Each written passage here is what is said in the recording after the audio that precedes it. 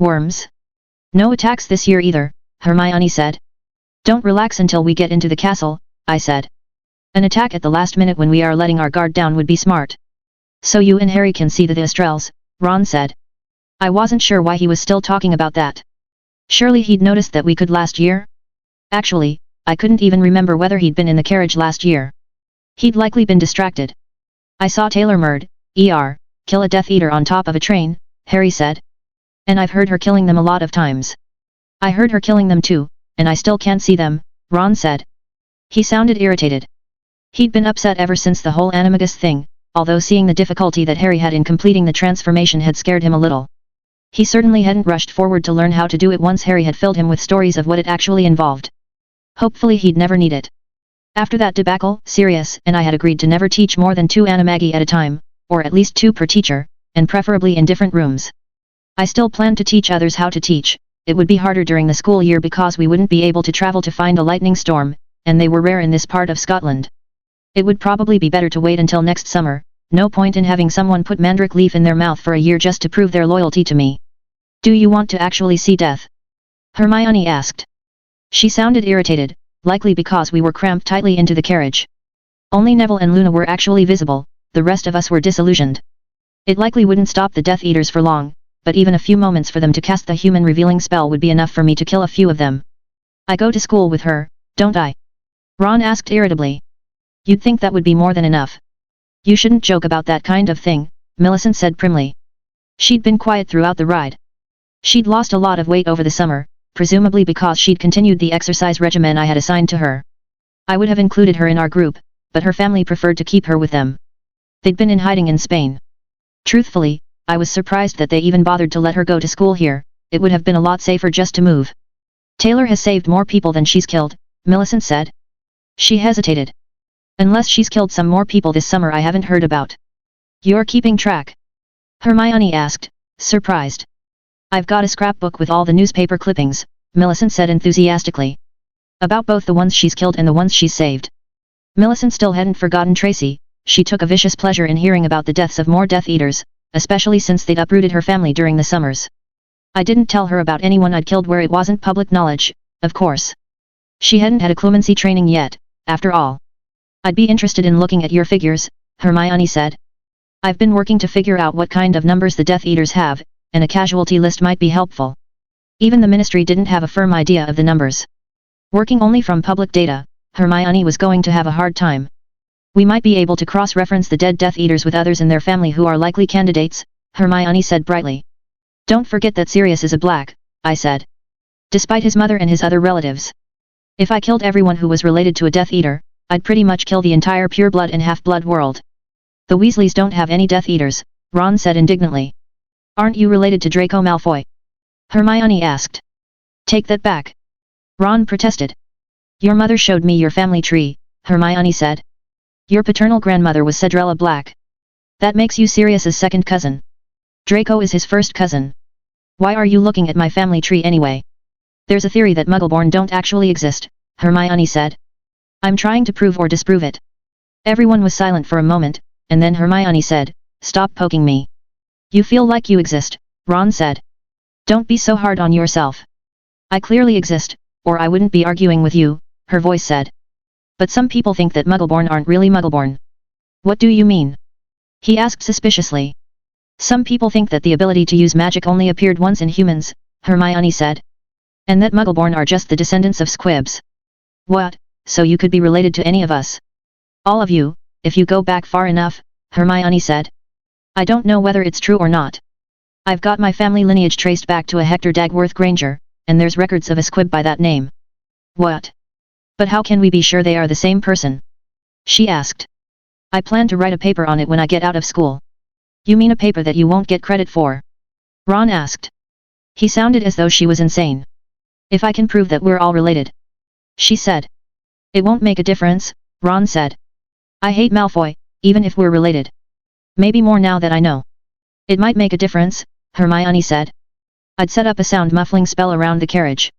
Hopefully multiple voices from 2 children wouldn't alert anyone that something was strange. We all became silent again. I think it's lovely, Luna said dreamily. Will you let me brush your mane? Her hand was stroking where Harry's shoulder should have been. No one had told her about our animagus transformations, she shouldn't have known. I don't know what you're talking about, Harry said quickly. I'd pressed on them the importance of secrecy. Our animagus forms were only useful if they were secret. Once they were known, they would be useless. It's all around you, she said. Like a halo. I didn't know I was in a menagerie. I did, Ron muttered. Everybody's mental. Was he actually trying to help? I was actually pleased by the attempt. Brave Gryffindor, Luna said. She stared up at the sky. It's like most of you belong on a flag. Brilliant Ravenclaw, a wise old bird. Some of you don't quite fit, though. Oh. I asked neutrally. Digger in the garden, without the mean streak, she said. Not a Hufflepuff, braver than that, but just as loyal. Neville had been really loyal, even at times when it would have been easier not to. But you aren't a snake, she said. It's surprising really slash. I'm an American, I said, as though that explained anything. It's probably the worms, she said. Her voice sounded different, and her eyes were glazed. 20 years to the end of the world. What? I asked. The silence around us was deafening. Did I say something? Luna asked. She looked confused. What did you mean the end of the world? I asked. I don't remember saying anything about that, she said. I just remember talking about Harry's hair. I felt a chill down my spine. My real fears had nothing to do with Voldemort and everything to do with Sion. He'd destroyed a lot of worlds before we'd finally stopped him. Being trapped on one, even 20 years from now wasn't something I was looking forward to. I needed to keep working with the others on occlumency, eventually I was going to have to transform the entire society if we were to face an attack. Hermione had seemed to get the message about not talking about her suspicions, at least, and once I'd managed to get the rudiments of legilimency from Snape, I'd begun teaching her occlumency. I'd had 2 months to get them up to snuff, and I'd worked as hard as I could. In the meantime, I'd done everything I could to keep Hermione from all known legilimens, especially Snape. I'd included Ron as well, always teaching him at Neville's. He hadn't yet been to Sirius's house, none of them had except Harry. I didn't feel comfortable simply inviting guests over to someone else's house. Teaching Ron had given me insights into his character. I'd had glimpses into his memories, of his petty jealousies, of his doubts about me, some of which, surprisingly weren't unreasonable. I'd also seen genuine loyalty toward Harry. It made me slightly more charitable toward him, and it made me have a talk with his brothers. They were causing genuine psychological damage to him, and continuing to do so would only make things worse. It wasn't enough for me to bring him into my inner circle. Harry and Hermione had been hardened by battle. Ron was just a regular kid who'd made a bad choice in friends. I wasn't sure that his loyalty would survive being faced with a Death Eater. It was impossible for anyone to know until they were faced with genuine danger. Training helped, but some people were constitutionally unable to adapt. I'd taught Neville and the twins occlumency as well. I planned to teach as many of the people in my Muggle group as possible, and I planned to have the better ones working as my CO teachers. Hermione was already starting work on legilimency, and she'd teach the others. Being included in something had helped a little with Ron's jealousy, but flashes of it still occurred here and there. We were all trying to help with it, but his flashes of irritability were starting to make me irritable. We were all silent after Luna's declaration, the only sound the creaking of the wheels and the sounds of the thestral hooves. I'd tried looking into Luna's mind on the train trip, while everyone else was distracting her. It seemed that her mind was chaotic enough that I couldn't make heads or tails of it. It was almost as though she had her own version of a natural occlumency shield. It was comforting. Even if she knew things she shouldn't, I wouldn't have to worry about her revealing anything accidentally. We were tense until we finally stepped inside the school. Being seated for the feast, I noted that the defense teacher's position was vacant. Lockhart was doing well currently, apparently he was on tour in Asia. I suspected that he intended to be out of the country until the whole Voldemort situation was resolved. Draco sat down next to me. That was unusual of him, usually he was a lot more careful to keep at least one student between us. He too had been doing well. He'd taken my advice and had become a lot quieter over the past couple of years. He was writing on his own accomplishments in Slytherin. There's not going to be any Quidditch this year, he said. Oh. I asked. Have you ever heard of the Triwizard Tournament? He asked. I'm Muggleborn, I said. So no. They shut it down 200 years ago after several people died, he said. But they're bringing it back. What? I asked flatly. It's a competition between Durmstrang and Beauxbatons in Hogwarts, he said. Dangerous, but with big rewards. Really? Why would they be bringing it back now? There's been concern by the international community about the Dark Lord, Draco said in a low voice. Even though some people say he's been on the run for a while. So they're trying to reassure the rest of Europe that everything is under control by having a death sport? I asked incredulously. I'm sure they'll try to make it safer, he said, impatiently. I can't believe that Minister Bones would sow something like this, I said. Not when things are going well. It wasn't her, he said. It was a couple of lower officials. She wasn't even involved. What kind of things are involved in this? I asked suspiciously. One task per school, he said. They used to have kids fighting monsters, although my father says that's unlikely to be the goal now. I hope they don't make it too easy. Planning on trying out? I asked. He shook his head. You think I'm going to be in the running? I asked. He grinned. Might be fun for Slytherin to represent the school, wouldn't you say? I shook my head. I don't plan to do anything like that, I said. Grand prize is 1,000 galleons, he said. That's nothing to me, but you. I frowned. It was a nice amount, but if I participated there was every chance that the Death Eaters would try to sabotage the event to have me killed. It would be best to simply stay out of the whole thing. Hey, I said. It's the new students. You know, Professor Snape has given orders for the prefects to give a speech about you this year. What? Most of them have likely heard about you, but there are always some that think they can make comments because they come from a good family.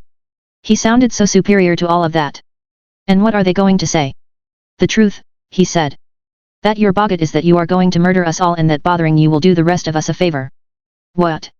Professor Snape says that it's good to cull the dunderheads early, lest they breed stupidity into the next generation. Isn't it a little late for that? I asked. Draco shrugged. I wouldn't know. Does that mean I'm stupid? I stared at him. Making fun of himself? That showed a level of self-confidence that I wouldn't have expected from him. The sorting is starting, he said. Want to bet on which house the kids are going to get sorted to? They'd already sent one kid to Ravenclaw. I shrugged. I didn't have anything better to do, and I wasn't allowed to sit by any of my real friends, other than Millie, who was talking animatedly with a second year and sitting on my other side. The sorting hat was reciting some kind of poem. It did this every year. It was awake now, I'd have to get to it soon before it fell back asleep again. Sure, I said. That one looks kind of shifty, Slytherin. Slytherin. The hat shouted. One for me, I said. Looks weak, Draco said. Scared. Hufflepuff. Hufflepuff. The hat said. I'm not sure, I said about the next one. Could be a Ravenclaw, but he doesn't look very confident. Hufflepuff then, he said. It was a little disturbing that we were right 2/3 of the time. Sometimes it was because Draco knew the families the kids were in and the houses they were likely to go to, but just as often there were things in their body language that cued us in. Sometimes we were entirely wrong. You've been pretty talkative today, I said when the sorting was finished. Is there a reason for that? The Dark Lord is on the retreat, and your people are on the rise? Isn't that enough? You still think I'm going to be a contestant, I said. So you want to be a trainer? He shook his head. Campaign manager, maybe. You've been in the papers a lot recently, this will make you even more famous. You don't think being seen in the papers next to me would be a bad idea? He shook his head. I pulled out my wand and cast a quick muffling spell under the table. He noticed immediately. Is it because someone told you to get close to me? I can't confirm that, he said calmly. Or deny it.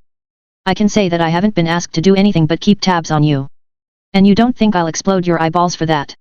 I said. He turned a little pale. That was you. I shrugged. I can neither confirm nor deny that. I'm not even sure which incident that you are talking about. There were more than one.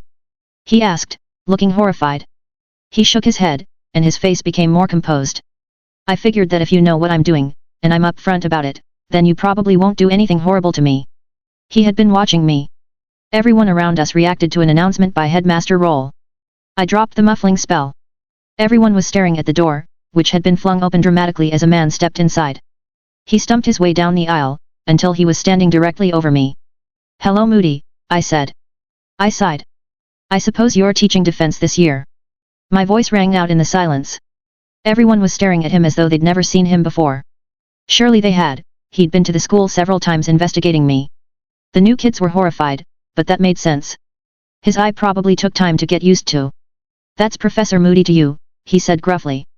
He then finished stumping his way to the head table. As always, Miss Bear seems to know things one step ahead of the rest of us, Roll said wryly. Welcome your new professor. No one clapped, so I sighed and forced myself to do so. The clapping afterward was sporadic. After that, Roll proceeded to explain the rules of the tournament, Screw-its. The Tri-Wizard tournament began 700 years ago, Roll said. Supposedly it was to foster communications between young wizards of different nations.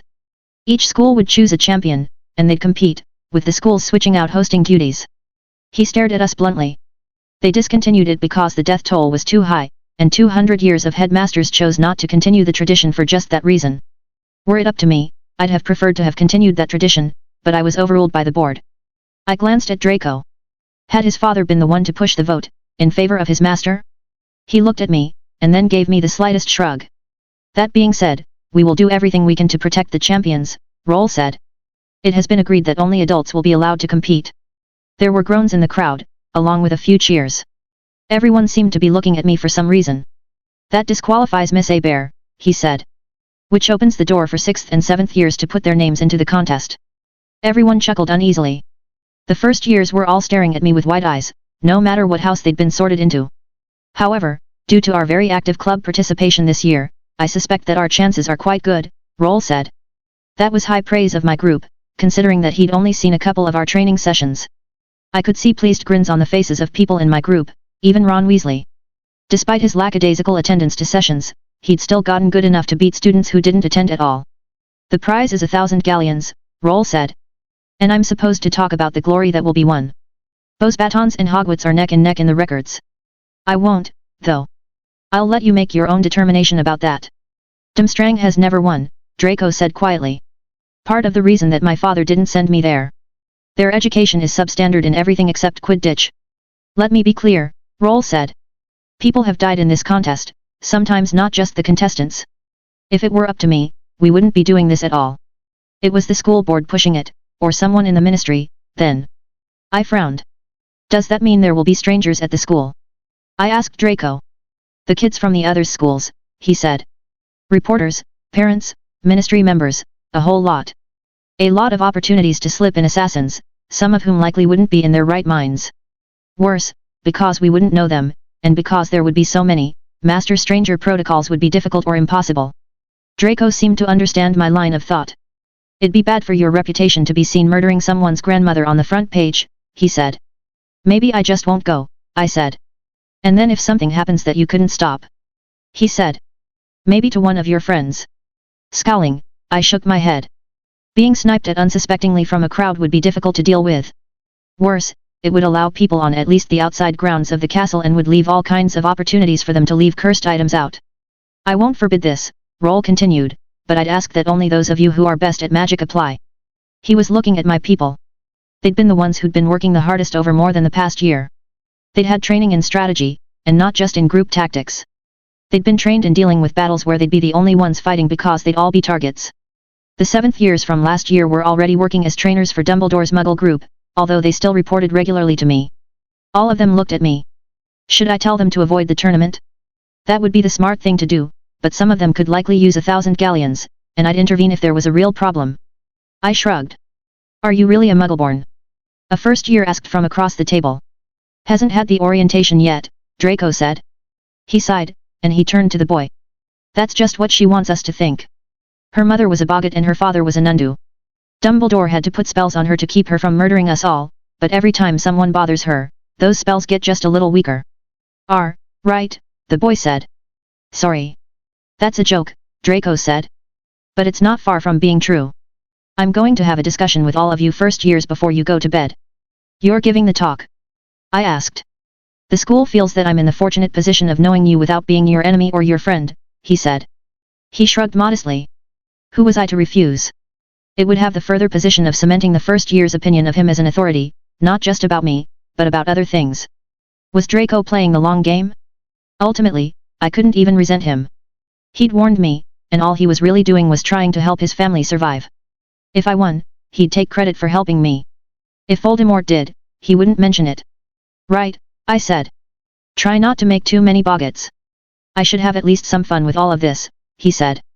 I'm doing a public service for everyone, the administration for not having to do the death paperwork, the first years who aren't that stupid, saving them from the trauma of what happened to their classmates, even the house elves for not having to clean the blood off the floor. Fine, I said. Classes began the next day as though nothing had changed. I'd wanted to talk to Dumbledore about Luna. Was she a seer, or just a natural Legilimens? I couldn't tell. I still wasn't particularly good at looking inside of people's minds unless they allowed me, at least not without being incredibly obvious about it. I could use brute force to shove my mind into theirs, but that was obvious.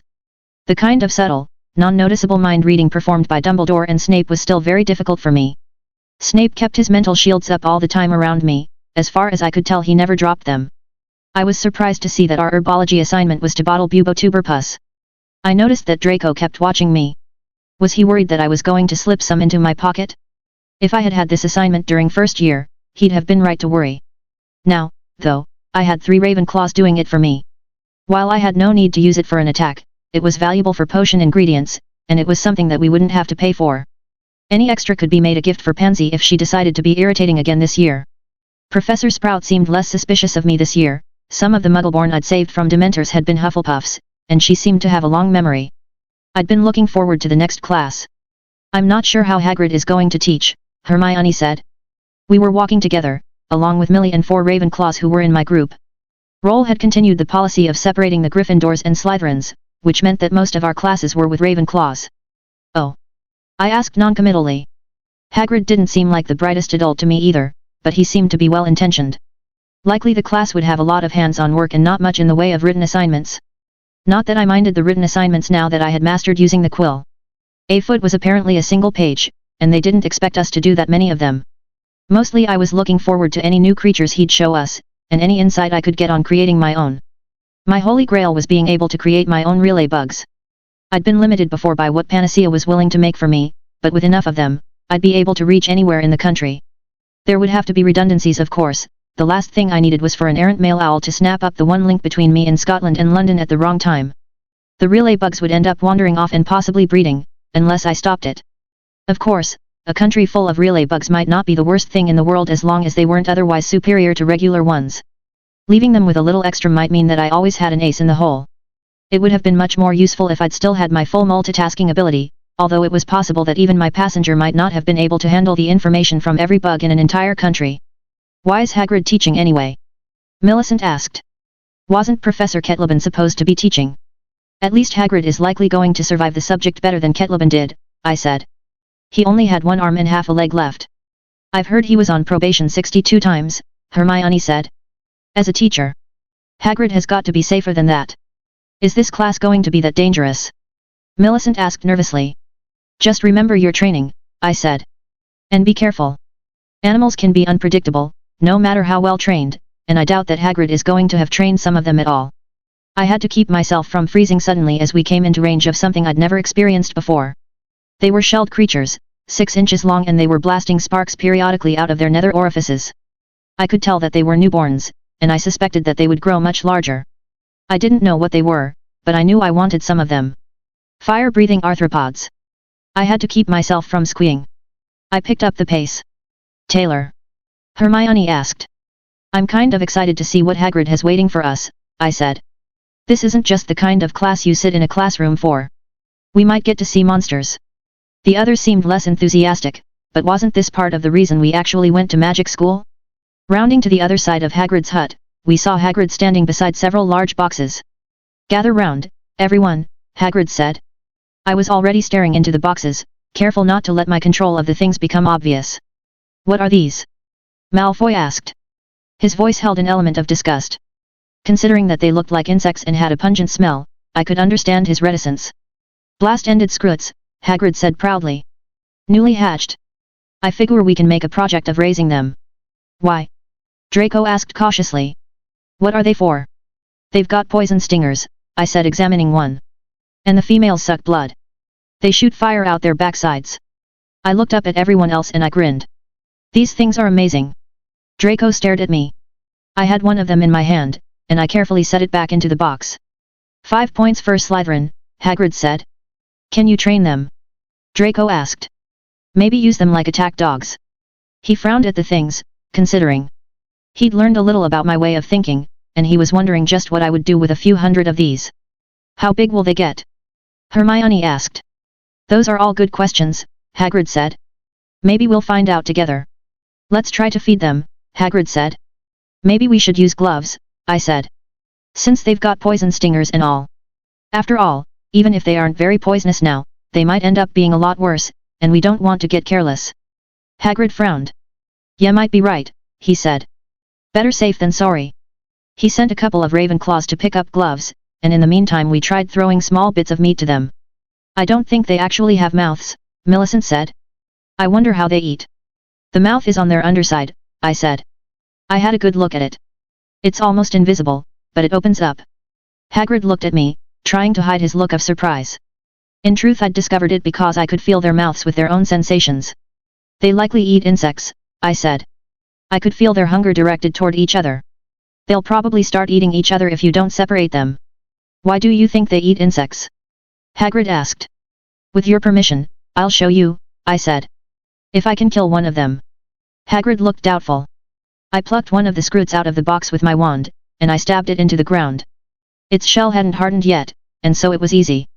I proceeded to use my knife to open the thing up, showing the class the interior. "It's weird that they have internal mandibles," I said. "Most insects are specialized to either chew, drink blood, or vomit acid and then lap up what's left. It's unusual to have one using multiple mouth types. Is this a natural creature?" Hagrid looked uncomfortable. "The Ministry approved their creation," he said. I shared a glance with Draco. He nodded. "Part of the tournament, then." "That explains it," I said. I tossed the remains of the scroot into the closest box, and the creature's disinterest was suddenly gone. They were scrambling over each other and fighting to get to the remains. "Yeah," I said. "I'd get more boxes." I probably shouldn't have told him that. I likely could have siphoned off some of the scroots and installed them inside the castle walls. Unfortunately, I couldn't be sure that I wouldn't be taken away from the castle for some reason, and I'd hate to learn that some of them had eaten a house elf or a first year. Everyone else was looking pale. "I've got a feeling that these are going to get a lot bigger," I said. "Maybe get lids on the boxes once they figure out how to fly." Now everyone was looking alarmed. The thoughts of these things flying around the halls of Hogwarts unchecked wasn't anyone's idea of a good time. "They don't have wings," Hermione protested. "They can shoot fire out their butts," I said. "Which means they'll be able to jump really high at the very least." I had a sudden fantasy of sending 300 of these things after Voldemort's headquarters, undoubtedly some pureblood mansion. They could easily set fire to something, and because it wasn't a spell, it might even get through some of the standard defenses. Or maybe not. However, waking up in bed with a dozen lobster-sized scorpions might be enough to make almost anyone rethink their life choices. 5 more points to Slytherin, Hagrid said. He looked stunned. I was cheating, of course. I did know a lot about insect biology, both from first-hand experience and because I'd intentionally studied in my minuscule free time as Weaver in an attempt to get better at what I did. I fully intended to steal some of these, but I wanted to see what they turned out to be before I let them loose in the castle. Contrary to my confident speech, I really didn't know much about them. I suspected that Hagrid didn't either, and if they were new, maybe no one did. Nobody argued the 10 points I'd gotten for Slytherin, but that was because I'd cheated to demonstrate knowledge no one else could know. I'd have felt bad if I cared about the points system at all. In truth, I doubted that most of the people in my group cared about the points much either. Other than the opportunity to put your flag up at the end of the year, they didn't really mean much. It wasn't as though you won a pizza party, or your own blast-ended screw-it. "Say," I said to Hagrid once everyone but Millie and Hermione had left. "Just how do you breed new creatures anyway?" "It's generally illegal," Hagrid said. "Do you use transfiguration?" I asked. He shook his head. "These will breed true, maybe. If they can breed. Might be sterile. They've got reproductive organs," I said. "But that doesn't mean anything if they're mules. You aren't planning on doing any creative animal breeding, are you?" Hagrid asked uneasily. "Well, I think it'd be cool if these things were smarter," I said. "And if they could actually fly." "That's the sort of thing that gets ya in Azkaban," Hagrid said. "I knew a feller who bred a fire-breathing chicken once. Turned out to be a bad idea." "Oh?" I asked. "Yeah," he said. "Chickens are pretty stupid, and fire-breathing chickens like to set fire to just everything." "How do you breed something to breathe fire?" I asked, interested. He stared at me for a moment, and then said, "I think maybe you'd better get on to your next class." I shrugged. I'd find out about magical breeding one way or another, and if I thought the effort was worth the time, I'd do something with it. "You wouldn't really make a fire-breathing chicken, would you?" Hermione asked. "Not a chicken, no," I said. "Vigilance. Why didn't you take my class?" Professor Trelawney asked. She stared at me through thick lenses. "I'd have thought that you, of all people, could benefit." "I see what I need to see," I said. "And I'm not really certain of the purpose of your class." "What?" she asked. As I understand it, being a seer is like being a metamorphomagus, you either are, or you are not. Why you'd be teaching a group of people who are simply incapable of using what you teach I don't understand. She stared at me, and said, I do not know what you mean. My class brings out the inner eye in the most oblivious of people. She didn't bother making any bogus predictions. We were alone, and she believed that I had a similar ability. The last thing she wanted was to be called out on her lying. It wasn't that I doubted that she was a seer, it was that I thought she wasn't a very good one. I'd heard private conversations by the other professors, and I'd looked into her class periodically over the past 2 years and I'd tried some of the things she suggested. I hadn't had any luck, which was a pity. Being able to see the future would have been an incredible advantage, even if I had to find a way to record myself. So you determine who might be seers, I said. There's less than 50 seers in all of Britain. That means that less than 1 in 200 are actual seers. Those other 199 students are wasting their time, then. We wouldn't have a quarter the seers we do if they weren't trained, she said. I wasn't so sure. Sometimes I suspected that all of the unique magical abilities were like my own, simple manifestations of accidental magic that the user had chosen to cultivate. It would explain things like Parseltongue, seers, and metamorph magi. There were flaws in that theory, sometimes the power seemed to run in bloodlines. I'd even wondered if all of the magical animals had originally been created by wizards. Things like trolls and house elves could have been the result of human experimentation. Dragons could have been created from birds, the dinosaurs' only living descendants. I wasn't sure about that either. It was just as likely that the conditions that caused human magic to arise had altered animals in a similar way. In any case, I said. Predictions of my doom are easy to make, I have someone trying to kill me at any given moment. I don't have time to look through tea leaves to try to guess if I'm going to die. Worse than death, she said in a portentous voice. You'll become everyone's greatest fear. I already am, I said. I left because I felt that neither of us had anything else to say. Leaving the cultivation of seers to chance seemed lackadaisical to me. Even if the class worked as advertised, how many students simply never chose the class? Instead, teachers should be encouraged to watch out for whatever signs there might be. A reward to parents might do even more. Reserving the class for those with the ability might be more efficient, assuming seers were valued at all. Seeing the number of prophecies in the ministry, I had to believe that they were. I still wish I could have taken Professor Burke's Muggle Studies class, Hermione said. She's one of the better professors as far as I can tell. We weren't required to take the Wizarding Studies class anymore. I was glad to see that Professor Burke had also taken over the Muggle Studies class. Her version was much more informative and less biased than those I'd eavesdropped in previous years. It's not like you need the class, I said. It'd be interesting to see things from the wizarding point of view. Maybe last year, I said. Professor Burke is a lot more informative. Look over Ron's notes if you're really interested. Ron had been upset when he'd discovered that Harry wasn't interested in divination class. He'd been looking for an easy class to skate through the year with. Switching to Muggle studies had been a compromise, but I suspected that it was actually going to do him some good. She sniffed. I've seen his notes, she said. He's not particularly thorough. Notes are just mnemonic devices anyway, I said. As long as there's enough to jog your memory, you don't have to write everything down. It helped that I could listen into the next class if I missed something, of course. Hermione ignored that. I'm surprised that you aren't taking arithmancy. I'd have thought you'd want a more scientific method of determining the future. I plan to have a team of people to do that for me, I said. From what I'd seen, arithmancy seemed to work somewhat better than divination, but it required a great deal of mathematics, and it was terribly slow. If I'd been able to use a computer, I'd have been a lot more interested, or even a calculator. Ancient runes will be enough for me, I said. It's a requirement for becoming a curse breaker. You want to become a curse breaker? I shook my head. It's only a matter of time before they start trying to have me touch cursed objects. I need to learn watch out for. You aren't trying to learn how to make curses? Hermione asked. I'm open to the idea, I admitted. Because I saw some of the books you took from the Black Mansion, she said. They seemed pretty questionable. I managed to borrow a book or two, I said. But I can only understand half of what I'm reading. I'll need ancient runes to make head or tail of it. It's dark magic, right? Yes, I said levelly. But dark doesn't necessarily mean evil. Almost any spell can be used for evil. Before she could respond, we were in Moody's class. We were his first class of the year, and so I wasn't sure what to expect. I hadn't had a chance to peek in and get a preview. He was already in the room when we arrived, watching the assorted students with a gimlet eye. He began calling our names out, one after the other. He didn't even ask my name, he simply glanced at me and moved on. Put your books away, he said. You won't need them today. We dutifully did as he said. I've looked over your last professor's notes, he said. He shook his head. Looks like he didn't teach any of you anything you could actually use. He taught me the memory charm, but I didn't mention that. Fortunately, many of you have extracurricular experience to make up for it. Unfortunately, that means that we have a wide gap in ability between some students. Some of the Slytherins looked chagrined.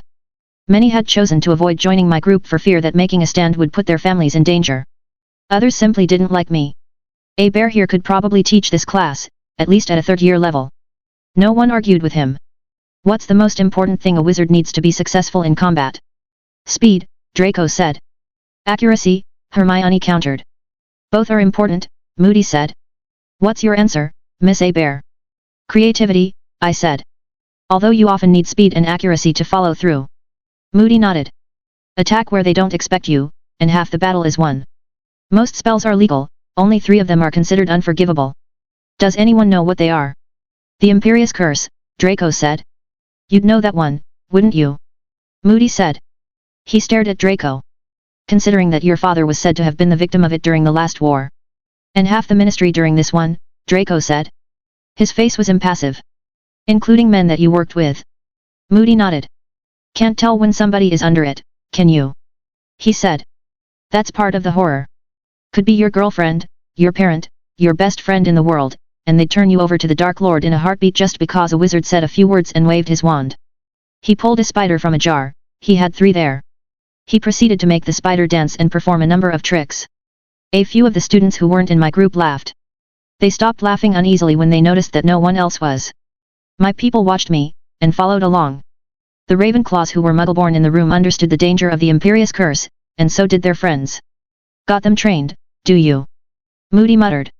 Part of me wanted to see if I could overcome his control of the spider, but he was too observant. Any deviation would be noticed and was too dangerous.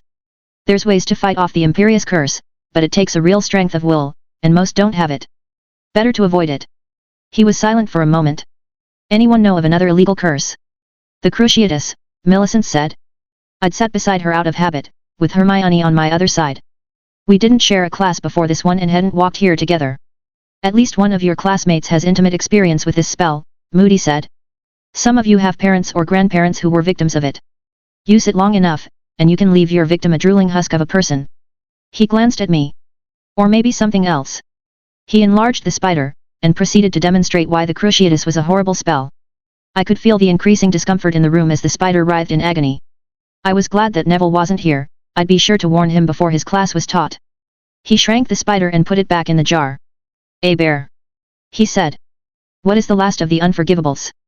The killing curse, I said calmly. He pulled out a fresh spider. I watched his wand movements as he proceeded to kill the spider. I looked up to see Moody watching me. Aren't you committing a crime by showing these to us? Hermione asked. I had special dispensation, Moody said. And these are only considered unforgivable if used against another human being. So it's legal to use a killing curse on a house elf, or a goblin or a centaur? I asked. It's still killing, he said. But the means you use won't be the issue. Why is it considered more unforgivable than any other way of killing people? Draco asked. Taylor here has killed a lot of people, and as far as anyone can tell, she never used a single killing curse. Which is why she isn't in Azkaban, Moody said. Killing curse, and the Cruciatus both aren't normal spells. You have to mean them. The room was quiet. You saw what I did to the spider. You have to want that to happen to another person. It's not enough just to be angry, you have to want it with every piece of your body and soul.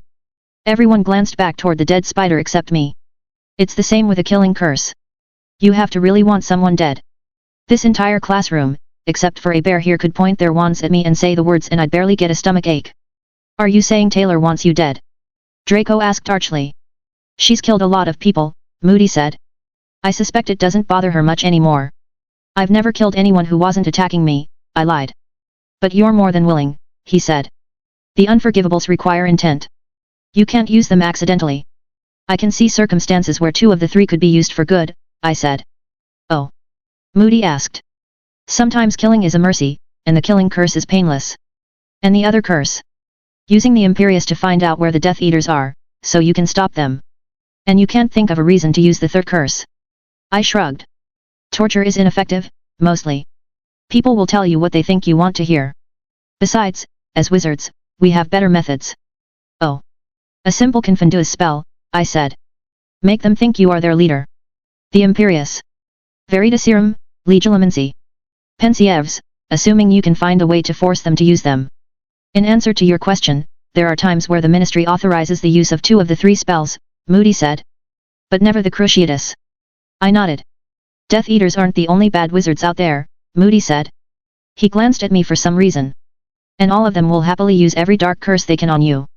My job is to make sure that you know how to protect yourself, so that you don't die, or if you do, you die hard, and you make them pay for what they did to you. The entire class was quiet, staring at him. The only real protection is constant vigilance. He rapped his fist down on his desk, startling several of the students. A bear here knows all about that. I hear that she's been trying to drum that into the heads of half of you for a while. That just means the rest of you will have to work to catch up. Pansy Parkinson raised her hand slowly.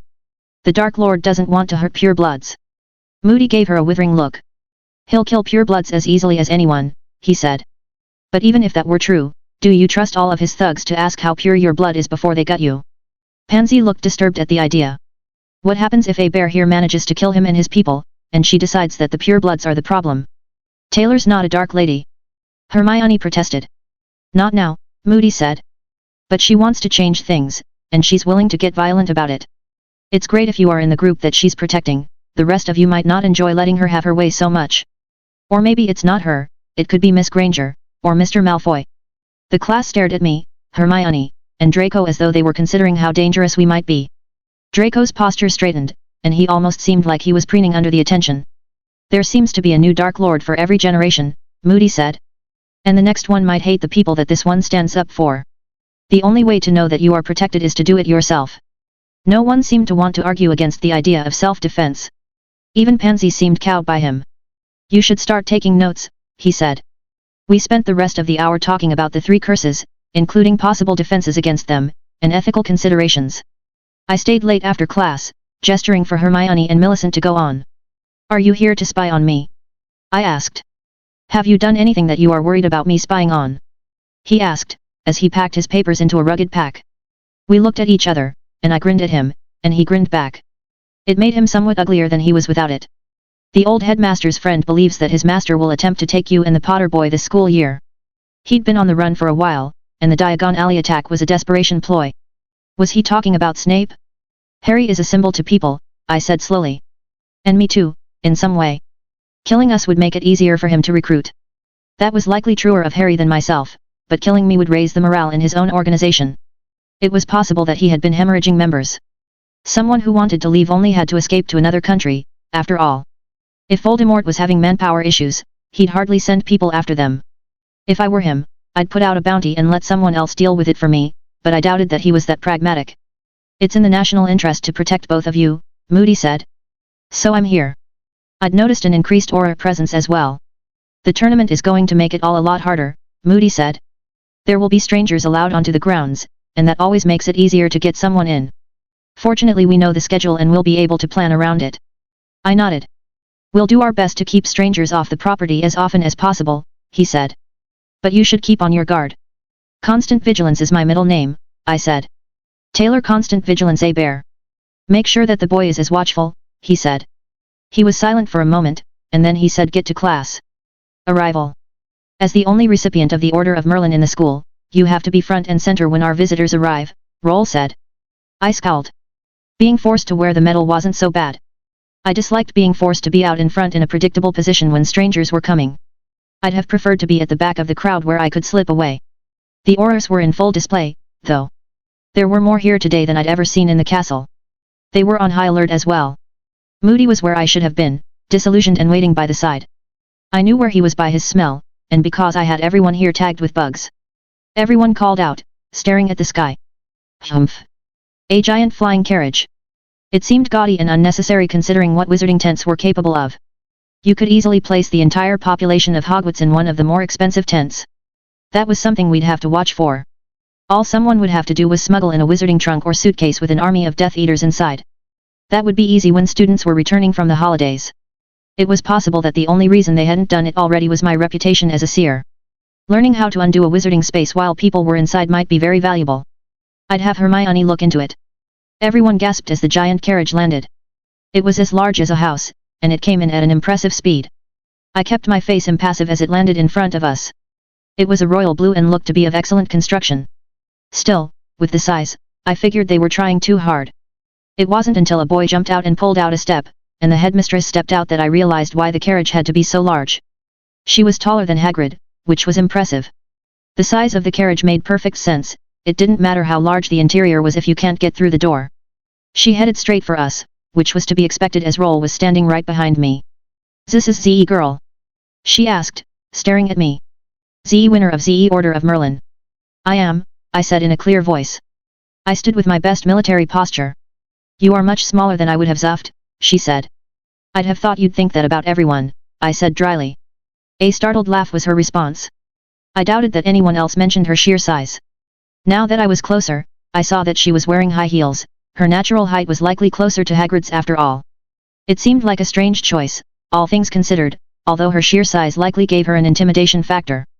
I'd faced Leviathan in the past, I was hardly intimidated. "I can see that you are quite the handful," she said. "You have no idea," Roll said from behind me. "I sometimes wonder that I have a job at all, considering that she seems to be the one actually running things." I glanced back at him, startled that he'd admit such a thing. He shrugged. "We don't have many troublemakers left in school, and that makes things easier for me. She keeps her people under control. I find that it is best to teach control from a young age," Madame Maxime said. "So that such measures are not necessary." She gestured, and a dozen boys and girls emerged from the carriage. They were all shivering in the cold. Wearing fine silks in the Scottish Highlands was a poor decision. "Maybe your charges would do with a warming charm," Roll said. He looked irritated. "Perhaps Miss Bear could." "I'd prefer that Miss Bear not point a wand at my students," Madame Maxime said firmly. She gestured behind her, and the students immediately seemed to be doing much better. She'd done that without a wand, and without speaking either. It was impressive. Every 6th year learned to cast without speaking, but wandless magic was much harder. Wandless and nonverbal at once was much more difficult. Spells tended to be stronger when spoken, the same was true of using a wand. I'd seen Dumbledore do things like that, but he was somehow different than other wizards. You expected him to be the exception to a lot of things. No other wizard even came close to him in power. That didn't mean he was invulnerable, but it was impressive nonetheless. "My horses," Madame Maxime began. "Will be well taken care of," Roll said. He gestured and Hagrid stepped forward. We'd thought he might not make the event. I'd been secretly breeding insects and feeding the Scroots at night when Hagrid was asleep. They were much larger now, and there were so many of them that they were becoming a handful. I'd taken to controlling them to keep them pacified, although I could still feel their desire to eat each other. She stared at him, and then nodded. "They only drink single malt whiskey," she said. I glanced behind her at the horses. Given their size and the amount of water a normal-size horse usually drank a day, it was likely that each of the 12 horses was going to need 80 gallons a day. That would be ruinously expensive without magic. I only knew about how much water a horse needed a day because unicorns needed a similar amount, and they were listed in our book. Gesturing, Madame Maxime was followed by her charges into the castle. Everyone stood staring, looking into the sky. I detected the ship first. There were crabs in the water of the lake who detected the movement of something big. I immediately turned my attention that way. Hermione was the first to notice, soon followed by Harry and some of the others. "Is that a mast?" Ron asked. We watched as the ship slowly came to the surface.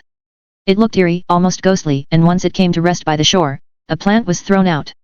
The students of Durmstrang were apparently all male, or at least those were the only ones who'd come. They all wore heavy furs. Their leader wore fine silver furs. He had a goatee, and silver hair. As he walked forward, he ignored me, speaking only to Roll. "Headmaster Roll," the man said. "It is good to be here." He sounded like he was lying. His face looked almost constipated, as though he'd rather be anywhere but here. "It is good to see you, Headmaster Karkaroff," Roll said. He sounded, if anything, even less pleased. "May I introduce you to our Order of Merlin winner, Miss Bear?" Karkaroff glanced at me contemptuously. In my day, the Order of Merlin actually meant something. Standards have clearly fallen. "It's good that your day is long past, then," I said pleasantly. A flash of anger appeared on his face, only to be quickly smoothed out. "Take care," he said to Roll. "Teach your students respect, or someone else will teach them for you." "I'm assured that Miss Bear treats everyone with the respect that they deserve," Roll said pleasantly. "Humph," Karkaroff said. He gestured, and his students followed him into the castle. "Be careful of him," Roll said in a low voice. "He was a Death Eater who turned state's evidence and then left the country. Rather stupid of him to come back now, then," I said. It's possible that he's made some sort of deal to get back in his old master's good graces. I'll do my best to keep an eye on him, but beware. The fact that he would be in the school until the tournament was over was concerning, especially if he had the kind of power that Madame Maxime had. I'd prefer that he not have any kind of accident on school property, though, Roll said in a contemplative voice. It could cause an international scandal after all, and it's possible that he really is reformed. He may think that he's made a deal with the Dark Lord, I said. But I think the Dark Lord is the type to hold grudges. Just do your best, Roll said. He dismissed all of us, and we all headed for the Great Hall. Dinner was waiting. We sat down, and I saw that the students from Beaux Batons sat at the Ravenclaw table. While Millicent was at one side of me, I found a Strang student sitting on my other side, with two sitting in front of me. I'd gotten used to a certain distance by the Slytherins at mealtime, and found the hulking boys sitting near me to be a little uncomfortable, especially after just being told that their headmaster was a Death Eater. You have won the Order of Merlin, the boy in front of me said. We have all heard about this. He was the oldest looking of the three. Yes, I said. My wand was in my left hand, I'd practiced using it with both, I'd lost an arm once before, and I wasn't going to be crippled by something like that in the future. How could a little girl win such an honor? Our headmaster says that it is proof that Britain is weak. I shrugged. I didn't nominate myself. Millicent spoke up. She helped create a cure for people driven mad by the Cruciatus. The boy sitting across from me stared at me, his eyes narrowed. And she defended her entire class from a large group of Dementors. That's... the boy said. She invented a way to determine if somebody has been affected by the Imperious spell. Oh, the boy said. He sounded surprised. She killed a troll when she was a first year by stabbing it in the bollocks. That didn't win me the Order of Merlin, I said. I was still staring at the boys. They seemed more impressed by the last thing than any of the others. We have plenty of trolls where we come from, the boy beside me said. Did you use a magic knife? I shook my head. I was a first year, and spells didn't seem to be working, so I had to kill it the Muggle way. The boys looked at each other. Do you play Quidditch? They asked. I shook my head. It wouldn't be fair for me to play. Oh. I'm something of a seer, enough that I'd always know where the snitch was. I could play beater, but I don't like to hurt people. They looked contemptuous at that last. Draco leaned around and said, you should ask her why she doesn't like to hurt people. Why? The boy asked.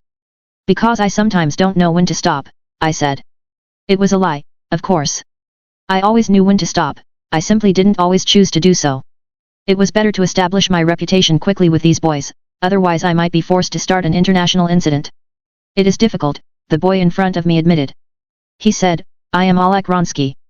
He spoke as though I should recognize the name. Draco spoke from the other side of Millicent. As in the Ronsky feint. It was created by my uncle Joseph, he said proudly. The most innovative seeker in the world. I've heard of you, Draco said. Aren't you in line to go professional next year? The boy nodded. I'm already signed up with the Grodzisk Goblins, he said. Starting next year. I'll be playing with my uncle. As a beater. Alec nodded. I'd be seeker, but I'm 5 stone heavier than my uncle already, and seekers need to be small. I'd heard that Victor Crumb already went professional. I'm surprised he's not here. Alec sniffed. He is still too young for something like this, he said.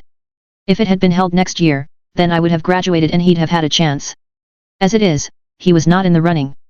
The professors showed up to the head table, along with both headmasters. The Beaux Batons students all stood as their headmaster entered. Before we could continue, the meal appeared before us. Usually Hogwarts meals tended to be very heavy and very English. I saw some French dishes and I happily took some of them, after my bugs had smelled for poison. The boys spent the whole meal talking about Quidditch, they seemed even more mad for it than Harry and Ron. Draco seemed happy to bask in his knowledge of the subject with them. I kept quiet but alert, ready to stun any of them who made a move on me. The next meal, I'd be sure to sit with Draco on one side and Millicent on the other. 2 men appeared at the end of the meal, they seemed to be ministry officials, but I didn't know either of them. Who are they? I asked. Ludo Bagman and Bartmeus Crouch, Draco said. They were the ones who arranged for all of this. My eyes narrowed. It was possible that the timing was innocent, but it was just as likely that this whole thing had been orchestrated by the Death Eaters. If that was the case, then one of both of the men were likely compromised. Master Stranger protocols couldn't identify simple bribery, and they were too onerous to constantly check every member of the government. Instead, checks had to be made when there were suspicions that someone had been mastered, and random spot checks had to be made just to keep everyone on their toes. That left Karkaroff, 12 Strang students and these 2 men as likely candidates for people who wanted me dead. Madame Maxime was likely a half-giant, which meant that she probably had at least some of the magic resistance that the troll I'd fought had. She had no reason to want me dead, but I'd still be on my guard. It was always possible that I'd killed one of her friends. Roll stood up and clapped his hands. A dozen house elves entered the chamber, carrying a casket covered in jewels. The crowd suddenly got quiet. The tasks for the tournament have been set, Roll said, and ratified by the ministry. He nodded toward the two men. 3 tasks, designed to test the bravery, skill, and ability to deal with danger of the champions involved. Students have died in these tasks in the past, so choose wisely as to whether you choose to participate. He was quiet for a moment. Despite my warnings, I know there will be more applicants than there are champions. Only one champion can be chosen per school. Therefore, the choosing will be done by an impartial judge, the Goblet of Fire. He wrapped the box, and it slowly opened, revealing a plain wooden cup from which blue flames emerged. I have enchanted the cup so that any application from someone under the age of 17 will simply be disintegrated before entering the cup. Anyone who is of age can place their names in the cup and the cup will choose the best candidate. I glanced over at Alak, who seemed supremely confident. Considering that he only had 11 competitors from his school and presumably he knew their capabilities, he might be right in his assessment. Applicants have 24 hours to place their names in the cup. Tomorrow night on Halloween the cup will reveal the 3 champions. Roll was silent for a moment. You all know how I feel about this. Do not apply unless you are utterly certain that you can survive almost anything the wizarding world has to offer. You are all dismissed, he said. I found myself surrounded by the 6th and 7th years in my group almost immediately. Do you think it would be all right if we applied? One of them asked. We could use the 1,000 galleons, I said. And it would look good for a Muggleborn to win. I'm not telling anyone to apply, though. We can do without the money, and I don't want to put anyone in danger unless we absolutely have to. They looked confused. So is that a yes or a no? Choose for yourselves, I said.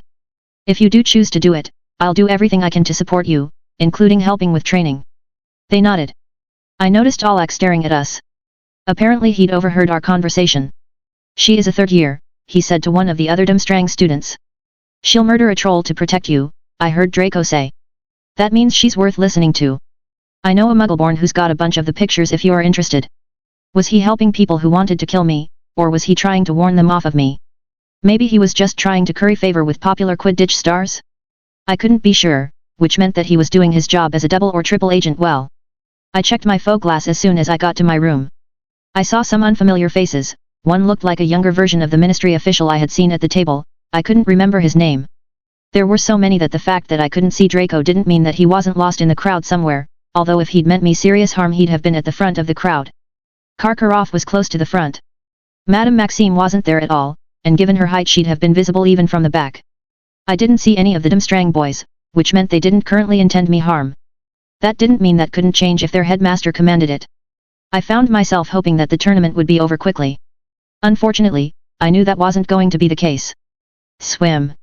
I kept an eye on the goblet on and off over the next day. I had a sneaking worry that someone might try to put my name in the cup and I wanted to forego that. Having my name not disintegrate when it entered the cup would be tantamount to an admission that I was already an adult. Furthermore, being involved in the tournament would increase the opposition's chances to come at me. I'd have expected Karkaroff to try it, but I kept a close eye on him and all of his students. He put 12 names into the goblet, matching the 12 students that he had. Reading all the names hadn't been possible, and if he'd been willing to sacrifice one of his less capable students, he could have easily put my name in the cup. Still, I wasn't able to watch it every second of every day. I slept, after all, and the middle of the night would have been the best time to put a name in. The Halloween feast began almost before I knew it. I'd have enjoyed it more if there wasn't the lingering worry about who was going to be chosen for the cup. I couldn't help but have a nagging feeling that the whole thing was a setup. Everyone kept watching the goblet, which had been placed in the center of the professor's table, almost as though they expected it to randomly start spewing out names at any moment. The feast dragged on until finally the food was dismissed with a gesture, and Roll stood up. The 24 hours are almost up, he said. When the goblet reveals the champions' names, I would ask them to come up to the head table, turn, and head into the next chamber, where they will receive further instructions. There was an excited chatter from the crowd that died down as Roll spoke again. He gestured, and all the lights except those in the pumpkins went out, leaving us in semi-darkness. I carefully aimed my wand at the Durmstrang student nearest to me, just in case he tried something. The blue fire of the goblet had everyone's attention. I kept careful watch that no one tried anything while the crowd was distracted. I saw that Moody was watching the crowd carefully too, his eyes scanning back and forth. There were 8 auras in the room, 2 at each corner. One was Tonks, who noticed me watching her and gave me a small smile. The fire changed color to red. Roll plucked the charred paper out of the air and looked at it, quickly turning and handing it to the other two headmasters in turn. Once they'd nodded, he turned and said, "The champion for Dimstrang is Alak Ronsky." I could hear the Dimstrang boys muttering under their breath as Alak rose to his feet and sauntered toward the head table. He seemed to enjoy the attention, even though the crowd was mostly silent. No one knew him, despite his uncle's fame. It didn't seem to bother him, though.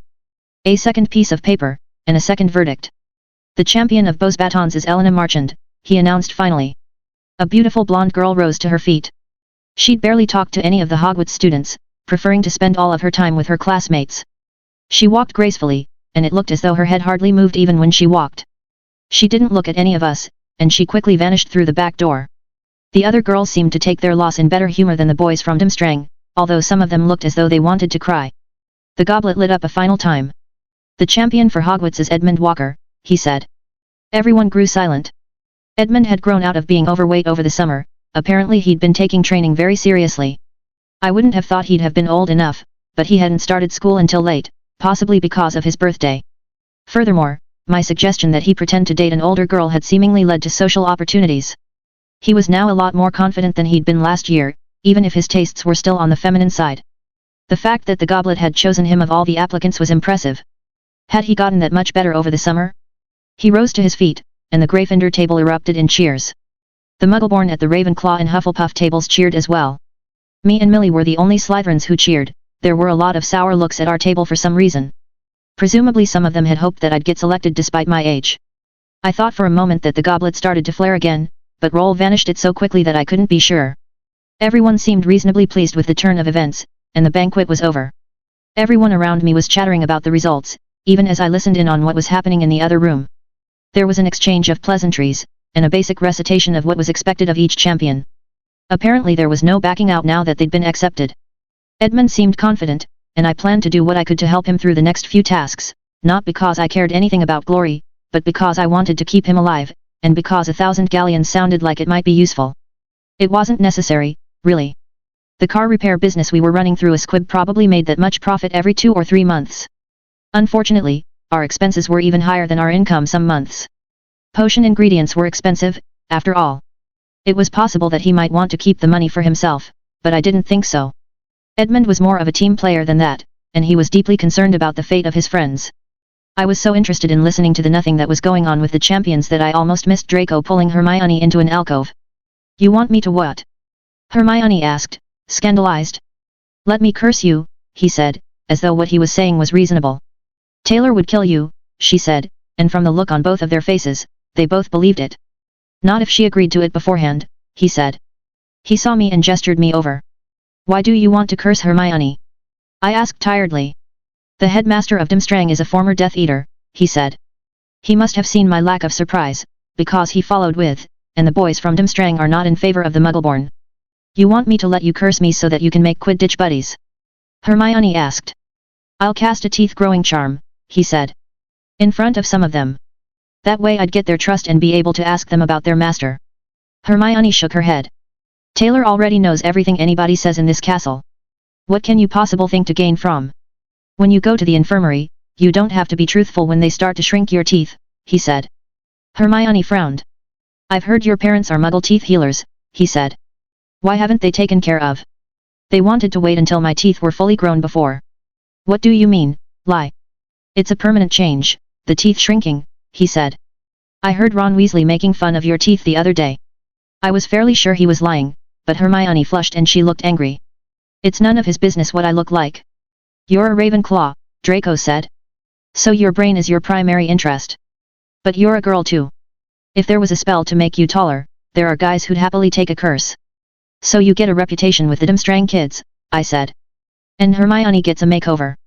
Won't they expect retribution from me?" He nodded and sighed. "It'll have to be gruesome, too. I'd prefer something that's less painful than it looks." Hermione stared at him as though he'd gone crazy, and maybe he had. What she didn't know was that he was serving Voldemort. Presumably he'd been told to get close to Karkaroff's students, even if it cost him. What he'd been threatened with I didn't know, but there was a strained look about him, a tension in the way he held himself that suggested that this was important. "I've got my reputation to maintain as well," I said mildly. He nodded miserably. I glanced at Hermione, who looked confused. Finally, I nodded. If she's up for it, we can arrange for it to happen tomorrow. You should know that if you do more damage to her than you say, I will of course make your punishment 10 times as bad as whatever you do to her. So don't kill her, he said. Right, I said. I'd hate to have to kill your entire family. He paled and then nodded. What's going on? Hermione asked as he rushed away. Why did you say yes? We were in an area without portraits, presumably Draco had been careful in where he made the proposition. Draco's under pressure from his family, I said. He has to get results, or bad things will happen. His father wouldn't. I shook my head. His father's boss, I said. They're holding his family hostage. It took her a moment, but she got it. How can you trust him? I don't, I said. But he's the one Slytherin I know who has actually tried to get better, and I want to encourage that. What about Millie? She asked. Or Tracy? They weren't ever all that bad, I said. It's incredibly hard to overcome racism that you've been raised with your entire life. I doubt that he's nearly as moderate as he pretends to be, but at least he's tried to get better. She frowned, then nodded. It'll take people like him if things are ever going to change, I said. People who are willing to go against their upbringing. So you think I should do it? Well, it might shut Ron up, I said, lying.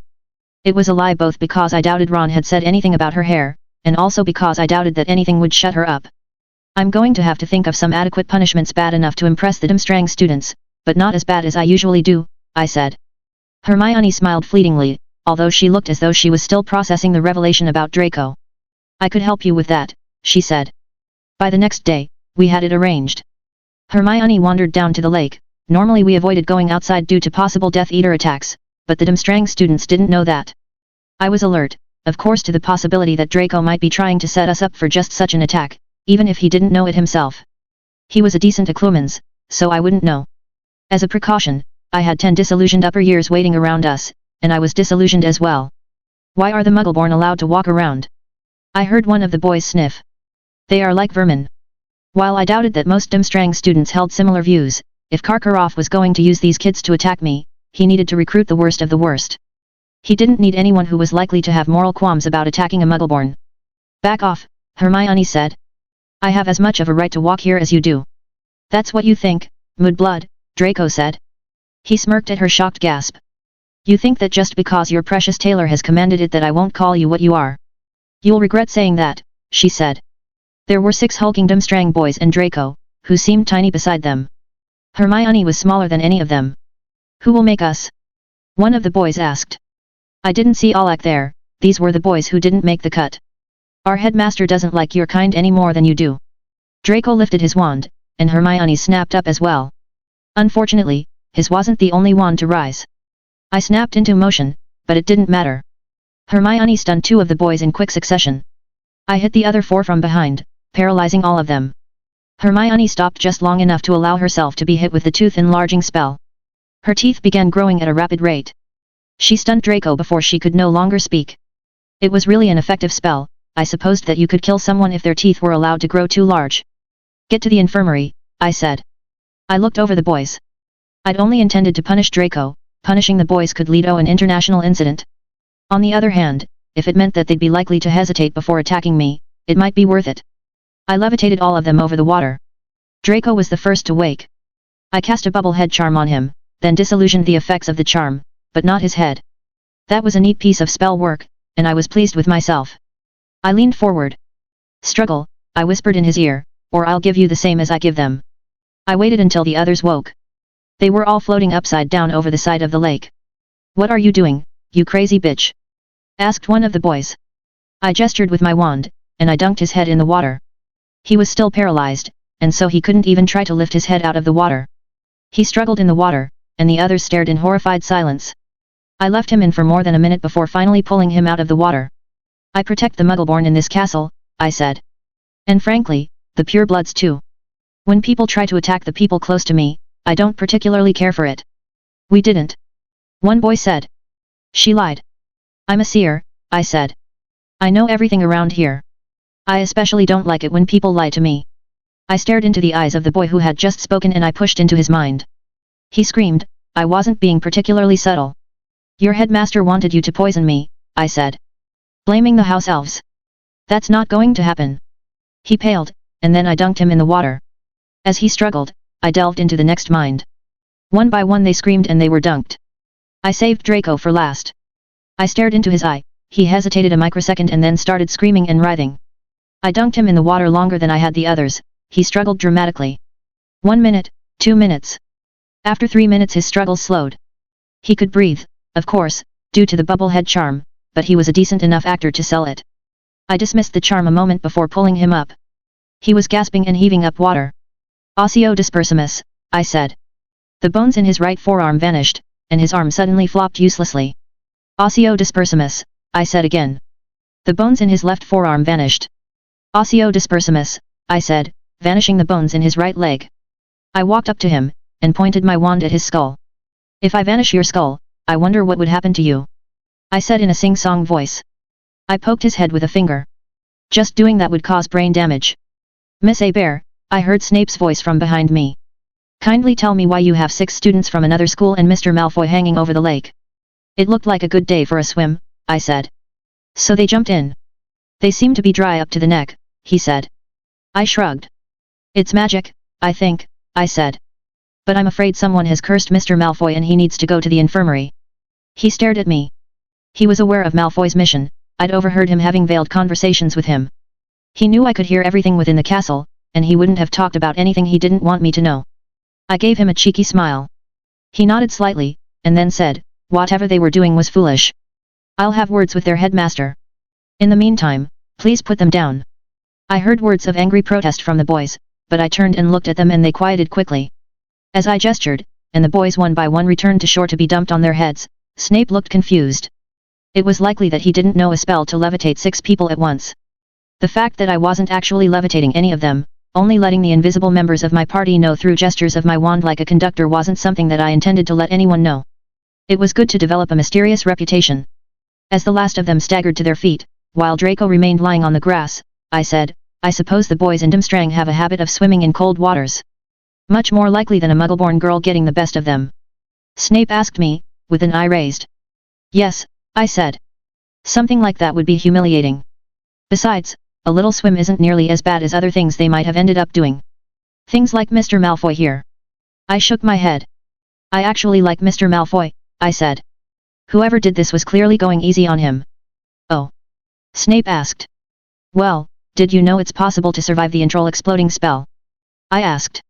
Having your guts on the outside leaves all sorts of possibilities, don't you think? He frowned. Artistic possibilities, I explained. All of them paled, Draco most of all. Snape didn't, but he looked a little repulsed. It was a tantamount admission that I was the person who'd decorated Hogsmeade, but I doubted he'd turn me in. Please try not to be creative for the next few months, he said. He glanced at the boys. And I would remind you that in a foreign country not all is as it seems. It would seem your headmaster has been remiss in teaching you to avoid common dangers. Miss Bear is the foremost of them. He pointed at one of the boys. Take Mr. Malfoy to the infirmary. If you cannot find it, ask one of the paintings for direction.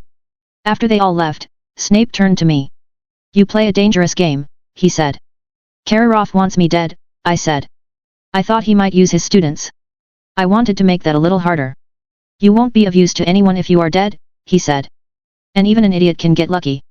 I nodded. I've got people watching my back, I said. I gestured, and 5 of my people appeared. He looked startled. Of course, he didn't know that 5 more were still disillusioned. After all, I'd learned my lesson well. Trust no one. Silent. Why do we have to do this again? Harry asked. We both smiled for the cameras, trying not to blink due to the flashing lights. It almost seemed as though the media was more interested in the 2 of us than the actual contestants. The ministry wants to rub us in the other school's faces, I said. We've got an Order of Merlin winner and a kid who survived the killing curse, and they've just got regular kids. But we're not even competing. He muttered, forcing himself to smile. Do you really want to be? I asked. I'm happy on the sidelines, even if we have to do these meet and greets. I'd had some public relations training through the PRT, at least. Harry was just lost and confused, and I hadn't bothered to teach my kids anything about this part of it. Maybe that was something that needed to be rectified. Rita Skeeter was still a button, of course, trapped in a junction of a little-used vent in the castle. Her replacement was an almost skeletally thin woman with a piercing look in her eyes. Mary Finnegan with the Daily Prophet, she said. Her accent was Irish. How do you feel now that a Muggleborn has won the position of champion? I'm not surprised, I said. Muggleborn lack a few of the advantages of the pure-blooded, but they are every bit as capable, especially when they are motivated. There are rumors that you've been training the Muggleborn for this for years, the woman said. Isn't that an unfair advantage? The decision to have the tournament was only made this summer, I said. And as a seer, there's a chance you would have known that. I've been training the Muggleborn to defend themselves, I said. Because we are living in a dangerous world. And you don't trust Hogwarts to adequately prepare them. No, I said. Hogwarts is intended to teach the basics of magic. It is not a duelist school, nor is it intended to be. Given the threats the Death Eaters pose, it seemed important to teach them to stay alive. There are those who believe that you are the head of the Muggleborn Liberation Front, she said. I'm a child, I said flatly. I'm not a member of the MLF and I have never been a member. Some of the students you trained have been seen with MLF members, she said. Once they leave school, I have no control over what they do with what I have taught them, I said. Do you agree with the MLF? The woman asked. Perhaps it is time to get back to the reason we are here, Roll interrupted, stepping in front of me. This event is a historic occasion, an effort to foster unity between nations. Rumor has it that you do not approve of the tournament, the woman said, changing subjects immediately. My job is to protect my students, Roll said. I dislike anything that puts them at risk. There can be no glory without danger, Ludo Bagman said, interrupting. And this is an opportunity for students to develop relationships across national lines that may last 100 years or longer. Considering that we didn't share classes together, I wasn't sure how that worked. Since I'd taken half the Durmstrang students for a swim, I hadn't seen any of them, even at meals. Still, Roll's interruption was enough for Harry and I to slip off the stage, and for the weighing of the wands to begin. I could understand the importance of checking equipment, but it wasn't as though you could get an undue advantage by having a wand that was enhanced. I'd checked. It wasn't likely that a student who was good enough to become champion would be sloppy in wand maintenance either. I was happy to get away from the event. I spent the next few hours with my spell research team. They'd been the ones who'd come up with the ability to do partial disillusionments, like getting rid of Draco's bubblehead charm. It had been inspired, and I suspected that I'd have other uses for it later. With a little bit of practice, I could probably fill an arm of my robes with bugs and use them to move it around while my disillusioned arm was pointing at someone. The arm would likely look unnatural, though, and might risk revealing my power. They spent most of the session talking about their successes and failures, and there were a lot of failures. There had been some injuries too. Spell research was dangerous work. It helped to have someone there to revive you. Still, some curse wounds couldn't be healed, and so I cautioned them. Their latest work was particularly dangerous. They were working on using runes to inscribe curses on objects. It was a dark area of magic, and one that was possibly illegal. I cautioned them to not talk about it outside of the room of requirement, and to keep their research secret from even other members of our own group. Luna Lovegood's mother had died in a spell research accident. I'd have asked about what she'd been researching, but I didn't want to bring up old traumas. Most wizard spell researchers tended to be individuals. They kept their work secret until they were willing to sell it, or they simply used it for their own advantage in duels. I kept an eye on Karkaroff over the next few days. It was then that I overheard him telling his champion that the first task was dragons. That concerned me, of course. It hardly seemed fair that he was giving his champion advice while ours remained in the dark. Furthermore, champions fighting dragons was a good way to have dead champions. Elena, I said. The first task is dragons. What? She asked, staring at me. We were in the library, and I'd just told Edmund. I'm a seer, I said. And Durmstrang cheated, and told his contestant. I'm just evening things out. Why would you tell me? She asked suspiciously.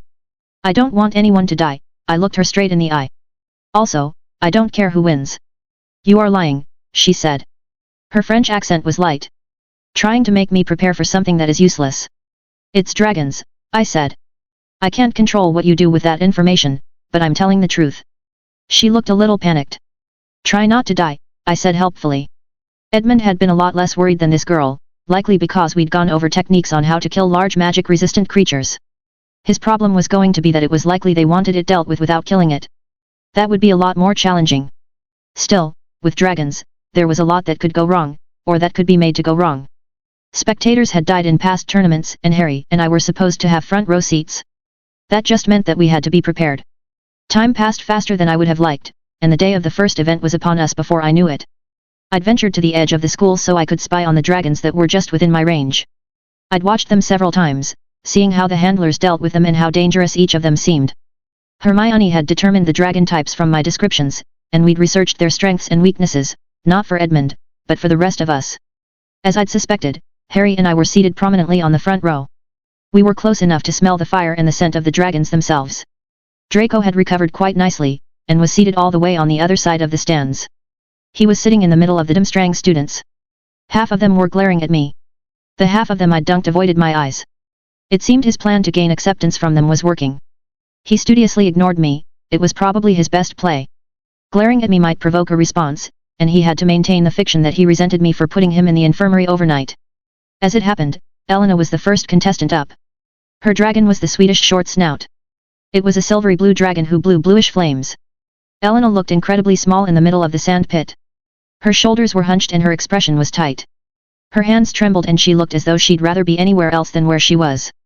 She took a deep breath and visibly calmed herself. Forcing her shoulders back, she looked up and her expression became neutral. She reached into her bag and pulled out a ribbon, which she tied to the end of her wand. The crowd quieted. She gestured, and music began to play. It was a quiet, hypnotic tune. She began to dance, twirling the ribbon so that it spun in shapes. Somewhere along the way, it looked like she made wand gestures, and she danced closer and closer to the monster. It watched the ribbon, and its eyes began to droop. It began to slump forward and sooner than anyone expected, it fell asleep. She walked forward quickly. She'd taken off her shoes so that her feet made no sound as she moved across the sand. She made a wide berth around the dragon, which was just as well, because it breathed out blue flames as it slept. Grabbing the egg, she was quickly escorted off the field. Find out what that was, I told Hermione. Dragons are magic resistant, so that was pretty impressive. She nodded and made a note. I was sitting with Harry to my right, Hermione to my left, Neville was behind me, and Millicent to his right. She had continued to lose weight over the year and was now almost as slender as most of the other girls. There was a 15-minute wait after the event. I used that time to check the area for intruders. We were at the edge of the forest, and as such, we weren't protected. It would be easy for the Death Eaters to attack. I had a plan for that, but it would require detecting them before they reached us. So far, I'd detected no one. The dragon handlers used the time to move Elena's dragon out of the pen, and the next one in. This dragon was scarlet, with smooth scales and golden spikes. It had protuberant eyes and a short snout. It reminded me a little of pug dogs, if pug dogs could weigh 4 tons and breath reddish fire. This was the Chinese fireball. It's supposed to be a clever one, Hermione said. And I don't think the Durmstrang champion is all that clever. Draco did say they had an inferior education, I said in a low voice. Alec stepped out onto the field with a smirk. He swaggered as he walked, and I wondered if he knew something everyone else didn't know. Begin. The announcer said. Alec stepped forward and began blasting away at the dragon. He hit it in the eyes with conjunctivitis curses, and he blasted away at it on one side. It screamed and danced backwards. He darted forward, but apparently the dragon could still see. It breathed fire, and he barely rolled out of the way. The chain strained as the dragon lunged at him, and he backed away, almost falling on his backside and cursing. He blasted at it frantically, but the spells bounced off its thick hide. It lunged again, and he moved backward, frantically slapping at his fur cloak before finally dropping it to the ground, where it smoldered. Enraged, he lashed out at it with half a dozen spells. None of them worked any better than the first. The spells he was using were designed to cause pain and inconvenience. He wasn't allowed to kill it, however, and I wasn't sure that he would actually be able to by himself anyway. He couldn't move forward, because the thing was lashing around so much. It stepped backwards, crushing some of its eggs, including the golden egg. The crowd groaned. Alec finally ran forward and barely managed to grab the egg before the dragon stepped on his leg, crushing it. Dragon handlers rushed onto the scene, even as the dragon bent down to breathe flames on him.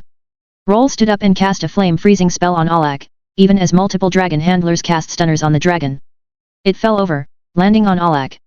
The crowd went quiet, and I heard a few screams from the Beauxbatons girls. The judges and Hagrid rushed down to the sand, and it took both Hagrid and Madame Maxime to lift a portion of the dragon up long enough to get Alec out. For the next 5 minutes everyone was silent as healers from St. Mungo's crouched over the body. Finally, the verdict was in, he was alive. The crowd clapped and cheered as though they hadn't just seen a teenaged boy almost die. His body was levitated and was taken off the field. His leg was mangled, but as it was a physical injury and not curse-related, it would likely be healed in a week or less. There were more discussions among the judges for the next 15 minutes, but the consensus was that it was better to finish the event. The dragon handlers dragged the stunned dragon away, and the last dragon was brought out. They'd given the worst dragon to the Muggleborn, or course. The Hungarian Horntail. It was jet black, with yellow eyes slitted like a cat's. Its flame reached out 50 feet, longer than the other dragons. Its flame was very hot as well, it was turning sand into glass, and even from the stands we could feel the heat from the flame. I gestured, and as a group all the Muggleborn cast flame freezing spells on themselves, and on any students too young or unable to cast them on themselves. We'd all agreed on this in advance, it was better safe than sorry. Edmund emerged from his tent. He looked at the dragon and sighed. He immediately cast a flame freezing spell on himself, and then he grabbed several stones. He transfigured one stone into a unicorn. It was a masterful piece of work, one that made me wish I'd been able to get out to the Forbidden Forest without being ambushed by the Death Dealers. He did it again and again and again. When he was done, he had 13 unicorns, and he cast flame freezing spells on each of them. The unicorns immediately headed toward the dragon. In the meantime Edmund disillusioned himself. The unicorns charged the dragon, and the dragon roared, lunging toward them. They stepped back quickly, stabbing at it from behind while it attacked the unicorns in the front. I heard members of the crowd gasp as they saw Edmund's footsteps in the sand. He walked casually around the entire fight, and a moment later, he appeared with the egg held up high. The crowd cheered, and the dragon pounced on one of the unicorns, sending meat and viscera flying everywhere. It looked up as it saw Edmund with the eggs and it screamed. It lunged forward, and the chains holding it screamed as they snapped. Edmund lunged to the side, even as the unicorns moved to protect him. The dragon lunged forward, killing the unicorns even as Edmund disillusioned himself again. The dragon finished with the last of the unicorns by the time Edmund reached the tent. It turned and looked us directly in the eye. Fire exploded all around us. I'd had the Muggleborn protect the stands as well as us, the last thing anyone needed was to fall through burning stands to their death. The flames washed over us, and they didn't hurt at all. The dragon handlers were rushing forward, but they were going to be too late. The dragon rushed forward, charging toward the stands. The adults in the crowd were screaming and trying to get away, something that I should have anticipated. Foam! I shouted. A moment later 80 wands began to spray. So heavy and powerful was the dragon that it continued to move forward, even through the hardening foam. It was only a dozen feet from me now, and I prepared to cast the killing curse. I'd managed to figure it out and had tried it out on some insects. I felt myself being sprayed and I grimaced. Apparently some of my people thought they were protecting me, Hermione, Harry, and Millicent by spraying us with the foam. Or perhaps their aim at the dragon wasn't goof. In any case, my view of what was happening was quickly obscured, and I found myself stuck to the seat. I'd thought that my experience with being trapped by containment foam would end with my villainous career. Apparently I was wrong. Fortunately I could see what was happening through my bugs. All 80 wands kept spraying and soon the dragon couldn't be seen at all. All there was of it was a growing mound of hardened foam. The thing screamed and struggled, but eventually it would exhaust itself. The foam was designed to allow people to breathe. Smoke began to come from within the foam, apparently the dragon was trying to burn itself out. 80 flame freezing spells on the foam took care of that. A moment later, everything was silent. Optics. The chains had unbreakable charms cast on them, the dragon tamer said. He was short and stocky, with muscled arms. He was so freckled that he looked tan. He had a familiar set of red hair. I don't understand how this could have happened, he said. It never has before. There's never been any problem with the chains. Have they been tampered with? Roll asked. Everyone leaned over the chains in question. Yes, I said. I'd been called over to answer questions about my Muggleborn's performance in defeating the dragon. I'd barely started answering questions when the dragon tamer had interrupted. What? Look at them, I said. I pointed. Someone used a saw on that. A saw. Karkaroff said from behind me. It is a Muggleborn who did it. Or someone who wanted to blame the Muggleborn, I said mildly. It'd be easy to dispel the hardening spell on the chain and add one to the saw. It would have been easier to have used a spell, the dragon tamer said. He was a pureblood then. The point was for the chain to hold but snap when the dragon was enraged, I said. Ah, Karkaroff said. You are admitting you did it to make your Muggleborn look good. I suspected something like this might have happened, I said. So I had them prepared for everything from sabotage to an attack from Dimstrang. What would you have done, little girl? Killed you first, I said. Since you are the only threat in the entire group. Fortunately, you chose not to attack me today. Did you hear her threaten me? Karkaroff bellowed. I heard her speak hypothetically, Roll said. He glanced at me, scowled and shook his head. Although it is generally bad form to make even hypothetical threats toward guests. What do you think happened? Moody asked me. Who arranged my seats? I asked instead. Mr. Bagman and Mr. Crouch were both insistent that you and Mr. Potter sit on the front row.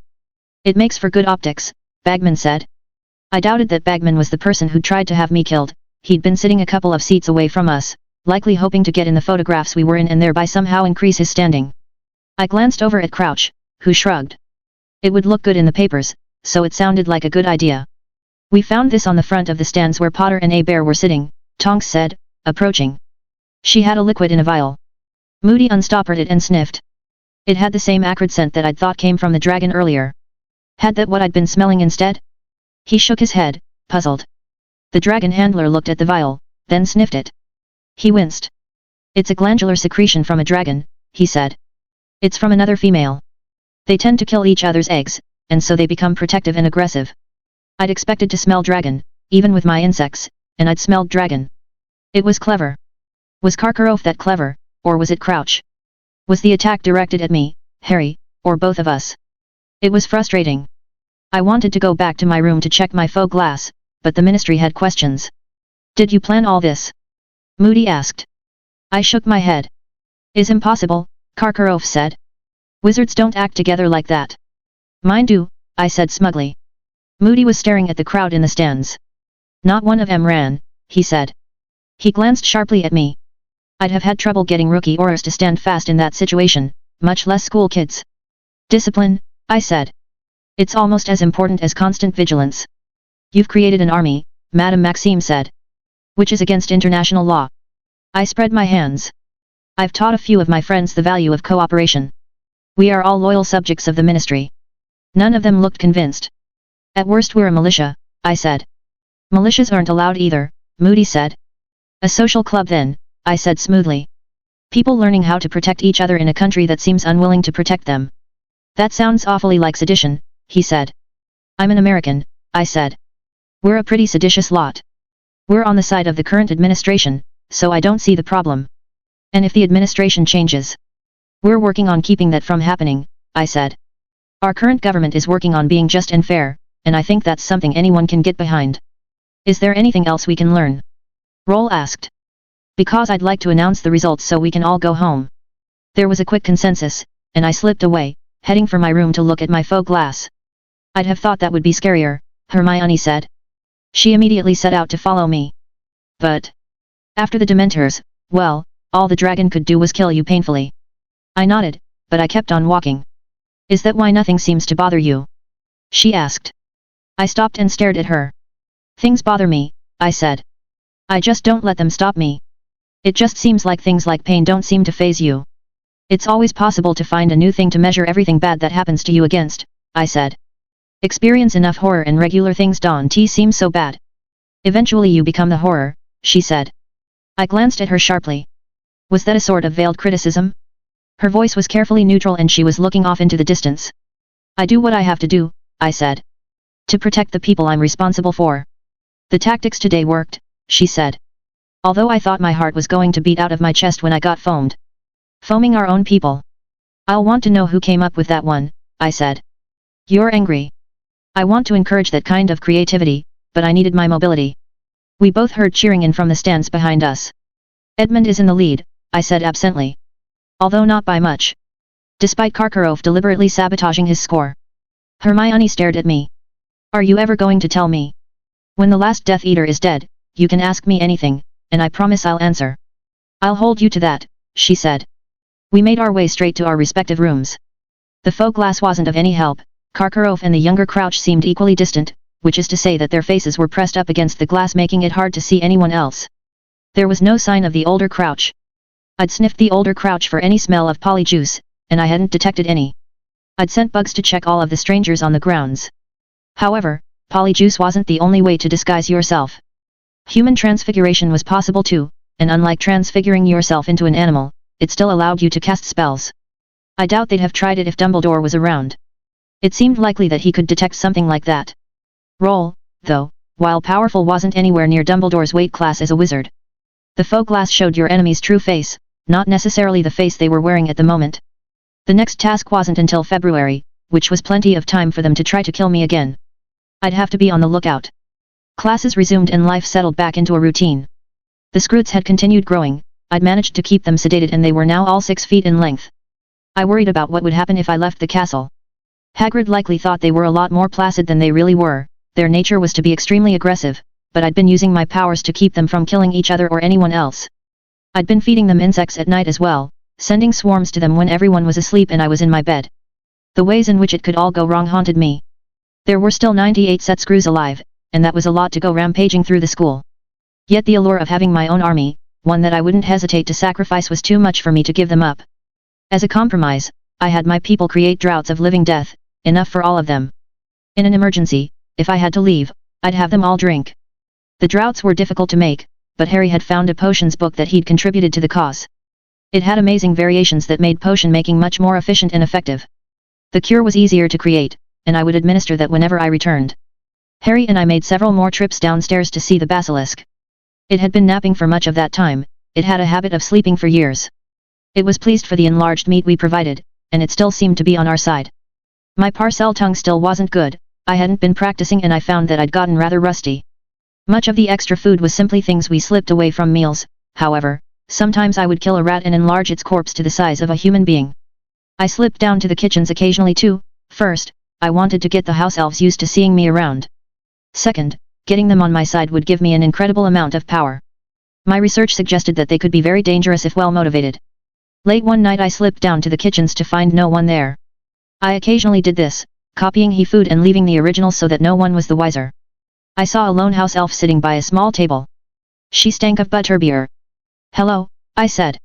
I'd known she was here already, of course, but I'd thought I'd learned the names and faces of all of Hogwarts house elves, and she wasn't one of them. She looked blearily up at me. "Are you new here?" I asked. "One of Hogwarts elves." She straightened her shoulders. "Winky is an owned elf," she said. "She has a family. She is not like these elves." She waved her hand unsteadily. "Oh?" I asked. "Where is your master?" "He wants Winky to stay here," she said. She shook her head. "Winky should be by his side, like always. Not here." "Why would he want you to stay here?" I asked. She looked up at me, and her eyes narrowed craftily. "Winky will never betray her master. Mr. Crouch is the best master ever." She looked like her face was about to hit the table, but she somehow managed to stay up by sheer willpower. "Mr. Crouch wouldn't ask Winky to do anything bad, would he?" "No. No," she said. She looked up at me, and there was a sudden expression of fear in her eyes. "That's good," I said. "Because when I see a house elf looking very sad, I usually think it's the fault of the master." "Winky is not sad," she said, but her voice sounded as though she wanted to cry. "Mr. Crouch is just stressed, and Winky worries about him. He's changed," I said. "Almost like he's a different person." She frowned and she looked confused for a moment. "Who are you?" she asked. "Taylor," I said. She looked up at me, and the color slowly drained from her cheeks. She tried to snap several times, but she lacked the coordination. I went for my wand, but she blasted me, and as I tried to stun her, she was already gone. I didn't see her again. It made me feel paranoid, and I found myself checking everything I owned. House elves could go everywhere, and they could place cursed objects anywhere. It made my life harder, the thought that putting on my knickers in the morning could cause an irreversible rotting disease, like the one on page 320 of the Maleficarum. The news of the Yule Ball made my life harder as well. I would have preferred to return to Sirius's house. There were parts of the library there that I hadn't been able to get around the protective enchantments on, and I'd have liked another chance. However, I had to stay on campus to keep the Scroots from running wild, and the fact that the Yule Ball was on meant that a large number of students were staying over the holiday. I wasn't worried about going to the ball, of course. Harry and I were third years, and it was fourth years and up. However, the ball would be a good time to attack me, Harry or Hermione, because the staff would be distracted. However, one day, Fred Weasley stopped me and Hermione. "You've heard about the ball, right?" he asked. He'd pulled us into an unused classroom, away from everyone else. He didn't smell like polyjuice, but I kept my hand on my wand nonetheless. "Yet?" I asked suspiciously. "How would you like to help me pull a prank on George?" he asked. "What kind of prank?" "I'm going to tell him that I asked you out on a date pretending to be him," he said. He grinned almost maniacally. "His head will explode." "Why?" "He's more scared of you than I am," Fred said. "And nobody would think I'd be stupid enough to use you as part of my prank. They'd think it'd be suicide. And it's not. Not if you agree to it beforehand," he said. "You can always say no, but if you agree to it, he'll think you expect a real date from him." "And what do I get out of it?" I asked skeptically. "It's not like I have a ton of free time." "I'll get you a dress," he said. "And you'll get to go to the ball and keep an eye on everybody." I can do that from my room, I said. But can you control everything from your room? He said. We'd have been toast if you hadn't got us ready for the dragon. What happens if something happens on the dance floor and you aren't there? Why am I even involved in this? Hermione asked. She scowled. It has nothing to do with me. I'll tell George that I asked you out, and then at the last minute we'll switch partners, he said. George really admires you, you know, and he'll be jealous that I asked you. Hermione flushed, even though Fred didn't offer to pay for her dress. He probably thought she was more girlish than me, and in that he was right. You aren't trying to actually date me, are you? I asked him suspiciously. Because I don't have time for anything like that. He shook his head. I still thought of the kids at Hogwarts as kids. I might have been able to date some of the more competent 7th years, but that would be inappropriate because I was too young. I was 14, and dating anyone close to my age wasn't on the horizon. I wouldn't have had time for romance even if it was possible. Once Voldemort was dead, I'd re-evaluate my options. Until then, I could only have friendships. I'll be considered the bravest man in Hogwarts, he said. He grinned. And the girls will wonder what you saw in me. Once I get a date with you, my romantic future is assured. His financial future was already bound up in my organization. We paid them to create some of their more dangerous contraptions for us, and they used that money to fund their research for their joke shop. I considered for a moment. The joke didn't appeal to me much, except that George had pulled pranks on a lot of other people and it seemed fitting that he'd get a little of his own back. Ron would likely enjoy it more than anyone, considering the things they'd put him through. Considering the things I'd put him through, maybe I owed him one. Okay, I said. Both Fred and Hermione stared at me. Really? They both asked. I've never been to a school dance, I said. At least not one that didn't involve skeletons. That last one was kind of fun. Hermione frowned. I did like the dancing skeletons, she said. Who's playing the ball? The Weird Sisters, Fred said. He grinned in Hermione's look. That's how everybody looks when I tell them. Everybody but her. The Weird Sisters? I asked. You know, Hermione said. They're the ones who sing Do the Hippogriff and Into the Night. That's the band Harry likes, right? I asked. I'd heard parts of both songs when I listened in on people listening to the Wizarding Wireless. The band was actually pretty good. Hermione nodded. Well, he'll regret missing it, then, I said. Hermione grinned. We'll just have to tell him how it went. Gifts too. She said yes. George asked. His face was white as a sheet, and Fred was doing an admirable job of not laughing. I wasn't there, of course, but I was watching.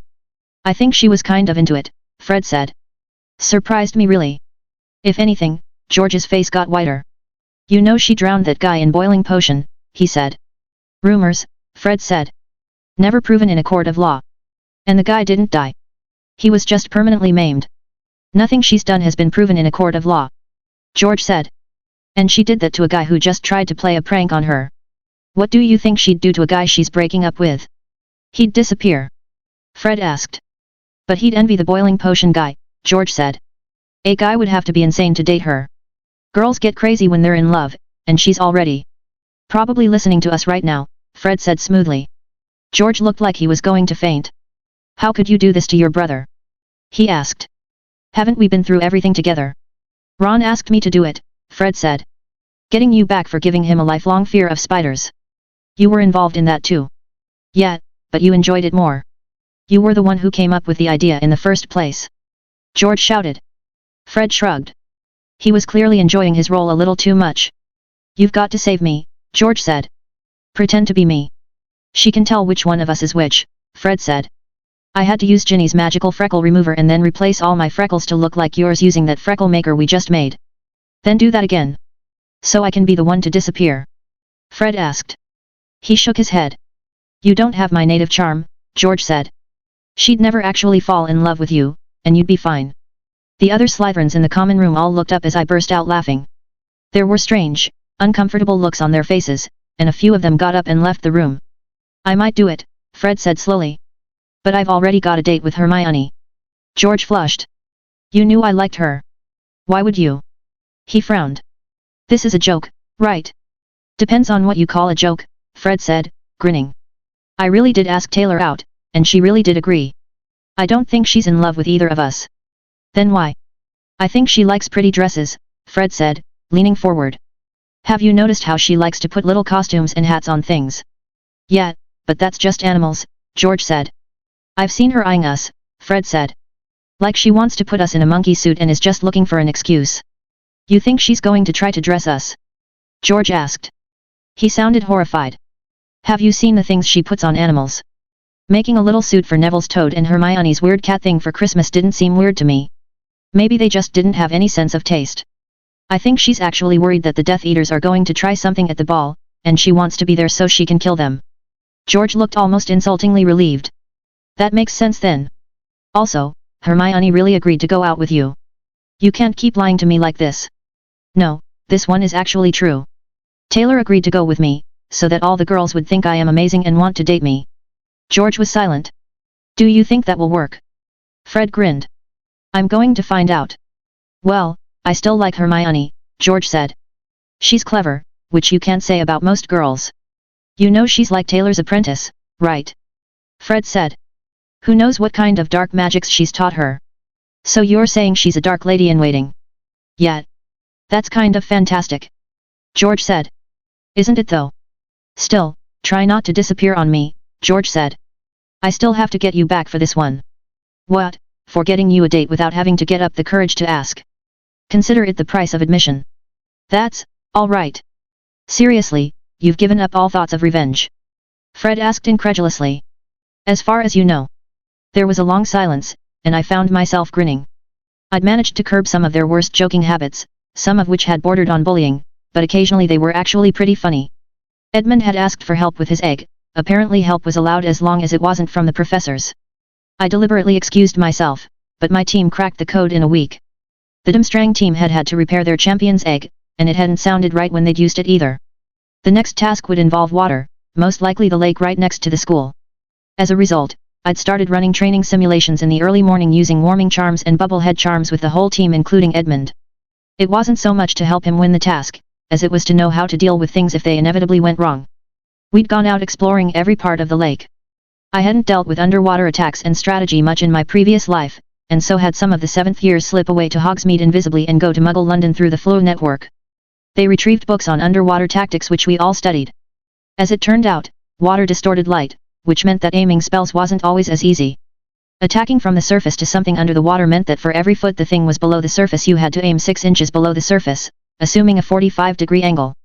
It wasn't so bad when you were actually underwater. The thought of hiding in the lake if the castle was invaded appealed to me, so I had the lake mapped over the next few weeks. I had no doubt that the school would create new challenges for the champions, even underwater, but I wanted to be able to find Edmund or any of the others if they needed help. Edmund could use a fully corporeal patroness, which was a unicorn, of course, and so he was able to ask for help if he needed it. In the meantime I had to deal with getting a gown, which true to his word, Fred paid for. A dressmaker came from Hogsmeade to work on my dress. Apparently her boyfriend had been a 7th-year Muggleborn the year before, and when I'd saved him from the Dementors, I'd gained her loyalty.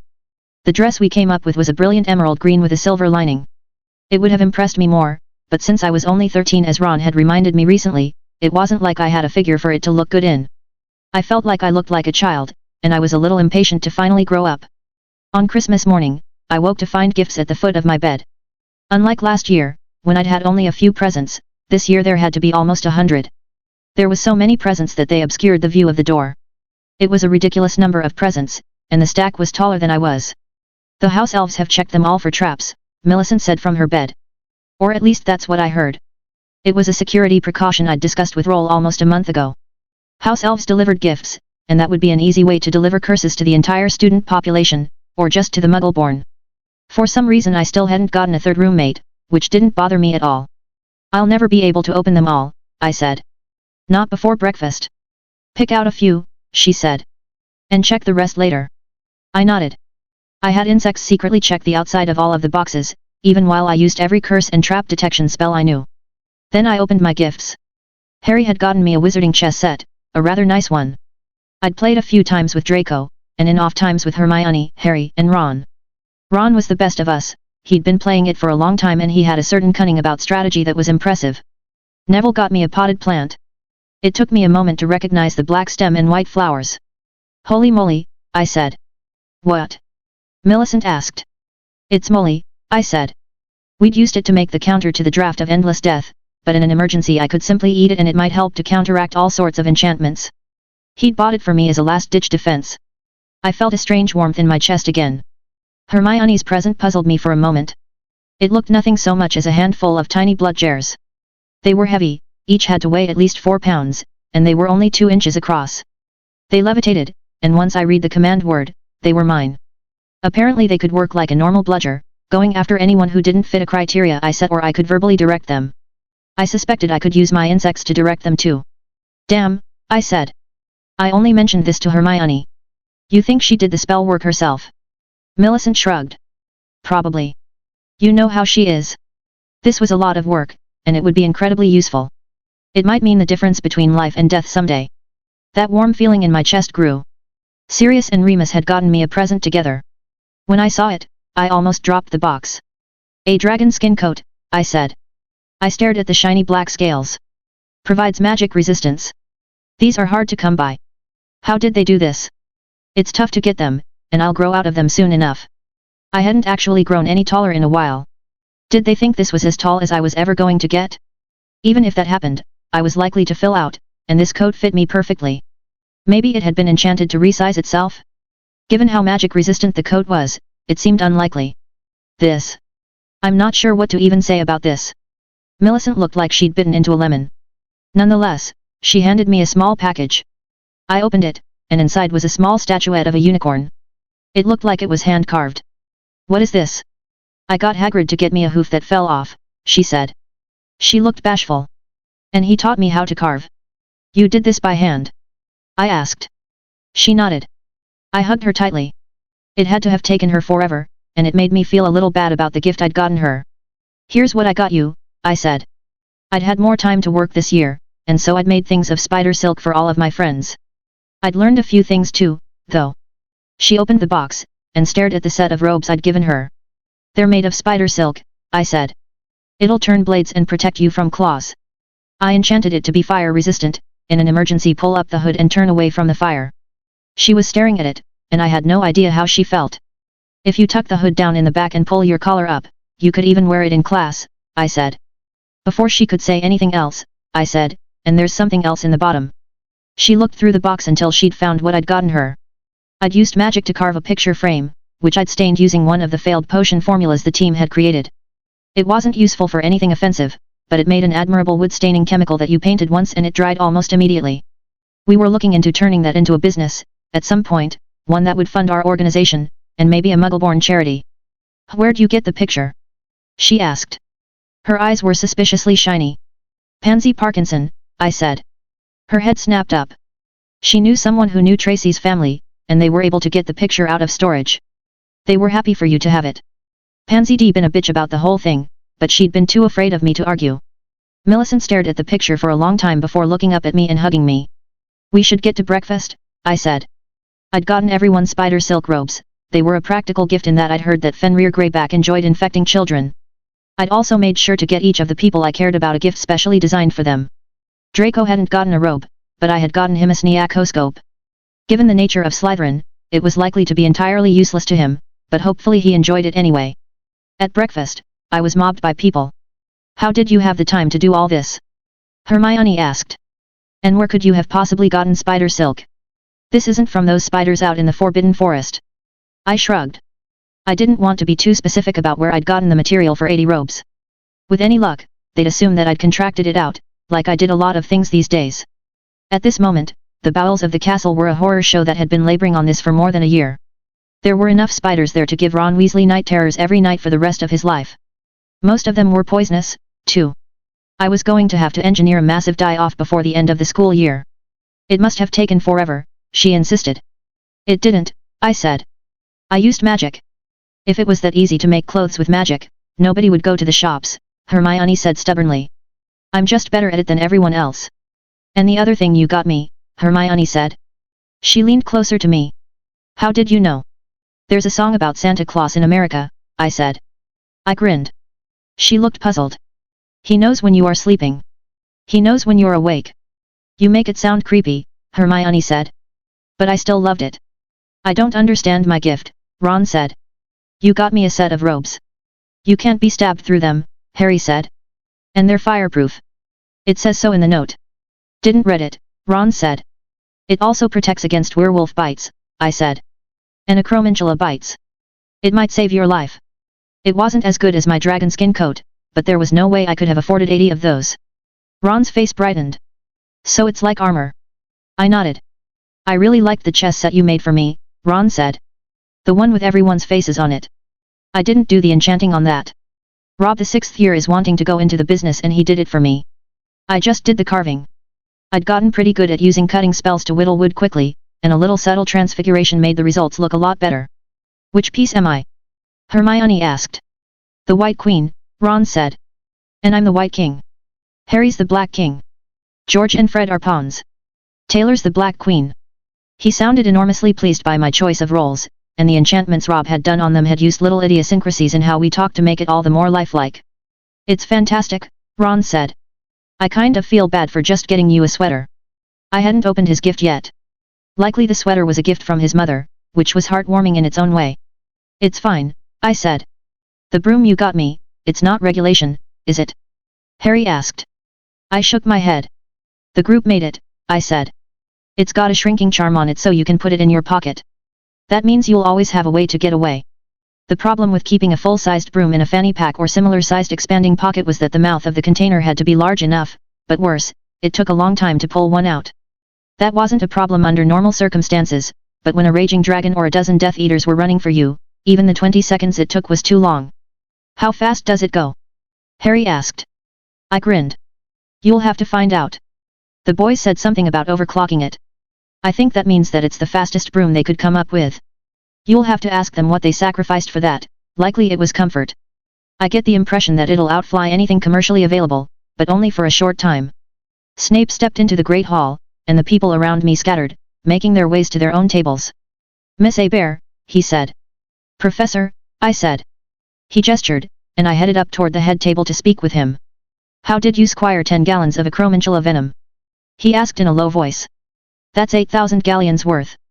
The smell of the scroots had attracted the acromantula to the edge of the forest. I'd been able to ensnare them. They hadn't understood what was happening, because I was disillusioned when I milked them, but they'd begun to avoid the castle again. I expect the price came down recently, I said mildly. I'd sold twice the amount I'd given him as a gift just in the last week. That 16,000 galleons now had us flush with cash, and the market had dropped so much that it wasn't worth selling anymore.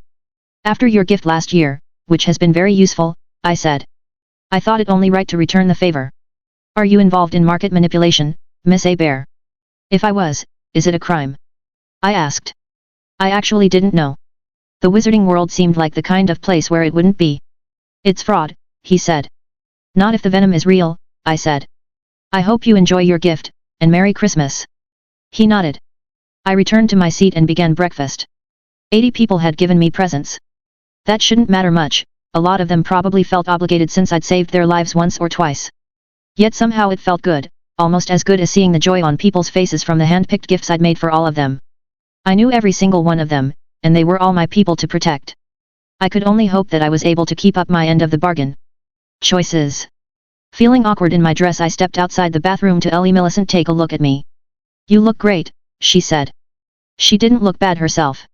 She'd lost almost all of her baby weight, and while her jaw was still a little thick, and her shoulders would always be wide, she was starting to look like a young woman. I, on the other hand, still looked like a child. I'd hoped that some of my deficits in my last body would be corrected this time, but there wasn't much evidence of that yet. I should have looked at the pictures of Millie Scrivener's parents more closely. How had her mother been built? Often you could tell a lot about your future figure simply from looking at your family. I wasn't vain enough to use the pensieve for something that trivial, not given the effort that it would take me. Dumbledore had removed it to Sirius's house, presumably to keep me from using it for some kind of nefarious purpose. I feel stupid, I said. Although she did put in the easy access knife and wand slits that I asked for. Can you tell? I spun around, and her eyes searched my figure. I'd given the people in my group some very basic training in looking for weapons. It was harder in the wizarding world than in the muggle world, because a wand was easier to hide than a gun. I'd pulled my hair up in a complicated hairstyle, and I was using a second wand as a hair stick. There were slits in both sides of my gown, and I had a wand strapped to my left leg, and a knife to my right. Furthermore, the skirt was designed to rip away easily. I'd have to be careful not to dance with anyone who was likely to step on the hem, but that was why I'd elevated the hem above floor length. I'd paid for the modifications with my money from the acromantula venom, although Fred Weasley had still paid for the basic gown. I wish I could go, she said wistfully. I need you to stay with the others, I said. In case there is an attack. We've got the paintings set up to give the alarm. I'd convinced Roll to set up many of the paintings in the Great Hall, both to watch for any attacks and to act as chaperones for the students. The paintings in the rest of the school were to be on high alert. Those kids in my group who were not going to the dance were to hide in the room of requirement, ready to fight. I'd managed to borrow the other end of my magic mirror from Remus. We'd set one end of it high on the wall facing the stage so that the kids who were left behind could still see and hear the weird sisters. After all, my unsettling encounter with the house elf didn't necessarily mean that the attack was going to happen during the ball. It didn't mean it wouldn't, either. All the Muggleborn who were going to the ball were going to be on high alert. That didn't mean I didn't want them to enjoy themselves, it simply meant that all of them planned to keep their wands close at hand and one eye open. The Aurors were around as well. They were as unobtrusive as possible, given that they were adults. You can watch the band through the mirror, I said. While the mirror could be expanded, the magic allowing it to show what was in the other piece did not, and so we'd had to reverse engineer a pair of omnioculars to create a lens that projected the image onto the wall. The best part of it was that we'd licensed the technology for the second task. The initial plan for the task had sounded rather dull for the audience. For some reason Bagman and Crouch had been amenable to my ideas for making the whole thing much more interesting for the audience. The Ministry could afford multiple magic mirrors, after all, especially since the likelihood of them being damaged was minimal.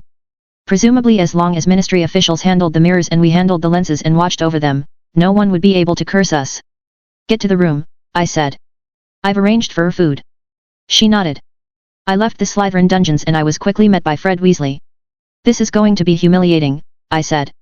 Most of the girls in my age group were 5'2" or 5'3". I barely stood 5 feet with shoes on. I could have worn lifts, but that would have impacted my combat effectiveness, and my ability to dance.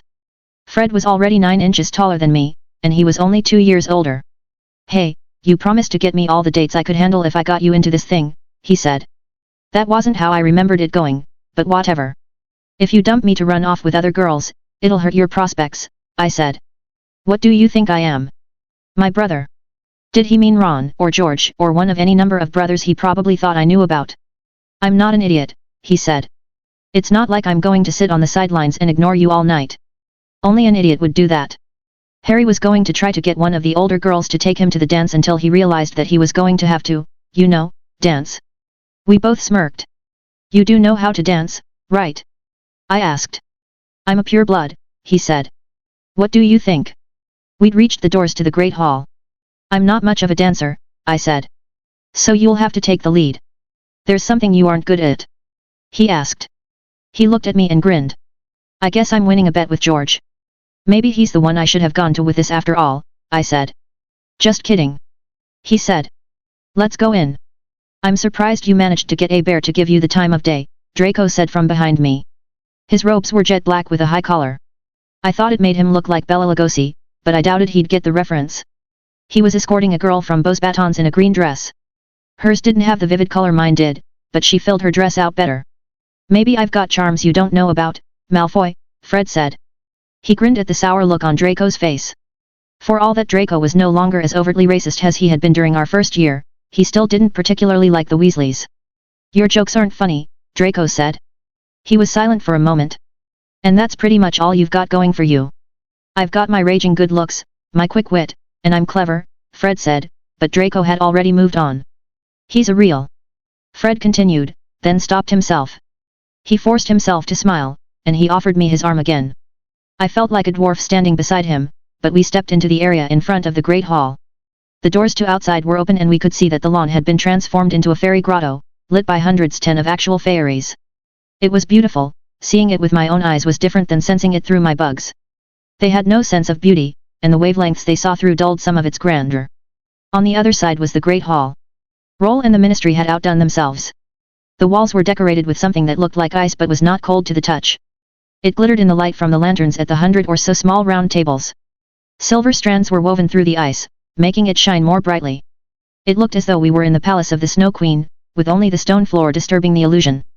There were ice sculptures that were doubling as fountains for punch, spraying punch into basins also made of ice below. These actually were cold. There were sculptures on all 4 corners of the room.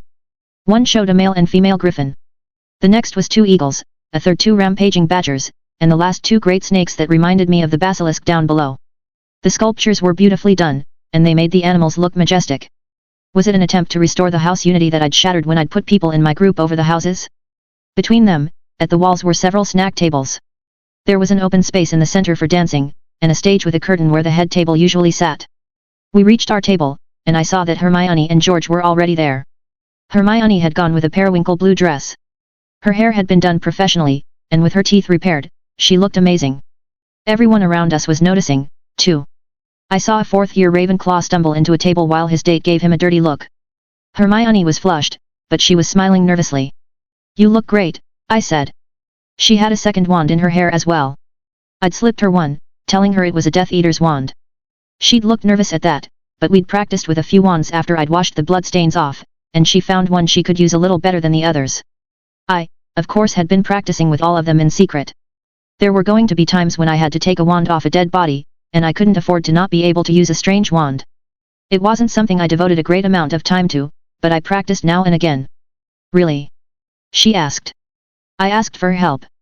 "I don't know a lot about hair or dresses." I shrugged. "It's not exactly my strong suit either." "Where's Edmund and the others?" Hermione asked. "The ministry wants them to make an entrance," I said. "Be more impressive for the photographers." I nodded over toward the corner, where a couple of adults were waiting patiently with cameras. Moody claimed that they'd both been thoroughly vetted, but I wasn't going to trust someone who pointed things at people unless I was absolutely sure. "I'm surprised they didn't insist that you and Harry stand up front with the judges," Hermione said. "They want to avoid looking like we're more important than the actual champions," I said. "Also, I look like a child in this dress and they probably wanted pictures that looked at least semi-decent. I should have picked someone short to take me to the ball. At least we'd look better together." "You don't look too bad," Hermione said unconvincingly. "I look like a 5-year-old playing dress-up," I said irritably. It shouldn't matter, this wasn't even my real body. However, I'd had body image issues when I was younger, and I'd always regretted not having curves. The music changed, and everyone moved to their seats. Through the doors to the Great Hall came the champions. Edmund was first, along with his date. They'd been an item ever since I'd pushed them together as a distraction, and even I wasn't quite sure whether it was real or not. They were followed by the champions from Buxbatons and Durmstrang and their dates. Alec was dating a Slytherin, of course, a 7th year. They solemnly walked up to the stage, where the judges were waiting. The cameras were flashing. I stayed on alert, being blinded by camera flashes would be a perfect time for an assassination attempt. Nothing happened, though, and shortly afterward, dinner began. There were menus, and we had to call out our food choices. I had goulash. Normally that would be a very bad choice while wearing a formal dress, but I'd found a spell in Witches Weekly that would make blood slide straight off cloth, and I'd taken to applying it to all of my clothes. It had been originally meant for slobbish husbands, of course, and it meant that food slid off and fell on the floor, where it would be cleaned up later when the tables were banished. It also meant that I could eat my food without worrying. Strangely, Ron and Harry had taken to using the spell as well, although likely for different reasons. Apparently Hermione had been haranguing them about their manners even though she usually didn't eat with them except on weekend lunches, when things were less formal. Once the tables were dismissed, the champions were called to dance. It was a waltz of a sort, apparently this was an older form, from before the wizarding and muggle worlds separated. Other couples started dancing once Roll gave the nod, and Fred held his hand out. I sighed and took his hand. What followed was embarrassing. I stepped on his toes more than once, and I found that combat ability and dancing skill, while related, weren't guaranteed. He was good about it. He whispered that he'd put a hardening charm on his shoes and not to worry. That of course had been an inspiration. Hardened tennis shoes would be just as good for kicking someone as steel-toed boots. You'd want to remove the insoles first, otherwise your feet would be constantly moving against a hard surface. Part of the reason I was so bad at dancing was that I was trying to dance and to focus in every direction at the same time. Then the Weird Sisters were introduced, and we were allowed to do more modern dancing. This I knew how to do. I'd done it before when the dancing skeletons had played here. I couldn't enjoy these musicians as much as I had the skeletons, in part because I was still distracted. After 30 minutes of dancing, I excused myself to go to the restroom. I was hot, but I wasn't winded. Cardio was finally paying off. Returning from the nearest bathroom, I took the opportunity to step outside. It was cooler outside, and I enjoyed looking at the fairies. Personally, I'd have given them all tiny uniforms, but if the school wanted to cut corners, I couldn't blame them. Fairies likely didn't like to wear clothes anyway, despite the weather. The brisk October air felt good as I stepped into the maze. The further I went in, the more the music faded away, and all that was left was the sounds of my footsteps crunching in the snow. I found a little bench in a corner. There I could close my eyes and concentrate, expanding my focus to the world around me. I could see the castle and the maze, and if I focused on any one thing I could see what was happening there. What I needed was to be less focused, to see not the normal things that were happening, but whatever didn't fit. There were couples all around the maze. Despite teachers wandering around as chaperones, some of them were more successful than others in doing inappropriate things. Although it was cold outside, all the bushes had warming charms so that the fairies could be comfortable. That meant that my bugs in the bushes were warm as well. That didn't extend to the lawn. I didn't look too closely at what they were doing, other than to make sure that it seemed consensual. It was possible that enemies might be pretending, but I couldn't imagine that they could do any more harm without getting closer to the school. I could have, but most people didn't have my advantages. I couldn't see into the room of requirement, but insects flying by the mirror in the Great Hall gave me a flash of everyone I expected to be there being there. The dancers seemed to be having fun. George and Fred were taking a break and chatting enthusiastically with Hermione. Maybe, just this once I was wrong and nothing strange would happen. I'd enjoyed another Halloween, why not relax and enjoy this one? It was just then that I noticed a figure leaving the castle. The moon was obscured by clouds, and with it snowing, the number of bugs I could muster was limited. It took a moment for the moon to emerge and for me to see a glimpse of silver hair. It could have been Moody, except this man was too tall, and his gait was unhindered. It was Karkaroff. He was heading for the edge of the lawn, toward the ends of Hogwarts protection charms. It was my understanding that he was supposed to be helping to chaperone the students. He was heading directly for the Scroot pens. They had warming charms as well, although I wasn't sure that they really needed them, given that they had an internal source of fire. What was he planning? Oh. I had class with Hagrid tomorrow. He was undoubtedly planning a creative accident for me, and if it killed several of my classmates, it wouldn't be his fault. He could claim credit with the Dark Lord without ever having to face me directly. It was a dilemma. I'd promised not to kill Karkaroff on school grounds. Technically, the Scroot pens weren't on Hogwarts grounds, but the intent had been that I not create an international incident. Yet if he was the one having the accident, it might not be an international incident at all. Choices, choices. Scroot 2. I think Karkaroff is in trouble. Roll. Moody and Madame Maxime were standing together as I approached them. They all stiffened. I saw him going toward the Scroot pens, I said. They're lethargic now because they're in their warming pens, but if he opens one, why'd he be going out there? Moody asked skeptically. I've got care for magical creatures in the morning, I said. I assume he's trying to find a way to kill me without being blamed for it. Madame Maxime gasped, but neither of the other two looked surprised. And you're warning us about someone who wants you dead? Moody asked skeptically. I'm the first person the Aurors always talk to, I said. I just thought I'd skip the middleman. And how do we know this isn't just a distraction? Moody asked. I'll keep an eye out, I said. But I think we'd better get Hagrid and a couple of Aurors. I will remain here and watch over Z students, Madame Maxime said firmly. She looked out over the crowd with a grim eye. I will not let anything to happen to them. Moody hesitated, then he nodded toward Tonks and Briggs. Briggs was an older Auror with salt and pepper hair. He was a family man and he seemed nice. I liked him. We headed out through the fairy garden, and we were only halfway down the lawn when we heard the screaming begin. Karkaroff was on the ground, and it looked like 3 of the Scroots were fighting over his body. They ripped his arm off as we watched, and the spells from the adults around me bounced off their shells. Hit the underside, I shouted. They aren't as magic resistant there. The next 5 minutes were a nightmarish battle. Of course I was directing the Scroots the whole time. I had to make them look effective enough to have killed a headmaster, while not allowing them to be effective enough to actually kill anyone else. I hated having to lose these. In my opinion 5 should have been enough to have finished Karkaroff, but he'd tampered with the doors to their cages. He'd tampered with 10, and it looked like he had been going for overkill and had intended to open them all. I couldn't have Aurors questioning why only some of the bugs had escaped. So I slid under a Scroot, stabbing up at its soft underbelly with regret, while making it look as menacing as possible. Moody was as good as I'd thought, lighting fast despite his leg. However, he was bowled over by 2 of the Scroots, and I had to kill one of them while Roll took care of the other. Hagrid was weeping, but he fought them with his bare hands. When it was done, we stood over 11 corpses, only one of which was human. The only sound was that of everyone gasping. I think 90 of these things might be a serious mistake, Roll said.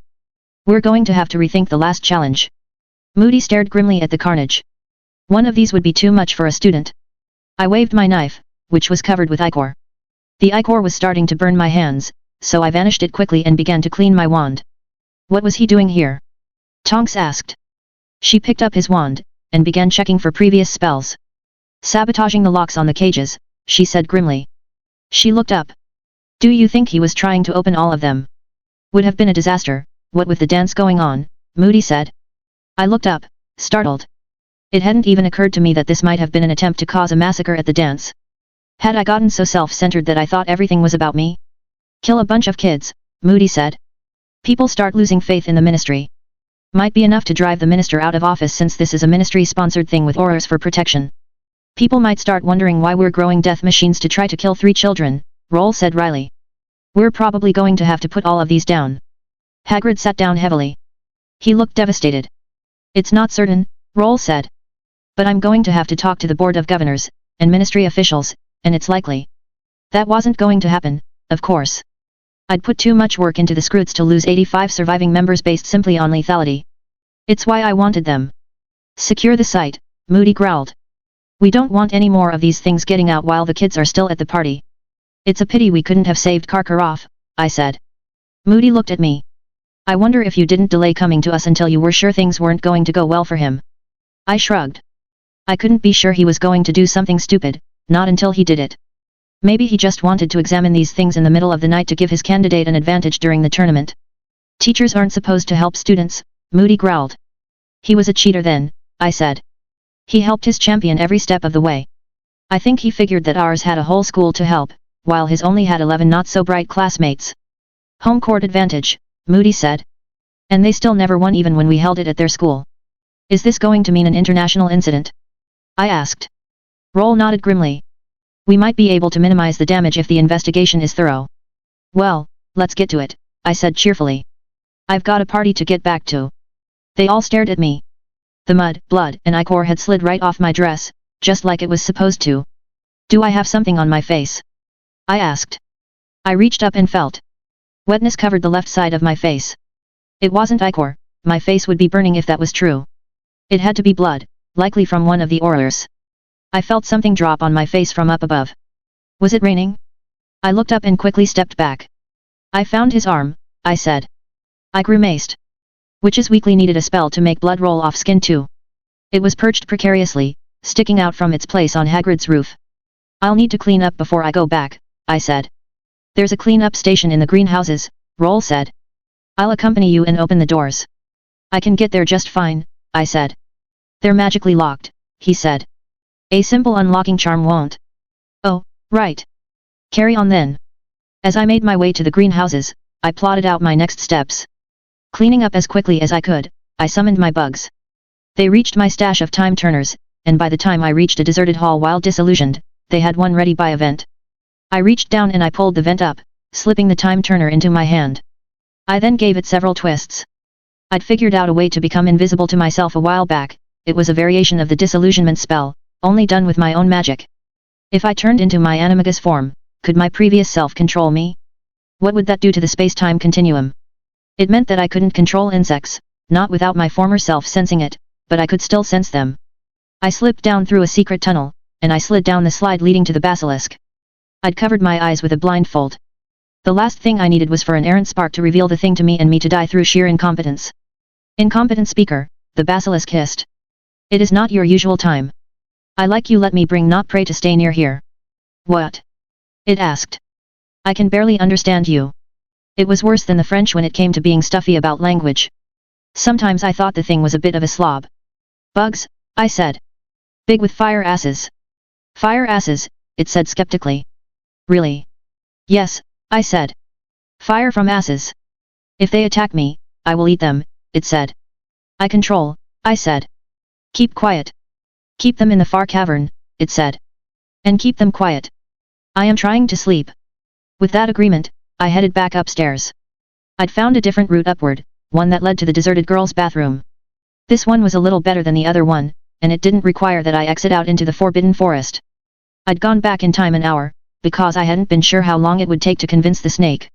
It hadn't taken nearly as long as I'd thought, and I resolved to double its feed so it wouldn't be tempted to have a late-night snack. I unshrunk my broom, and I disillusioned myself again. I flew out of the castle, and I spent the next 20 minutes casting spells to silence the cages. This was for 2 reasons. First, Karkaroff would certainly hear if the bugs broke free early. There were going to be questions about that, but the theory was going to be that he'd been too busy fighting the first bug to notice the others. The other reason was that later tonight, I was going to have the Scroots escape. When I did, I didn't need the Aurors trying to stop them. The moment that I felt myself leave the time stream, I expanded my powers once again, grabbing the Scroots before they could run amok. I set them to digging their way through the backs of their cages, even as I rejoined the party, having discarded my time turner and my broom in the ventilation system. By the time the party had wound down, the Scroots were already at the entrance to chamber hidden in the Forbidden Forest, filing their way inside. They all smelled and sensed the snake, but I kept them docile. They were capable of hibernation, something that Hagrid didn't even know they could do. When the party wound down, I went to bed. After disillusioning myself, I shrank down into my insect form and I flew through the vents to the one by the entrance. I returned to my normal form, still disillusioned, and I grabbed my broom. I flew over to the place where the Scroots had escaped. The Aurors were vigilant, but they hadn't noticed that the cages behind them were empty. It helped that they were more crates than cages. I'd led Hagrid to believe that they were agitated by the sight of people, and that blocking the view would make them more docile. In their natural state, even the smell of people would agitate them. I'd done it for this very reason. I'd foreseen that something like this might happen. The wizards were stupid, but they weren't entirely lacking in common sense. There's no way I'd have allowed something like the Scroots near my children. Once they killed a headmaster it would even be worse. I'd found a spell to erase tracks. I cast it, murmuring as quietly as I could. I still saw an aura whirl around. I'd shot forward, moving out of range of the human revealing spell before he could cast it. I then cast the track erasure spell several more times. I kept those insects that could survive in the cold watching for me in all directions. I'd have my people work on a mass warming spell. I'd tell them it was for groups of people, but it would actually be perfect for my swarm. Right now I'd have to cast warming spells on each individual bug, and that would quickly become time prohibitive. My advantage was that the Scroots were very nearby, and they weren't really bothered by the cold, other than to become a little more lethargic. Their internal heat would keep them alive in weather that would kill a polar bear. If Voldemort and his people attacked, I'd have my own army to face them with. They didn't, and I returned to my room unscathed. Had Voldemort started getting smarter and started asking whether attacking me would be successful? If that was true, then I was in trouble, because that meant that he would only attack me when it was likely he could kill me. Prophecies were tricky, though.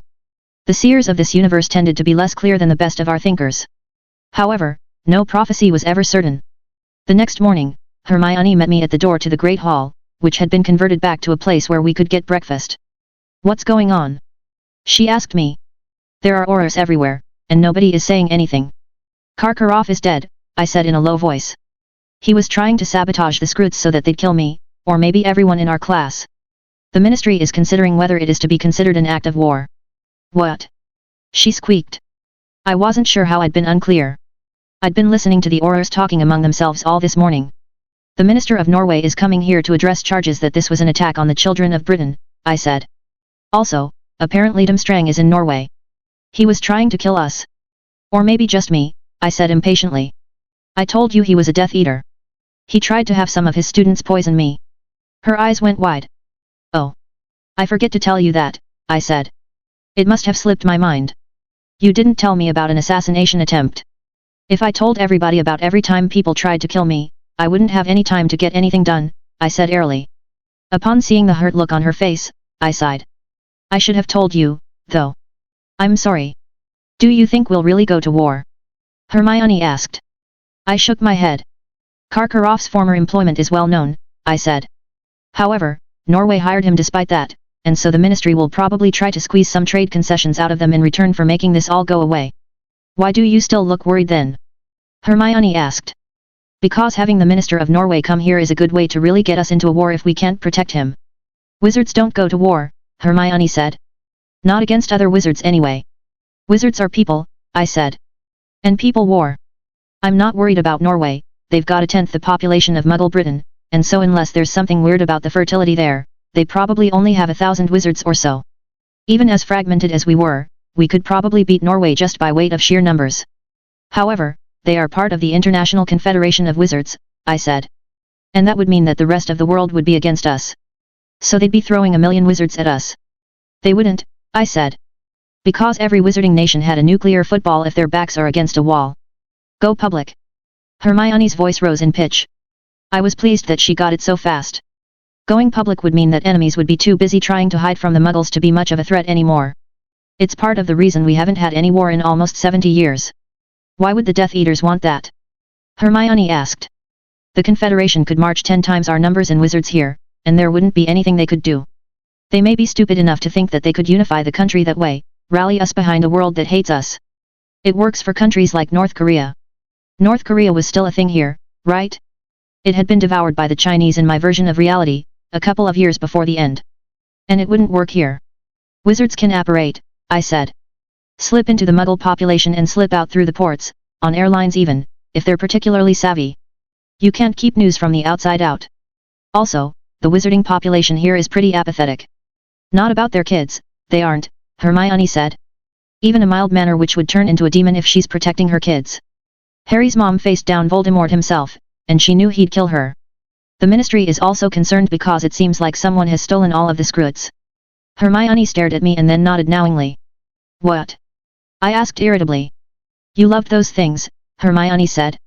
I saw you hand-feeding them. You'd be a lot more upset if someone else stole them. At least she said it in a voice so low as to be almost inaudible over the sounds of people eating breakfast. I don't know what you're talking about, I said. And it seems like a subject that should maybe be closed. She nodded. The Ministry seems to be worried that the Death Eaters did it anyway, I said. As a way to create a sort of insect army. And what do you think? She asked. Well, if the Norwegians come riding in on Scrootback, then we'll know it was them, I said. Otherwise, it's an open question. We'd be screwed then, Hermione said. She grinned. I stared at her, shocked. She looked at me primly. I am learning to speak American, she said in a haughty voice. Oh, go eat an biscuit, I said, pushing her in the direction of the Ravenclaw table. Bread, you mean? She asked, still using her fancy accent. It's not time for your tea. Right, I said. Guess I'll just go have some bread, even though it looks exactly like a biscuit. She grinned at me, and we parted ways. Caliber. I'd like to be at the negotiations, I said. Minister Bones stared at me with her fingers steepled. You really think the Death Eaters will attack an international conference? What better way to make your administration look weak? I asked. And if they can convince the other countries that it was the Ministry who caused the attack, using the Death Eaters as an excuse. Why in the world would we do that? Nobody is stupid enough to believe. They tried to kill our children, I said. It'd be easy to push forward the story that some of our hotheads decided to do something about it and it got out of hand. She frowned.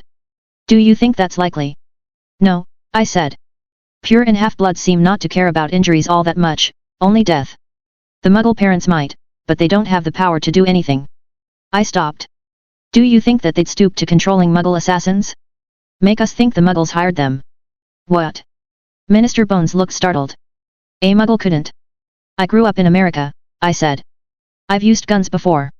With the right sort of gun, you are dead before the sound of the shot ever reaches you. There's no time to raise a shield spell. That's disturbing, she said. I shrugged. It's true.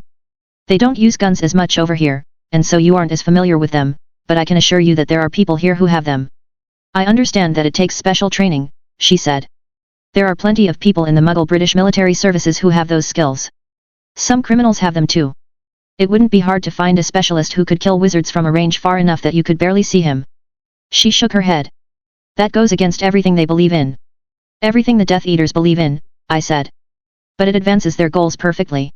It turns the wizards against the Muggles, it weakens the Ministry, and it possibly unifies Great Britain against the rest of the world. We'd lose that battle, even if he were somehow able to take over. He's clever, but he's not wise, I said. There's ways to take over the world, but you have to be strategic about it. And I suppose you know some of those ways. I can think of 3 or 4 ways the Ministry could do it if it was so inclined, I said. Some people worry about your influence, she said. They think that you are dangerous. New ideas are always dangerous. In nature, when life faces new challenges, it adapts or it goes extinct. Are you suggesting that the purebloods should go extinct? There are plenty of purebloods who are adapting just fine, I said. There's a certain population of them that seems to be having more trouble than others, but as long as they don't try to force their views on others, I have no objections to them. So get out of the way or get trampled. She asked. I'd think more than just a handful of people would have a problem with that. If things were normal, we'd be able to have long discussions, make legislation, have people vote on how quickly they want change to happen. We'd have ways to safely vent people's fears. And we don't now. She asked. Clearly she was humoring me, playing devil's advocate. People are dying, I said. And the way things are now is keeping it that way. And so your solution is more people dying. Ultimately, force is the only thing people like the Death Eaters understand. If they were really confident in the rightness of their cause, they'd take it to the public and vote everyone out of office who didn't feel the same way. She nodded. But their view isn't the popular view, or at least not enough that they can be sure of winning. That's why they feel they have to attack. And yours is? Minister Bones asked. History is full of revolutions that led to tyranny worse than what they overthrew. I frowned. When the strong are calling the weak tyrants, you can be sure that they have ulterior motives. Are you calling yourself weak? She sounded amused. I'm a child, I said. We were both silent for a moment, before Bones chuckled. I'm not sure anyone who has ever met you believes that. But the success of one member of a persecuted minority does not mean that all of them are successful. The laws are designed to keep the Muggleborn from succeeding. Be that as it may, change too quickly is as likely to create a rebellion as change that is too slow. Bones had already made strides in the areas of werewolf rights and in reversing some of the injustices that had been perpetrated by the Umbridge administration, so I didn't dismiss her complaints out of hand. Maybe, I said. So will I be allowed to attend the conference? You don't think your presence might make the attack more likely instead of less? She asked. If he's already planning to attack the conference, my being there won't matter. If he's not, I doubt he'll stage an attack just for me, not when the full might of the ministry will be there. I'd be more concerned that he might use the distraction of the conference to attack another target, frankly. Any idea what that might be? If I knew I'd tell you, I said. It's in everyone's interest to get the Death Eaters off the streets. The French will be attending as well, Minister Bones said. As they had children at risk. As High Mugwump, Dumbledore would normally be in attendance, but as a former headmaster, he had to recuse himself. Instead there will be a panel from the International Confederation consisting of 3 judges. Who will be speaking for us? I asked. I will, she said. And the ministers of magic for France and Norway will each speak for their own countries. Where will it be held? In this country, she said evasively. The location is to be held secret as long as possible for reasons I'm sure you understand. We also have alternate locations should the primary location be compromised. You don't want to leave the country because the Death Eaters would take advantage of that. She nodded. It is to happen in 3 days, because this is an incident serious enough to cause political problems if it is allowed to fester. I nodded. Be ready at 8 a.m., and I will send Auror Tonks for you. Because the Death Eaters don't have any animacuses, I said. She nodded. Now leave, she said. I will be spending the next 3 days working on my arguments and I cannot afford to have any more distractions. I nodded, gathered my things and stood up to go. As I was about to step out of the door, she said, please inform Alastair of any anti-Muggle techniques you think might be appropriate to make the event safer. I nodded. 2 days later, I found myself out on a field surrounded by a dozen Aurors. Moody had arranged for me to have the equipment I would need to demonstrate to the Aurors the danger of Muggle weapons. Muggle weapons are less versatile, but in some ways more dangerous than wands. Few wizards have ever accidentally killed themselves with their own wands, outside of incidents of incredible stupidity, but it is easy to kill yourself with these without meaning to. There was a long table beside me with as many Muggle weapons as Moody had managed to get hold of in such a short time. If there is an attack by Muggles coerced by Death Eaters, you may have to handle these weapons once the enemy is down. I am here to teach you how not to kill yourself or anyone else when that happens. We'd had this training in the wards for exactly this reason. The last thing the Protectorate needed was to have some young hero to accidentally shoot themselves or someone else while securing a crime scene. Of course, we weren't supposed to handle guns at all, but sometimes they had to be secured. This end of the gun, I said, picking up a Glock and pointing it in the air, means death. Do not point it at anyone, do not look down the barrel. Even if a Muggle believes that it is out of ammunition, they could be wrong. I could tell from their looks that they weren't sure about how dangerous a Muggle weapon could possibly be. Why do you have those pig heads? Tonks asked uneasily. Pigs have bodies that are very similar to that of humans. That means that damage to their bodies is fairly analogous as well. And those things around your neck. These things are loud, I said. I have been assured that the healers will be able to return your hearing. These things are to protect my hearing. They glanced at each other. Why do you get protection and we don't? Tonks asked. Because I know what they sound like. You need to know what to listen for, or it's possible that they could start picking you off without you knowing what was happening. How do you know all of this? An Auror I did not know asked. I'm from America, I said. A third of all American adults own guns, and many of them teach their children to use them. I didn't say my own father had taught me, but the implication was there. We'll start with a watermelon, I said. I was using hollow point bullets, because I wanted to impress on them how dangerous guns were. Other bullets had better penetration, but didn't do as much damage because the bullet passed all the way through. I had bugs on all my targets, and so I was ready, almost. I need everyone to get behind me, I said. Guns are not as safe as wands and I could easily kill someone without meaning to. They nodded and stepped behind me. I had an eye on them just in case the master stranger protocols missed someone. Of course, anyone who attacked me with a gun in my hand was likely to find themselves with an unpleasant surprise. Blam blam blam blam blam. 5 watermelons exploded in the time it would have taken one of them to cast a spell. Most of them looked startled. Some of them looked stunned. Moody didn't look surprised. My guess was that he'd encountered guns before, which was why he had allowed this demonstration. Well, the aura who had spoken before said, putting his hand to his ear. That's great for watermelons. What would it do against a human head? Let's see, I said. Before he could respond, I turned. Blam blam blam blam blam. Carefully clicking the safety on the gun and setting it down, I gestured for everyone to gather around the pig's head. I've heard you auras have forensic spells to help you look at bodies. I don't know those yet, so why don't you tell me what kind of damage this did? She's admitting she doesn't know something. A redhead in the back whispered to his friend. I doubted they knew I could hear them because I wasn't using my own ears.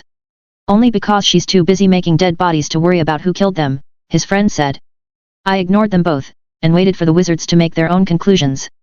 Any one of these would be fatal, Tonks said, staring at the pig's head. So you could kill 5 people that quickly? An aura asked. He seemed smarter than some of the others, with a penetrating look. They don't have to be this close together either, I said. The smaller weapons are more difficult to use at long range. Gesturing for them all to step back behind the firing line, leaned down. The Barrett M82 was a 50 caliber rifle. As it weighed 28 pounds, I doubted I'd have been able to use it without a stand. Likely no one outside of a troll or Hagrid could use one comfortably. I gestured for her silence. You see that wall in the distance? I said. There was a wall that had been set up especially for this demonstration. Boom boom boom boom boom boom boom. I kept firing until I was out of bullets. The gun only held 11, but the sound seemed to stun and disorient the aurors. The wall was destroyed, and the pig bodies on the other side had gone flying. Even being behind a wall might not save you. I then realized that some of them still couldn't hear me, so I waited for them to get the ringing out of their ears. With the right equipment, muggles can kill you even through walls, I continued. I then pointed at a target much, much further away. This weapon is much larger than the ones I am used to, I said. I quickly reloaded it with another clip. So I may not hit my target the first time. Be assured that anyone they hire to use one of these will know what they are doing, and they'll hit you the first time around. It took me 7 tries to finally hit the target, a pig hanging from a tree 1500 yards away. Although I knew exactly where the pig was, because the bugs on it were at the extremes of my maximum range, I still had to deal with the bullets being affected by wind and gravity. They stared at me, stunned. My range was now far beyond anything I'd had when I'd had my passenger. My normal range when I had started had been about 500 feet in all directions. Eventually I'd been able to manage maybe 900 feet. I'd more than doubled that during times I was under a lot of stress. My normal range now was double what it had been when I was panicked in my old life, likely that was due to continuous use and because the power wasn't being limited by my shard's computational abilities. On the other hand, I still missed the extent of my multitasking before, and so it was a bit of a mixed bag. Hopping on our brooms, we all rode down to look at the hanging pig. They don't have to be in the same building as you to kill you, I said. This is the real reason that the statute of secrecy is so important. If the Muggle governments wanted us dead, they wouldn't just send one man with a gun like this. They'd send 1,000. Maybe 10,000. One for every man, woman, and child in the wizarding world. We'd hide, one aura muttered. We could replicate food for a while, I said. But there's a limit on how long you can replicate food before the base food goes bad. We could fight, another aura said. And we'd likely do them a lot of damage, I said. But every wizard that dies takes 7 years to train a replacement? You know how long it takes to train a Muggle soldier? 6 weeks. They could afford to keep sending bodies against us until we've lost enough people that we have to run. To where? Yeah, I said. There are 7,000 Muggles for every wizard. An enemy of my country once said, beware the sleeping giant. That's true of the Muggle world as well. Muggles have much, much better weapons, but I doubt that any of those are likely to be used by the Death Eaters. Better? Tonks asked. They have weapons the size of a human car that can destroy an entire city in the blink of an eye, I said. Go to Muggle London and look through their bookstores, and you'll see what I mean. So what can we do? Tonks asked. Well, first we need to do some experiments to see whether a bullet will penetrate a shield. Everyone looked suddenly uneasy. You can make a shield from behind a brick wall, I said. Keep the wall between you and the shield, and we'll see what penetrates. They all stared back in the direction from where we had come. We won't use the big guns, I said cheerfully. At least not yet. So you're saying you'll be shooting at all of us, Tonks said dubiously. Well, of course, I said. How else can we find something like this out? I'm hardly going to be shooting at school children. They all looked even more dubious. Do you want to find out that your shields don't work now, or tomorrow when some Death Eater flunky is shooting at you? Moody barked. I'd cleared my plan with him in advance. If the bullets penetrated, then we'd know that we needed to make additional plans. If they didn't, it'd get the Aurors used to being shot at. Personally, I suspected that it would depend both on the caliber of the bullet and on how good the wizard was at making shields. As it turned out, I was right. Sleep. Why are they making us all go home? Hermione asked. I think my gun demonstration made a bigger impact than I expected, I said ruefully. And they're planning on holding the conference here. But Harry gets to stay. She asked. Don't you find that suspicious? I'm here because I asked to be, I said. Harry is here, because one of the prevailing theories is that Karkaroff's attack was aimed at him. What? Hermione asked. 3 theories so far are that I was the target, Harry was the target, or all of us were. Britain is pushing the narrative that it was all of us, because that would mean an attack on British soil by a representative of a foreign government. But Norway doesn't like that, Hermione said. If they can prove that Harry or I were the targets, then they'll argue that it was just a matter of internal politics. They'll still be on the hook for hiring him, but it won't be nearly as bad. They've subpoenaed Harry. Still, why would your gun demonstration have them move the venue here? I may have done more than show them a couple of guns, I said guiltily. What did you do? Showed them how a muggle with a machine gun could take out the entire ministry, if they were stupid enough to stand together. At her look, I lifted my hands. I had to get them out of the mindset that nothing the muggles have could possibly be dangerous to the wizards. And they're here because of the anti-muggle wards. That and because the other countries are going to be going over our security precautions with a fine-toothed comb in an effort to discredit us. If they can provide evidence that this was partially our fault, then their liability is less. We let a known Death Eater in as a judge, Hermione said. How could we not be partially responsible? Apparently Bagman and Crouch tried to protest Karkaroff coming, but Durmstrang refused to comply, and Norway backed them up. That puts responsibility back in their court, since they assured us that he'd changed. We didn't have to believe them, Hermione said. But we wanted the tournament, I said. And it wasn't going to happen without Karkaroff. She shook her head. The truth is, I don't care how the event turns out, I said. As long as nobody gets assassinated and none of the Death Eater plots get advanced. It was true. Whatever concessions Minister Bones managed to get from the Norwegians had no more effect on my present life than an increase on steel tariffs. You don't think the Death Eaters have made an alliance with Norway, do you? Hermione asked. What? I stared at her. I haven't heard anything about that. What makes you think? Norway knew he was a Death Eater and they sent him anyway, she said. They had to know it was a risk sending him. Maybe it was intentional. Not everything is the result of a plot, I said. Sometimes it's just plain incompetence. Still, it did make me wonder. Durmstrang had a very Slytherin vibe to it, both in its students and its headmaster. My impression of Muggle Norway was favorable, but what if Durmstrang was actually representative of its wizarding population? After all, the school had had 1,000 years to indoctrinate the wizards there. How hard would it have been for Voldemort to seek out elements in the Norwegian government that would support overthrowing the British government? What do we know about the Norwegians? I asked. She looked up at me. What do you mean? It's not like we have a social studies class here. I'm from America and I don't know much more about my own country's wizarding government other than it's called MACUSA. You hear things, Hermione said. I don't know anything about Norway though. And they're sending you off, so even if there were some books in the libraries, you wouldn't be able to do any research. She nodded. Do you think Norway's involved then? I don't know, but we can't assume that Muggle Norway is anything like Wizarding Norway. What would it mean if they are on his side? I frowned. If the wizarding populations are similar to the Muggle populations, then Norway could hardly invade us militarily. The international coalition would stop that in any case. However, they might well send teams of mercenaries to help the Death Eaters. But wouldn't the international coalition see through that? Not if they could cover their tracks well enough, I said. There's more than one way to wage wars. Proxy wars are a pretty cheap option, get a country's enemies to attack it and you don't risk any of your assets. Britain has no enemies, Hermione said. I rolled my eyes at her. If she thought that was true, she hadn't paid attention in history class. Just because nations pretended to get along didn't mean that they wouldn't stab each other in the back to gain some sort of an advantage. Inciting civil wars is another strategy that works pretty well, I said. You can't be blamed if another country just implodes, after all, even if you kept giving it strategic pushes. So that's what they're doing here? She asked dubiously. Proxy wars using mercenaries, or ideologically driven terrorists also work, I said. It might be the next step. But why? I don't think that they have any Muggle-born in Dumstrang, I said. They seem to take the pure blood thing pretty seriously. They could well be offended by Minister Bones' pro-Muggle-born initiatives. It wouldn't affect them, though. Wouldn't it? I asked. The only way to stop the spread of an idea is to kill the people who have it before they can let it spread like a cancer. That might be how they think about all of this. If that's true, it couldn't have started before Bones came to office, Hermione said. They'd have loved Fudge and Umbridge. So this was all my fault? Not that anyone knew that, and I still didn't regret getting rid of Umbridge. She'd been a stain on the fabric of the world. We could be just getting paranoid, I said. And maybe the players are people we don't even see, countries who would benefit from Norway and Britain going to war, maybe as a way to distract the international community from their own misdeeds.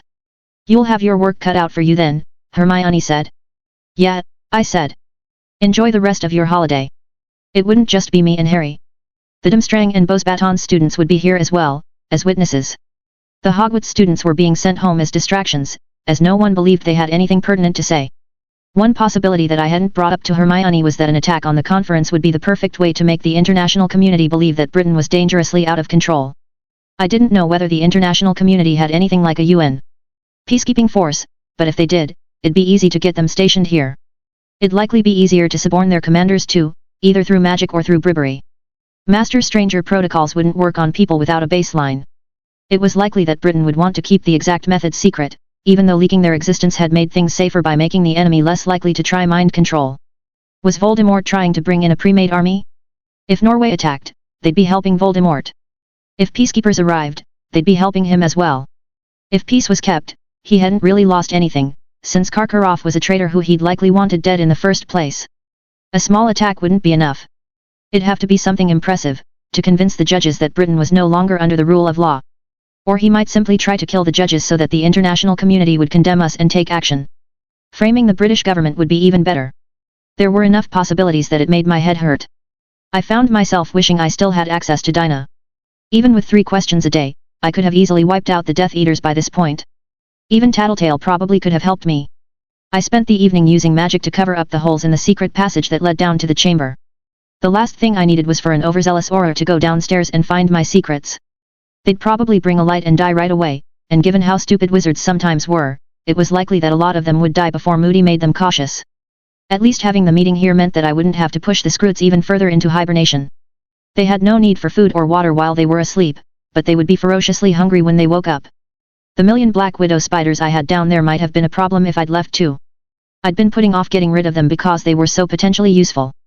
Making little outfits at least gave me an excuse to use them for something. Still, they'd end up as Scroot food if I couldn't figure out what to do with them by the end of the year. I moved the wands, brooms, and time turners in the ventilation systems into the chamber. There wasn't anything I could do about what was left of Filch in the septic system. If they were that thorough, I'd just have to deal with it when it came. The next morning I woke up early. My sleep had been disturbed throughout the night by the growing numbers of Aurors in the castle. They were searching the castle using every trick I'd taught them as well as some I hadn't. They found secret passages that I hadn't even known about, which was startling, and they set up barricades and passageways all through the castle. Each barricade was a massive shield covered in the unbreakable charm, with a slit for the wand, and a periscope of sorts attached to the shield.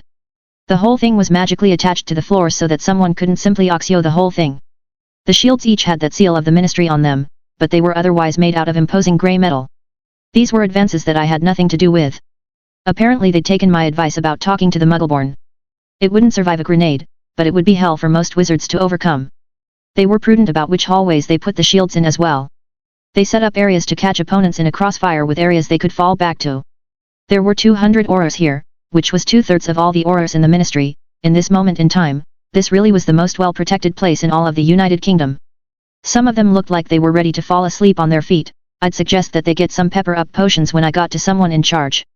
There were even about 20 guards sleeping in isolated corridors. All-nighters were apparently beyond some people. As I stuck my head out of Slytherin, I was met by 2 female Auror guards. One of them was Tonks. She grinned at me, and her face transformed to look like a grumpy mad-eyed Moody. She couldn't do the eye, of course, and so she left it as a horrible, empty socket. I grinned back at her. "What's on the agenda?" I asked. "Breakfast, and then the tribunal wants to see you early. They think that you might get grumpy later because you are a small child." "That's kind of adorable," I said. "Except it's probably true." Everything I've ever seen about these things are that they are hideously boring, and full of people who like to talk more than they like to breathe. You'll do fine, she said.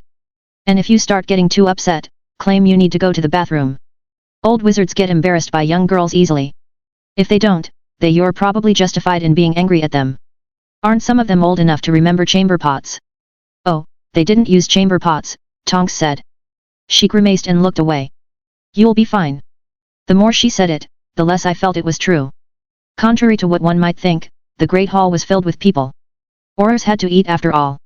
I went to sit at my accustomed spot, and Tonks shook her head.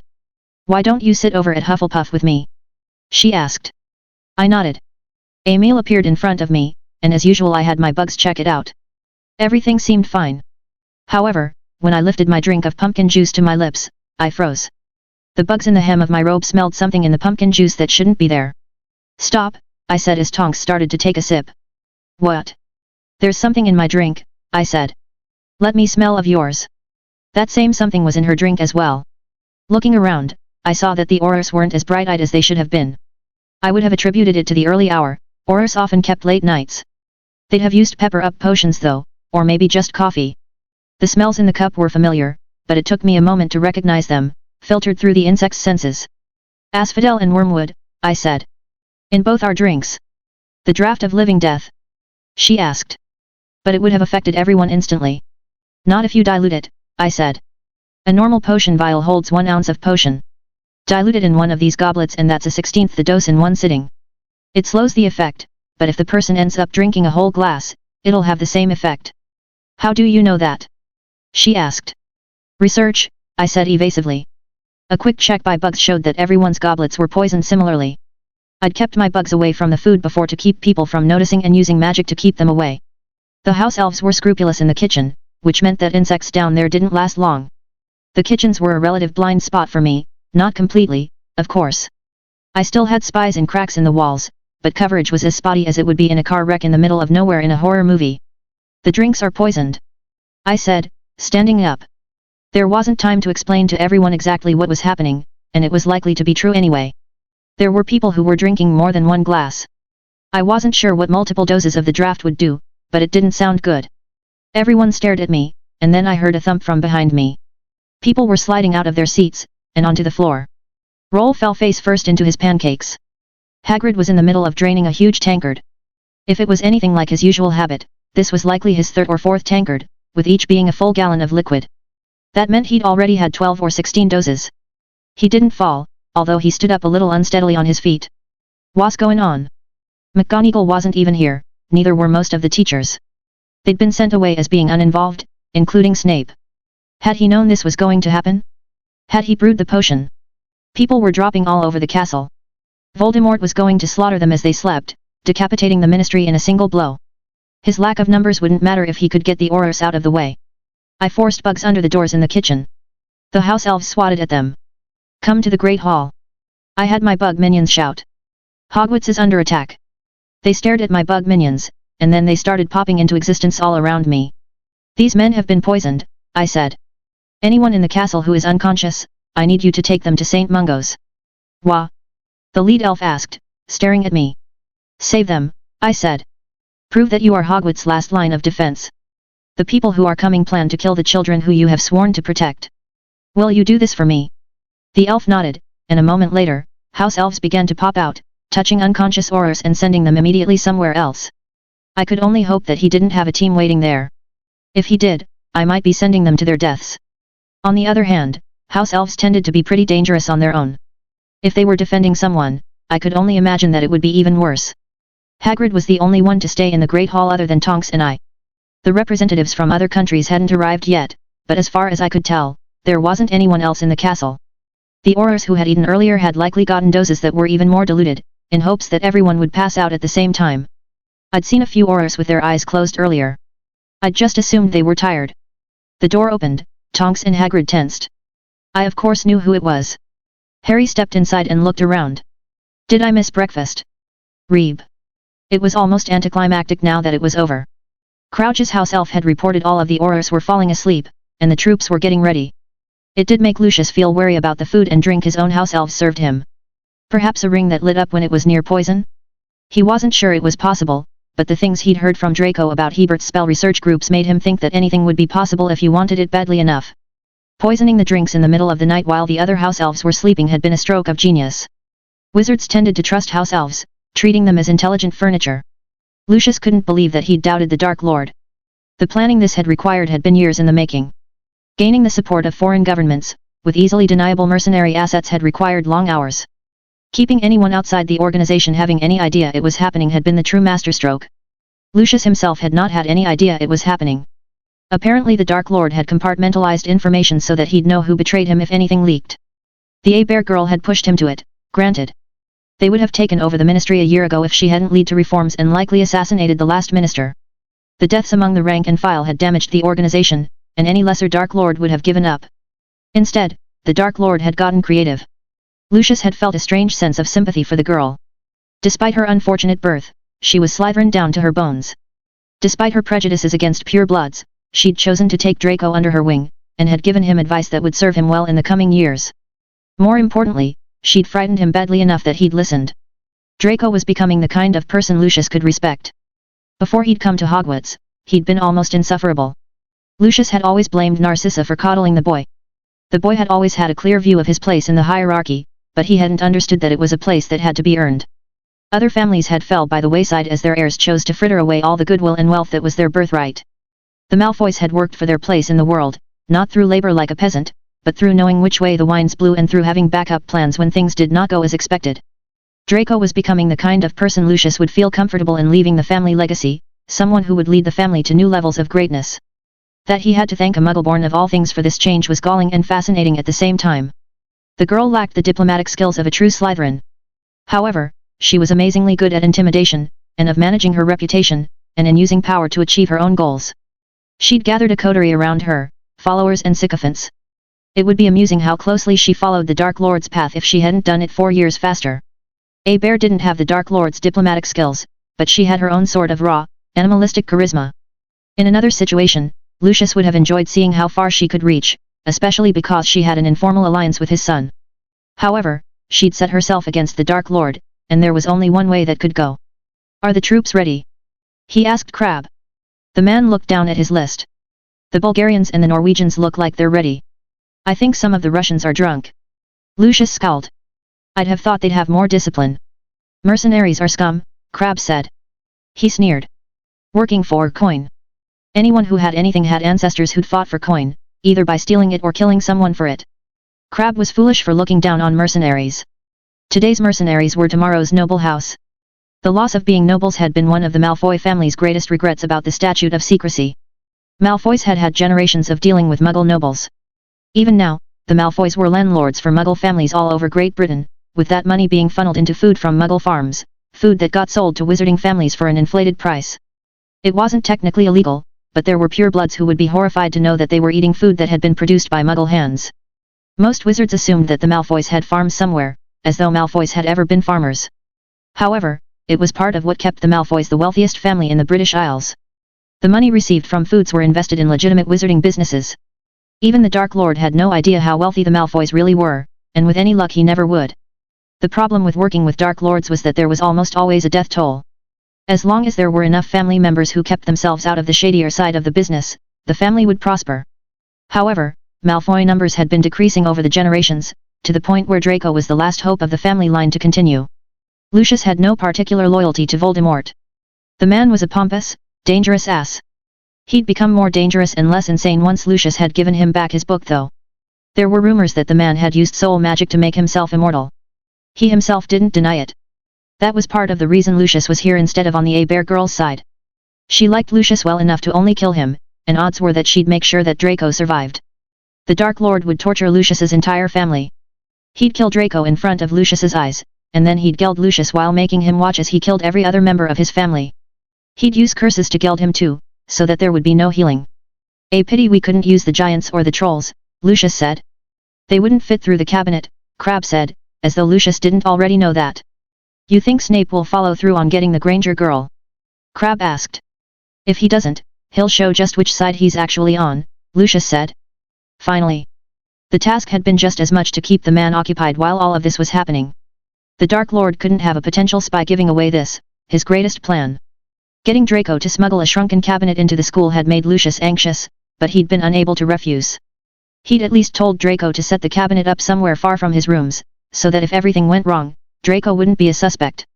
He'd obliviated the boy afterwards, himself, of course. While the boy hadn't known why he was being asked to do what he was doing, the chances that he would warn the A-Bear girl had been too great.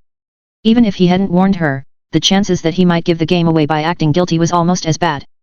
They'd even managed to have the cabinet delivered to the boy while A-Bear was giving some kind of demonstration to the Aurors. He'd picked it up in Hogsmeade and smuggled it in. The Dark Lord himself stepped into the room, a great hall. The murmuring in the crowd stilled. Even those who didn't really know their employer had to be struck by his inhuman features. "We stand on the brink of greatness," he called out to the assorted throng assembled before him. Men of multiple nations ready to stand forth and defend the truth that some men are created better. That was self-evident, Lucius thought, but many of the mercenaries seemed bored. They had no ideology other than their own advancement, a viewpoint he could understand. However, they should be smart enough to avoid showing their boredom in front of their employer. "We have been beneath their noses this entire time," the Dark Lord said. "And the fools have never even found us." Truthfully, an accident in an unspeakable experiment had wiped an entire level of the ministry out of human memory. It had been more than just a Fidelius charm. With one of those, people could remember a place existed, they simply couldn't find it. This had wiped out all references to that level. They still existed, but no human could read them or remember what they had just read. Only the unspeakables who had been there before the experiment could help others remember, and the Dark Lord had killed all of them who were not loyal. Keeping this as their headquarters had been inspired. They'd kept satellite bases everywhere, of course, because the rank and file weren't allowed to know about it. "And now they will reap what they have sown," the Dark Lord said. "Our opposition likes to call itself the Order of the Phoenix, but it is we who have risen from the ashes." There were cheers from the Death Eaters. Bellatrix was the loudest of them all. She'd always had an unhealthy obsession with the Dark Lord. "The ministry has grown corrupt. They have put the rights of subhumans over those of real men of pure blood. Tonight they will learn the folly of their ways. Tonight we will show the world that our way is the right way." More of the crowd picked up on the Death Eater enthusiasm. While the mercenaries didn't generally care, some of them actually did share pure blood sympathies. It was the vision of a pure blood homeland that had convinced some select people in some of the governments to lend their aid. The Dark Lord had promised them a paradise, and Lucius had no idea whether he intended to deliver. "Enter the cabinet, and go forth and create a new, better world on the blood of the old." 200 wizards, most of them mercenaries, could have likely taken the Aurors in a fair fight, at least with the Dark Lord on their side. However, war wasn't fair. What they were planning was a slaughter, even though Lucius already had the headlines ready for the papers in the morning that would make it seem like a seamless transition of government. It didn't matter if anyone believed it. They just had to believe it enough. The men began to rush into the cabinet, charging with a certain amount of gusto, although Lucius was fairly sure that was just for the Dark Lord's benefit. They were moving rapidly, and it wasn't long before it was Lucius's turn with the rest of the inner circle. The Dark Lord was to go last, of course. It fitted his sense of drama, and it also allowed him to watch that no one chose to stay behind until the fighting was over. Lucius forced himself to leave in the middle of the pack. Bellatrix was first, already anxious that she'd miss out on some of the carnage. As Lucius passed through the cabinet, he suddenly smelled the coppery scent of blood. A loud, strange sound was coming from up ahead, and he could see dead bodies everywhere. "Shields, damn you!" he heard one of the mercenary leaders shout. Draco had chosen to put the cabinet in the prefect's bathroom, likely because he knew that it wasn't going to be used over Christmas break. How he'd managed to get inside, Lucius didn't know. What he did know was that there was blood on the tiles, and the door to the hallway was clogged with bodies. He heard Bellatrix screaming in rage up ahead. Carefully putting his shields in place, he stepped forward, over the body of a dead Belgian. The loud pop pop pop sound had already stopped. Stepping out into the hall, he saw a strange sort of shield with the logo of the ministry on it. There was a slit in it, presumably for a wand, and smoke was rising from the slit.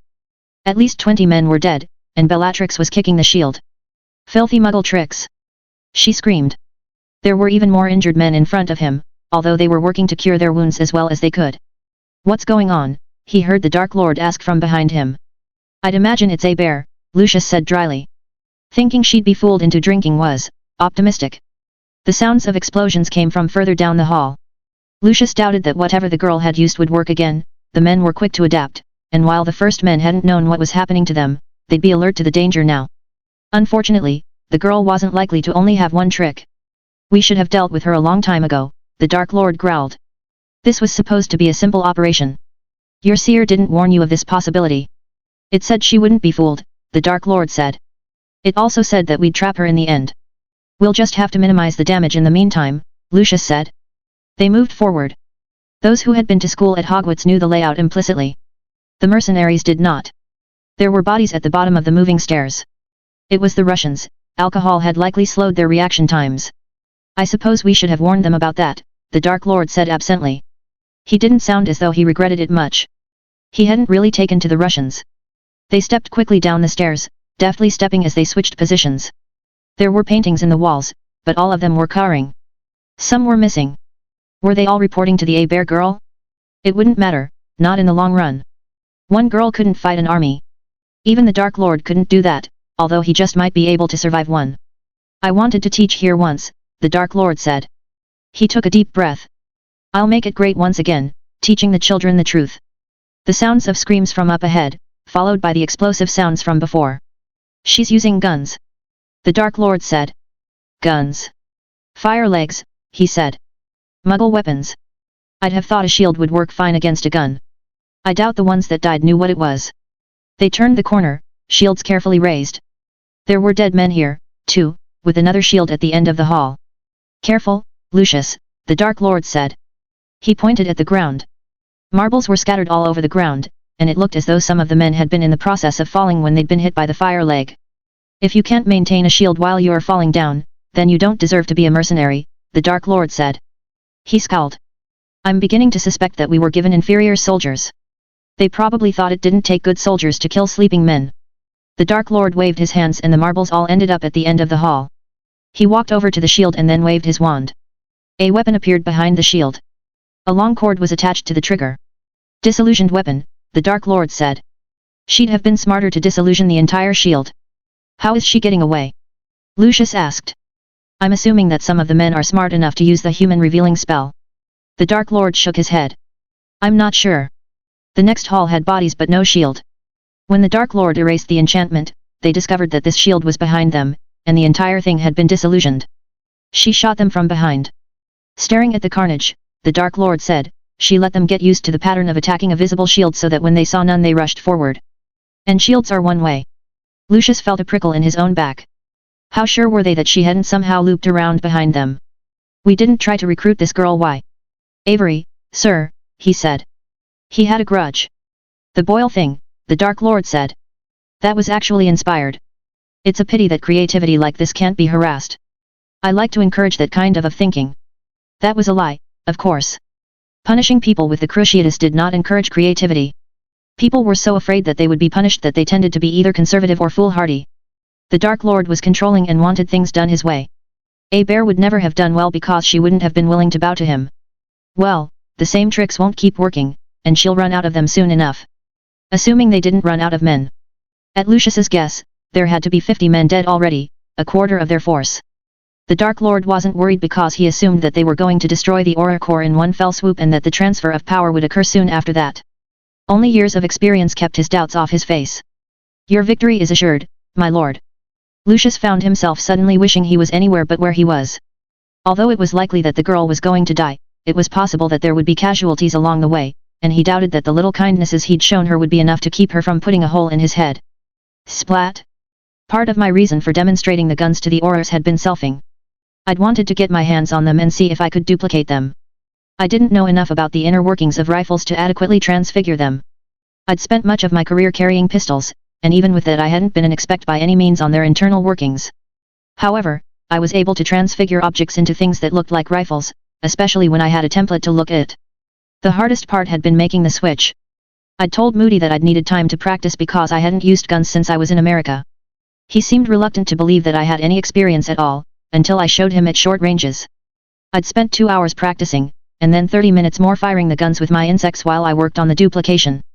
Moody had been concerned that I was going to provoke a Death Eater attack, and so he'd been more concerned about the perimeter than my possibly stealing a gun. He'd been quite vigilant that I not take any with me, to the point that he'd left the disposal of the guns to the junior Aurors while he escorted me to Hogwarts himself. I'd simply used one of my time turners to ambush the junior Aurors and make the switch after we'd both left. 5 guns went into the chest they were using, and if they opened it, 5 guns would appear to be there if they bothered to open it again. I took the originals and I hid them in the chamber. Hold the door, I told Hagrid. The Death Eaters are coming, and they want Harry dead. His eyes widened and his posture stiffened. His loyalty to Harry was unquestionable, and while he was tired, I had no doubt that he'd protect Harry with his life. "You can count on me." "Where are you going?" "I'm going to thin the herd a little," I said. In the distance we could hear a familiar sound of explosions. Right, it looked like it was already starting. "Do you have the time, Harry?" I asked. He looked at his watch. "It's 6:45, he said. I nodded. "That'll be useful." I needed to know when to start the attack after all, since I wasn't going to be able to depend on my insects for fear of alerting my current self. "You can't do it on your own," Tonks said. "I'm not on my own," I said. "I've got me." I stepped through the teacher's door and the moment I closed it, I switched into my Animgauss form. I'd practiced enough by now that I could transform with all of my belongings, and it was a matter of only an instant for me to enter the ventilation system. I could have had my insects bringing up the time turners, but the sooner I was gone, the better. I decided to have a few brought up just in case. My wasp form was small enough to fly through the holes in the grate, and I found myself heading down the ventilation corridor. The parts of the corridor within sight of the grate were meticulously clean, kept that way by scrupulous house elves and their magic. As soon as I turned the corner, everything changed. I dodged a monstrous form lunging out of the darkness at me. With the only light coming from the opening behind me and to the left, the figure seemed like a bear. I dodged the rat, and I sent black widows to take care of it, as it was trying to follow me. I dove into a mass of thousands of black widows and I was carried by them back toward the drop-off that led to the chamber. I'd mapped the ventilation ducts when I was trying to master my animagus form. Knowing the ducts like the back of my hand had seemed like a smart idea at the time, even if it was the ministry I was trying to escape instead of the Death Eaters. It seemed like forever before I reached the chamber, even though it was likely less than a minute. In this form, the basilisk smelled terrifying. I transformed back, and I heard the sound of scales sliding over stone. "Little speaker," it said. "Why have you come?" "It is not the usual time." "I have to kill vermin," I said. "And Harry is in danger." "The speaker?" it asked. "How?" "Men," I said. "Men who believe they are better than the air. One who thinks he is the air." The snake asked. Its voice was quiet, and I froze. "Maybe," I said. "Who would you support? The air that was, or the air that is?" "I won't fight the air that was," the snake said. "But other men. I'll speak to you as I did once before, with the insects," I said. "Be ready." I reached down and I grabbed the time turners, stuffing several into my fanny pack. As I did, I felt thousands of legs crawling on me as bugs entered my fanny pack. I put as many as I could carry. I'd practiced the shrinking charm in the dark for just this kind of opportunity. Shrinking the guns, I stuffed them into my fanny pack. I contracted my insect control as far as I could around myself. I then gave one time turner one twist. 1 hour would be more than enough time to do what had to be done, and if it wasn't, I'd give it 4 more chances. If necessary, I'd keep going back until I got it right. I found myself outside my room, and I barely caught myself as I teetered on the stairs. I held my breath as I heard myself turn in the bed. I'd contracted my insect senses down as much as possible, but I didn't need to wake myself up by stumbling on the stairs. I disillusioned myself, and then I turned into a wasp. The ventilation system was more dangerous now. Without the ability to see the rats coming, I was at a disadvantage. My senses had contracted to the point where I could only see a few feet ahead, and I had to depend on my own senses. I'd purged the ducts of rats multiple times, partially it had been to feed my spiders, and partially because of the inconvenience of being attacked while you were just practicing flying in dark spaces. They'd always come back. I'd heard that a single mother rat could birth 900 rats in a year in the trenches of World War I. Where these rats were getting their nourishment I still wasn't sure. I found myself on the 5th floor, and I found an Auror sleeping on the job. Likely he was one of the first to have breakfast, and being a larger fellow, he looked like the sort who liked to wash his food down. Setting up the machine gun was easy. Apparently it was stolen from the British Army. This version might have been called an L7A1 but I wasn't sure. I wasn't terribly familiar with it, except for my short practice session, but I'd learned enough to put the muzzle through the wand slit. It had a capability of shooting up to 1,000 rounds a minute. I only had a belt of 250 bullets, and I wasn't going to be able to reload. I set it to a rate of 750 a minute. I'd managed to steal the tripod. I'd had to modify it so that it was easier to move the gun back and forth. Putting the barrel in the wand slit would keep it from going too far in one direction but would leave me with a good field of fire. I already had spiders making braided webbing to attach to the trigger. They had to work on the surface of my body in order to avoid my past self noticing present me, and it tickled. Once I was sure that the field of fire was good, I moved to the next Auror. This one was sleepy but had managed to stay awake barely. His reaction time was slow, though, and so I easily stunned him from behind. A quick confidence and I was setting up my second gun.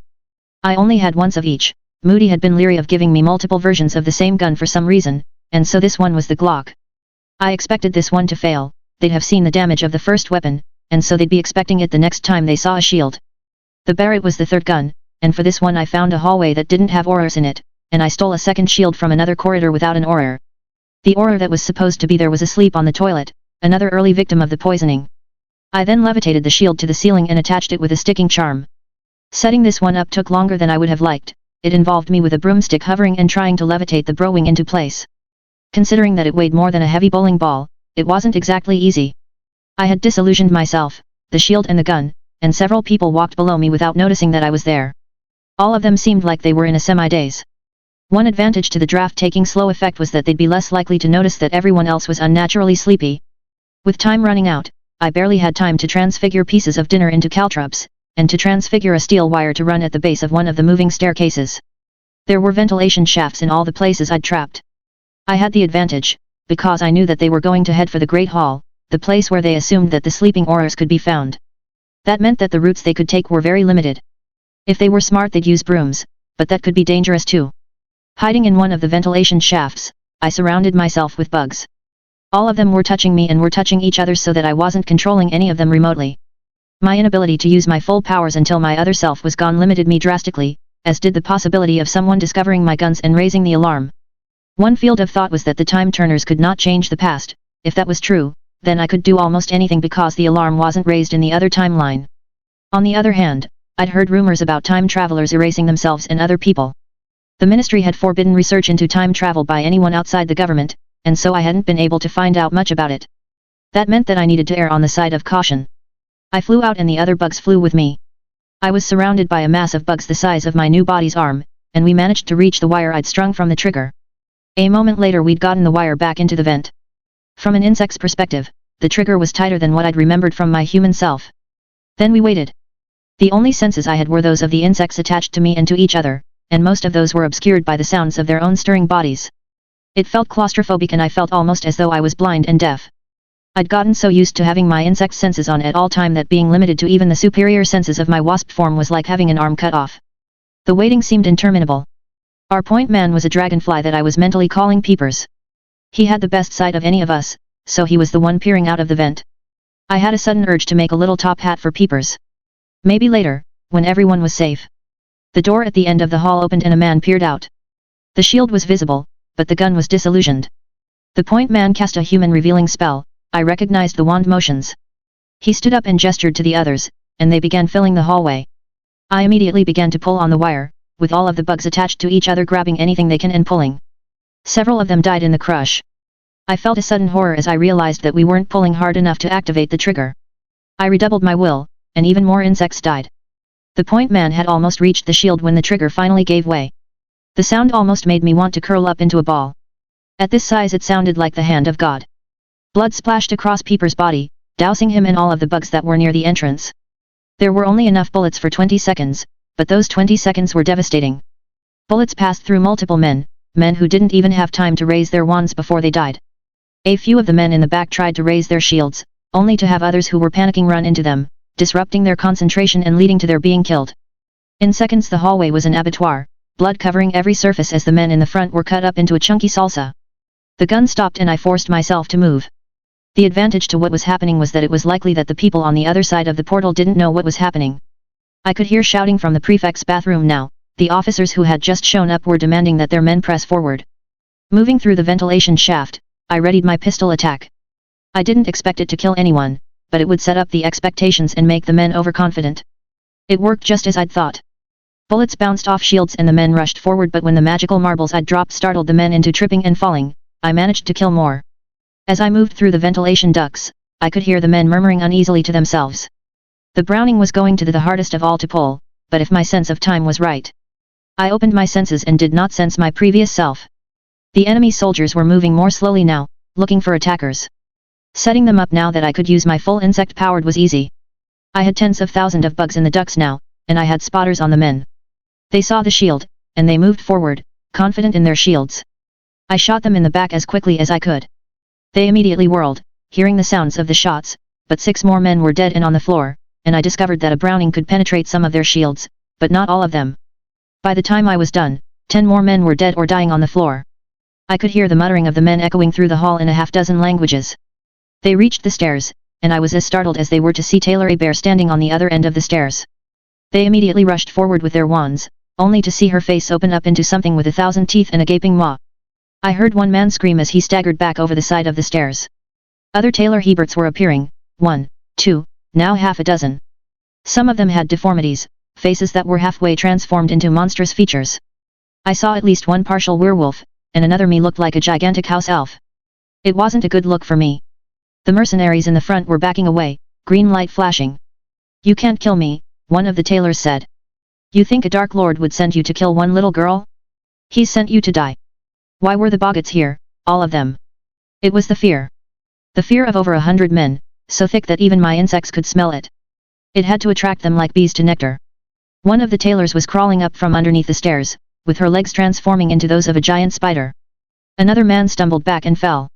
Green light flashed everywhere as men panicked. They knew that some of these were Boggarts, but the possibility that one of them was actually me fueled their fear.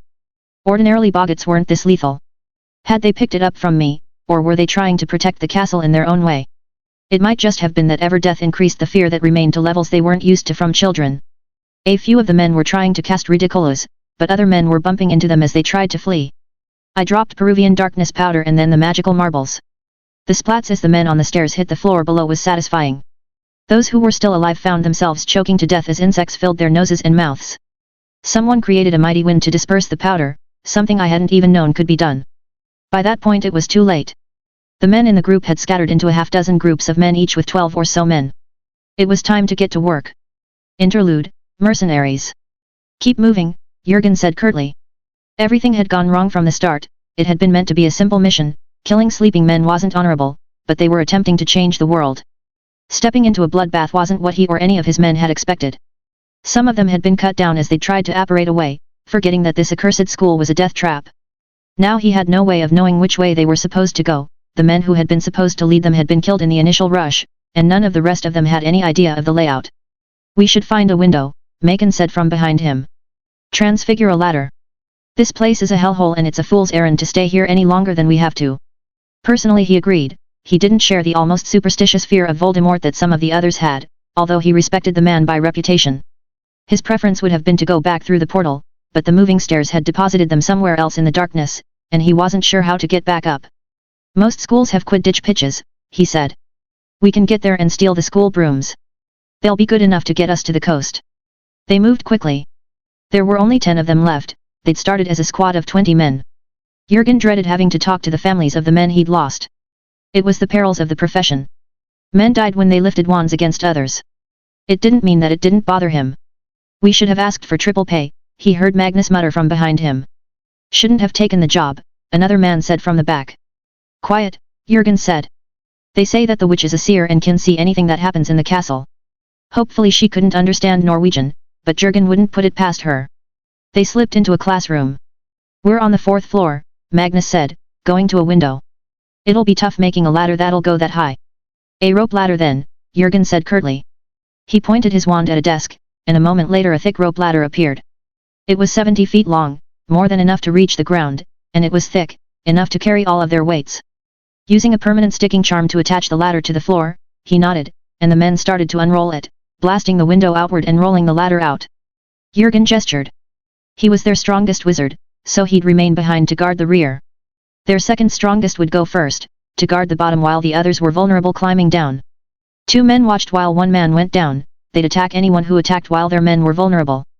There wasn't room at the window for more. Jurgen heard a scream from outside. Magnus hadn't had time to get to the ground yet. His head jerked around, barely in time to see something large lunge into the room and latch itself to Macon's head. It was a spider the size of a pig. Macon screamed and gurgled and fell to the floor. Jurgen pointed his wand and green light spat out and hit the monster, but more and more were swarming into the room, climbing onto the walls. His men were lashing out with their wands, but then he saw something drop from the ceiling. Everything went dark as the Peruvian darkness powder exploded.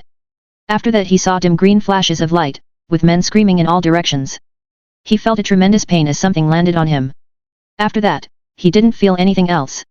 He gasped for air. He wasn't used to running. Most wizarding work was fancy footwork. Outside of a few of the experts, most wizarding fights lasted less than a minute. Endurance simply wasn't necessary for ambushing people and wet work. Still, he regretted drinking the night before. His head ached, and it wasn't simply the fact that he and the others were running for their lives. We should not be here, he grunted to Gregor. His brother had always been the more intelligent of the two of them, not that he would ever tell him that. We were told that she was dangerous, Gregor said. But the pay, it was not enough. Dangerous? Baba Yaga in little girl form maybe, Alexei said. He'd seen the children, and one had a face that had changed like that of Baba Yaga. He'd even seen chicken feet as it had chased them down this hall. They were just boggots, Gregor said. Boggots don't work for anyone, Alexei said. They hide in corners. They are for little children, not grown men. Then don't be a child, Gregor said. Be a grown man. He handed Alexei a flask. Alexei took a long, deep drink. The liquid inside burned as it went down, a pleasant, familiar burn that helped to calm the nerves and quell fear. The boss was dead, so they were taking orders from the third in charge. He was a green boy, related to the boss. He'd never have been in charge under normal circumstances, and Alexei was uncertain that he should be now. We were paid to do a job, the boy said. What will our reputation look like if we abandon it just because of a few boggots? Green light flashed, and Alexei stared at the man who stood behind the kid. The kid fell. Everyone stood with wands pointed at each other. At least some of them were still loyal to the old family, however, none of those people were alive or here. Reputation is worth nothing if you are dead. Everyone looked at each other, and they nodded. They had somehow found themselves in a girl's bathroom, with some of the toilets broken. That was unfortunate. Do you hear something? Alexei frowned. He could hear a grinding sound from behind him, and a sounds like that of several small snakes hissing. That wall, he said. It seems to be moving. It was the wall with the sink, with fixtures that were like snakes. The snakes seemed to be moving and the whole thing seemed to be sinking into the ground. He turned to look at it. His last memory was of red eyes and giant fangs. He didn't remember anything else. Neither did his 14 companions. Keep discipline and we'll stay alive, Jacob barked. We're better than the rest of the rabble out there. Although their government would deny it, they were actual members of the Norwegian military. Norway wasn't supposed to have a military, not by international agreement anyway. No wizarding country was. However, everyone was almost certain that Makusa and the Russians had military forces hidden somewhere, and the Chinese definitely did. Norway felt that it was foolish to depend on an international coalition of weak-minded bureaucrats to safeguard its borders. His men nodded. All 20 were still alive, although some of them had been wounded. It was due to a combination of luck and shield discipline. Being shot from behind would have still gotten them if they'd been in the front lines, though. His men all nodded, their faces not showing whatever fear they might be feeling. We have to kill the witch, he said. I'm sure you are all familiar with what she looks like now. Should be the only teenage girl in the castle, Oscar said. Don't take any chances, Jacob said. Kill on sight. The girl is clearly much more dangerous than our employer let on. No plan survives first contact, Oscar said. Jacob had been uncomfortable with the plan from the beginning. Attacking a sovereign nation was a prelude to war, even if Norway completely denied any responsibility, Britain could choose to fight. Their only option was to complete the mission. The place was supposed to be crawling with horrors, the fact that they'd seen none of them indicated that the first part of the plan had gone well. The girl had somehow avoided being poisoned. Presumably if they reached the Great Hall they'd be able to slaughter the horrors post-haste.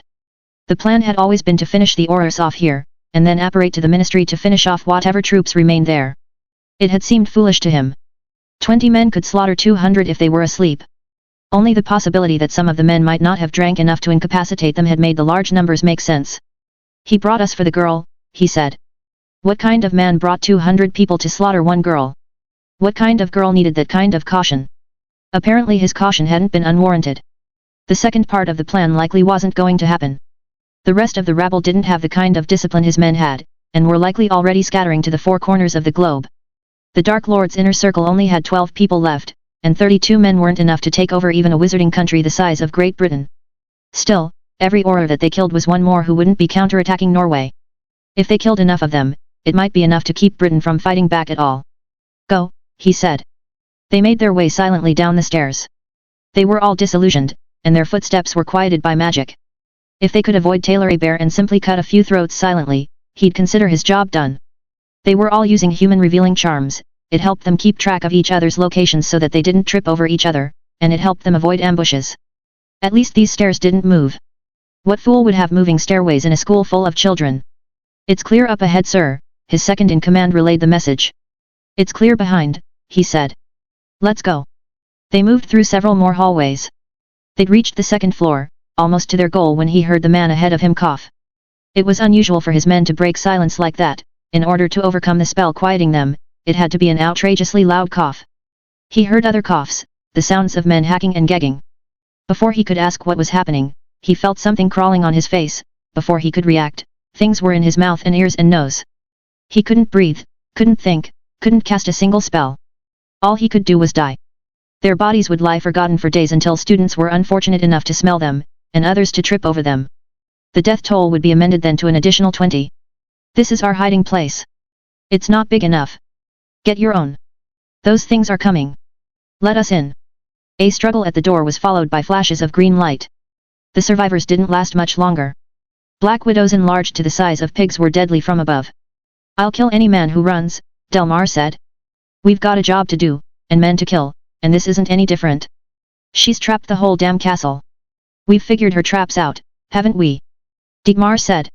If we don't kill who we've been sent to kill, all of this will be for nothing. Otherwise Lucas and Oliver, Noah and Isaac will have died for nothing. Right, his men said. Delmar had been promised a part in this new experiment, the new homeland. Voldemort had promised to bring back the Muggle concept of nobility. All wizards were not created equal, that should be obvious to everyone. Most wizards were sheep, barely able to cast spells at all or to feed themselves. They were content to live petty little lives, and to never grasp for anything that wasn't easily available to them. It wasn't so much about the Muggleborn, although in Dietmar's opinion they were latecomers who hadn't paid their dues and expected everyone to accommodate their strange ways. It was everyone else, the people who'd looked down on his family his entire life. They'd looked down on his profession, not realizing that his was the only profession for real men. Every wealthy family had gotten that way by crawling over the bodies of their lessers. The truly noble families had won their places with blood and sweat and death. In Britain, Dietmar would no longer be considered trash. He'd be royalty, and maybe more. Voldemort couldn't live forever, after all, and if someone helped him over to the other side a little faster than might have been, who was to know? You can run, he heard a breathy voice in his ear. But you can't hide. Who said that? He asked. He slapped his hand to his ear for some reason he couldn't understand. I'm coming to kill all of you, the voice said from somewhere behind him. He whirled and green light flashed. His men stopped. Fan out, he said. He cast the human revealing spell, but the castle was too large, and there was no one nearby. It'll be soon, the voice said. Where is she? He muttered. He'd heard rumors that she wasn't actually human, that somehow she was an ascended boggart, the queen of boggarts. It might make sense as to why the human revealing spell couldn't pick her up. Rivello, he shouted, pointing his wand. The more general spell should have revealed anything that was invisible or concealed. It didn't reveal anything, other than a few bugs in the air. The British were filthy, he decided. They never would have stood up for that kind of filth in Norway. You'll never find me, the voice said right beside his ear. It has a strange, inhuman sound, and he whirled, but there was nothing there. It's a trick, he said. A spell we just don't know about. The others were staring at him. Some of them looked dead on their feet. He'd have to start endurance training when they were done with his.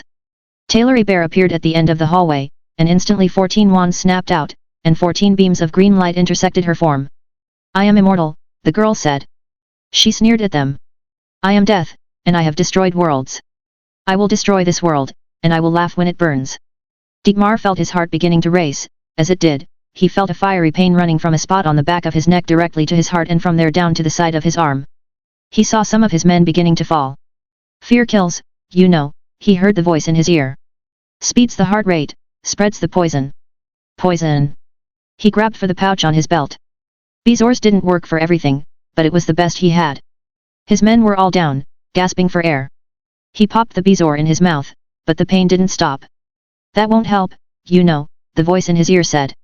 This is actually the result of a potion's mishap, originally designed to help you breathe. This doesn't do that. He gasped, trying to point his wand at himself. He felt something stinging his hand, over and over and over again.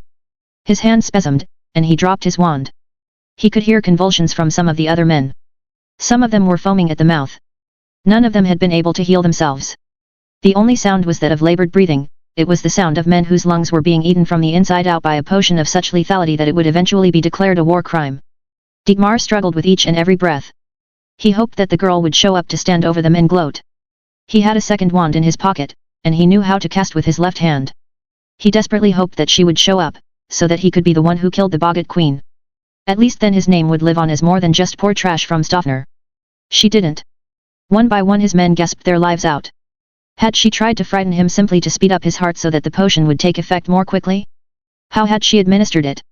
He hadn't smelled anything strange, and he certainly hadn't drunk anything. In the end, he never knew. Hand. What's going on? Harry asked as I returned to the Great Hall. I had to remind myself that it wasn't 5 minutes since I'd left, and I was now returning from the opposite direction. They all looked uncertain, although at least they all had their wands out. The sounds of the carnage upstairs were still going on, and so I was a little distracted. Murdering men while having a genteel conversation wasn't all that easy. Voldemort is attacking the castle with 200 men, I said. And they're coming out of the prefect's bathroom. Tonks stared at me. She might have thought I was joking except that the evidence was all around her, spilled plates from where Aurors had collapsed, the sounds of death and dying from above, and the fact that I rarely joked with anyone in authority. I'm assuming you sent a message to the ministry. I asked her. Out of all of us, she was the only one able to manage a corporeal patroness. Harry could manage a non-corporeal one, and Hagrid wasn't exactly the best wizard. To Dumbledore, she said. Or at least I tried. I also called the ministry. But Dumbledore is apparently off dealing with MACUSA in America, and he's too far away to get back anytime soon. And what did they say?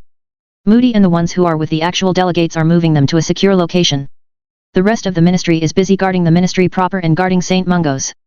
They're afraid that this is a feint and that Voldemort has plans to attack somewhere else. It fit his previous method of operations. However, I doubted that he had the kind of manpower left to pull something off like that. Dumbledore and the Muggle resistance had been bleeding his people for more than a year, and they'd lost a lot of manpower to me as well. I'd listened in on the odd security report given to Bones when I'd happened to be in the ministry, and the impression I'd gotten was of a failing, dying institution. Are they sending anyone here? I asked. They will, Tonks said. But they're waiting until enough Aurors are conscious to actually be effective. St. Mungo's only had a certain amount of the cure for the draft of living death, certainly not 200 vials worth. Then have them scour the potions shops in Diagon Alley, I said. Nocturne Alley too. They've got people out looking everywhere they can find, and they've got others brewing the potions as we speak. I nodded. It didn't sound like I was going to get a lot of help.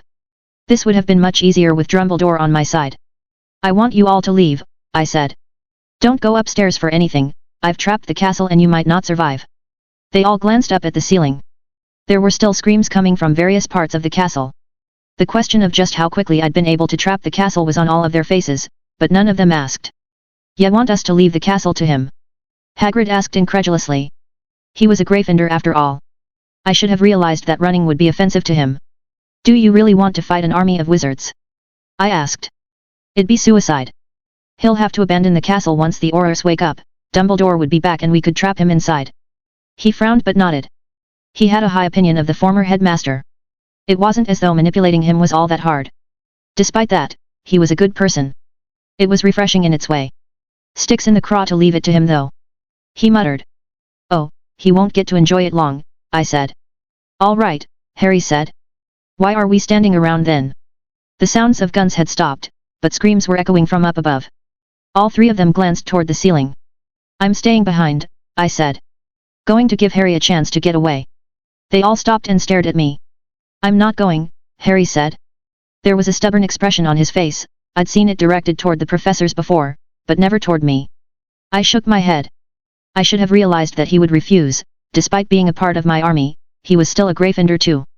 Why did you train me all this time, if you're just going to leave me on the sidelines? He asked, his voice rising. I'm supposed to fight him. It's my destiny. Nobody has a destiny, I said. They have choices. Sometimes those choices aren't very good, and sometimes you can't escape the choices made by others. I'm making this choice for you. If you won't go, I'll stun you and have Hagrid carry you. He stared at me mulishly. Because there's worse than Voldemort coming, I said. And I can't afford to lose any of you. Any one of you could mean the difference between the world surviving and it being destroyed. He stared at me. If I'm busy trying to protect you, there's a chance I won't get away, I said. You plan to run? Tonks asked. Yes, I lied. Turning to Harry, I said, but there's one thing I need for you to do for me, I said. I hesitated. Would you consider me your friend? He nodded, without a moment of hesitation. For today only, could I work for you? What? How many people do you have working for you? I asked. None. One, I said. There's a prophecy that says neither you nor Voldemort can die unless it's by each other's hand. He shook his head. I'd told him about the prophecy, of course. It's not the kind of thing you keep a friend from knowing. If I am your chief employee, what does that make me? He was silent before saying, my strong right hand. I grinned, and he grinned back at me, although he seemed uncertain. Pay me, I said. What? It's got to be real, I said, or it won't work. He frowned, then went through his pockets. Will a slightly sticky chocolate frog card do? Cheapest assassination in history. So do you want me to kill him for you? He stared at me, then nodded. I feel uncomfortable about this, Tonks said. Are you seriously hiring her to murder Voldemort? Yes. Harry said. Right in front of an Auror. Me. She was staring at us both incredulously, as though assassination for hire wasn't a common thing in both the Muggle and the Wizarding worlds. Or maybe it wasn't, and I was just a little jaded. At this point, who could tell? Yes. Harry said. He's going to murder you too. I'm not doing my job very well, she muttered. I took the card and shook his hand. I had bugs that would welcome the chocolate. Hagrid, I said. I need your help. Oh. Stack the tables up like this, I said, on edge. They won't fit, Hagrid said. The hall's too narrow. Then break off a chunk large enough that it will, I said.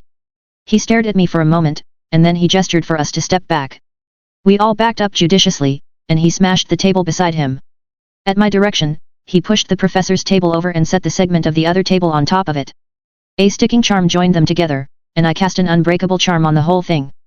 I then disillusioned all of it. Harry was the one who got it first. He grinned at me. Killing curse won't go through that, he said. Isn't much that will. All he'll have to do is disenchant it, Tonks said critically. And then a single bombarda will turn the whole thing into shrapnel. It'd be more dangerous than nothing. If he disenchants it, then he can't see me, I said. Which will be a problem for him. They had no idea how much that was true. I had no illusions about how my skill at magical combat could compare to his. It was like a middle school basketball player trying to challenge Michael Jordan to a game of one-on-one. I was a gifted amateur, while he'd been doing this for at least 50 years, less whatever time he lost after being killed by a baby. It doesn't have to last for long, I continued. Just long enough. How will you attack through it? Hagrid asked. Don't worry about it, I said. Worry about getting Harry to safety. Disillusion yourselves and make your way to Hogsmeade. I don't want to know where you go after that. Why? Harry asked. Because she can't reveal what she doesn't know, Tonks said grimly. Why don't you come with us? The moment that he realizes we got the Aurors out, he'll know where we took them. Where do you think he'll be going next? She stared at me, and her face went white. I'm buying the Aurors time, I said. Time to wake up, time to be on their guards. You shouldn't have to do this, she said. You're still a kid. I haven't been a kid in a long time, I said. Not since before I was a witch. Even you can't face Voldemort, she said. He's almost as good as Dumbledore. I can't beat him in a fair fight, I said. I looked at Harry. But what's the first rule? Never go against a Sicilian when death is on the line. He asked. I grinned. Yeah, and for today I'm the Sicilian. Hopefully that wasn't true, considering the outcome in the movie. Fortunately, Harry hadn't seen it as often as I had, and didn't seem to understand the irony. Also, there are no fair fights, Harry said. I nodded. If you could afford to fight fair, then you could afford to talk it out. Fighting was what had to be done when there was no other good choice. Unfortunately, people rarely offered me good choices. Tonks and Hagrid looked like they wanted to argue, but I shook my head. The longer you stay, the more likely one of you will be caught up in everything, and I'm pretty sure that you'd die. For the next 30 minutes or so I'm killing anyone who enters the castle. They stared at me, and then Tonks nodded. I've never had a better hand, Harry said. Good luck. I didn't actually expect any of that to actually help. The future could be changed, and depending on prophecies blindly could get you killed. The prophecies of this universe were easier to work around than the predictions of my own in any case. However, if it gave Harry the sense that I would have a chance, then it would get him away quicker. I needed that, because I was out of the less well-trained mooks. Disillusion yourselves before you go out there, I said. You don't want them passing by an open window and sniping you. Tonks nodded. She disillusioned Hagrid, although it took a couple of tries since the magic seemed to slide off of him the first time. I'd have to look into magic-resistant creatures and ways to gain that for myself. Before they left, I checked on the positions of Voldemort and his minions. As far as I could tell, they were all there. No one had slipped off and attempted to move forward invisibly to catch us by surprise and kill us while we weren't looking. Despite the carnage that he had to know was happening, he didn't seem overly concerned. The mercenaries weren't his men, after all. Even if they were, he'd historically showed a marked unconcern for their well-being. He didn't seem to realize that he'd already lost. After this debacle, it'd be hard to gain new followers. It was likely that the coalition he'd betrayed by sending them against me would seek to take care of him on their own. They didn't have to do it themselves, put the kind of bounty on his head that only governments could, and eventually he'd go down. Even if they couldn't kill him, they'd put a serious crimp in his plans. I had made arrangements to have kill orders explained to Madame Bones or her successor if I should be killed. It wasn't as though he had many supporters left. All that was left here in the castle was his core group. Lucius, Bellatrix Lestrange, Barty Crouch Jr., Crabbe and Goyle's fathers, and Fenrir Greyback. I'd seen Greyback's picture on wanted posters. There were 6 others that I did not know. Likely 2 of them were the Caro brothers. The others I couldn't be sure of. As soon as Harry and the others were on their way, I sent for the Scroots. I also had giant black widows go to my room to get my dragon skin jacket. It was spell resistant, and it also made me look cool. The whole thing was a little oversized, it went down to my knees almost like a trench coat. I didn't mind because that would give me better protection in combat. I suspected that Remus and Sirius had hoped that I'd grow up and it'd fit more normally, but I didn't mind. I only wished that I had a dragon skin fedora, pants, and boots to make the look complete. At least it was black. It took the Scroots longer to reach me than I'd like, but there was still time for me to disillusion each of them. Voldemort was a lot more cautious than his mercenaries had been, which was only to my advantage. The longer he waited, the better the chance that Aurors would come as reinforcements. He was stopping to examine any set of bodies that he came across, presumably to get some idea of my methods. Fortunately, I was able to have my bugs hide some of the dead inside rooms, and one group was still disillusioned on the floor out of his likely path to the Great Hall. My giant black widows entered the room, and I set them to spinning webs as quickly as I could. They webbed down to the remaining tables. The tables weighed hundreds of pounds each, and so it took almost all of them to lift the tables up toward the ceiling with their webs. At a command, they'd cut some of the webs, sending the tables careening downward toward the ground below. I disillusioned all of it and the spiders. Hopefully this would create confusion in my enemies as they were attacked from all sides by things they couldn't see. Voldemort might be smart enough to disillusion things, but it was hard to do that while you were being attacked. I needed to cut down on his support team before I had to face him. The problem was that he wouldn't have lasted this long if he wasn't able to adapt to things quickly. Every trick that I showed him on the way here was a trick that he'd have a counter for the moment he got here. To my surprise, he wasn't coming in this direction. Instead, he was heading for the room of requirement. What could he possibly want there? I froze as I saw him pass by the entrance 3 times and the door opened into something I had never seen before. I was almost overwhelmed by the millions of insects inside. The place was filled with the detritus of 1,000 years, more junk than I'd ever seen in my life, even in post-Leviathan Brockton Bay. When he came out, he was wearing a strange jeweled headband with an oval blue sapphire on it. "My birthright," he said. He was smiling widely. "I thought you'd cursed it," Lucius said quietly. "Not against myself," Voldemort snapped. "This will give me the wisdom I will need. For a bear. For the world," Voldemort said. "The Muggleborn is merely a distraction. She will try to protect the Aurors, and we will destroy her. It is inevitable." He gestured and the door closed behind him. "Let's get this over with," he said. He was very confident. He didn't know that I'd already started my war against him. Even now, I had insects biting all of them. The human body had highly sensitive areas in the lips and the hands, and the rest of the body was much less sensitive.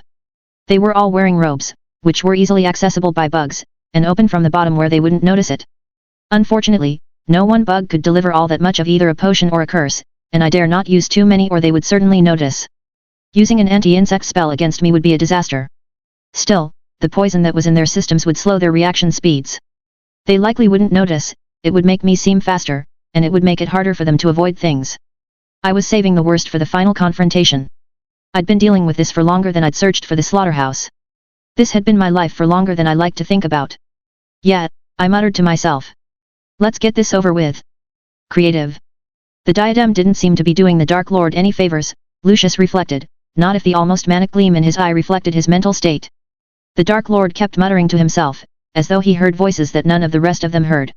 It was unsettling to think that he'd put his faith and the future of his family in the hands of a madman. He'd had his doubts when the Dark Lord kept sending people against the Muggleborn girl to die. Once, twice maybe, but once she killed 6 skilled Death Eaters, he should have taken care of the problem himself. Instead he'd continued to bleed the organization dry. The loss of a few minions was no great loss, but losing that many had damaged morale. It had made recruitment much more difficult. Forcing Draco to risk death had been the last straw. If A Bear had any chance at all, Lucius would have sided with her. As it was, he was trapped. He'd seen the Dark Lord fight, and the man was a monster. Nobody stood a chance against him other than Dumbledore, and Dumbledore was a monster too. Worse, he had Bellatrix on his side, and she was a monster of an entirely different type. She enjoyed inflicting pain more than any of the rest of them, even the Dark Lord himself. There were only 12 of them left, and it felt as though the other 11 were a chain around Lucius's neck. "Watch for filthy muggle traps," the Dark Lord said. "The girl is clever." "What do we look for?" Crabbe asked. "Strings, wires, pressure plates," Voldemort said. "Haven't any of you ever seen a movie?" "A movie? Muggle entertainment. It's probably where she's been getting some of her ideas." Lucius wondered if it was a test. Admitting to watching Muggle movies was tantamount to saying that you weren't fully on board with the pure blood agenda. Everyone looked puzzled, and Lucius wondered just how genuine it was. He hadn't ever seen a Muggle movie, of course, but he'd have thought that Crabbe or Goyle might. The rumors that the Dark Lord was a half-blood might be true, though. The idea wasn't something that bothered Lucius. The Malfoys knew enough about inbreeding to know that new blood was important. Muggleborn provided new blood, and they married among themselves, or they married half-bloods.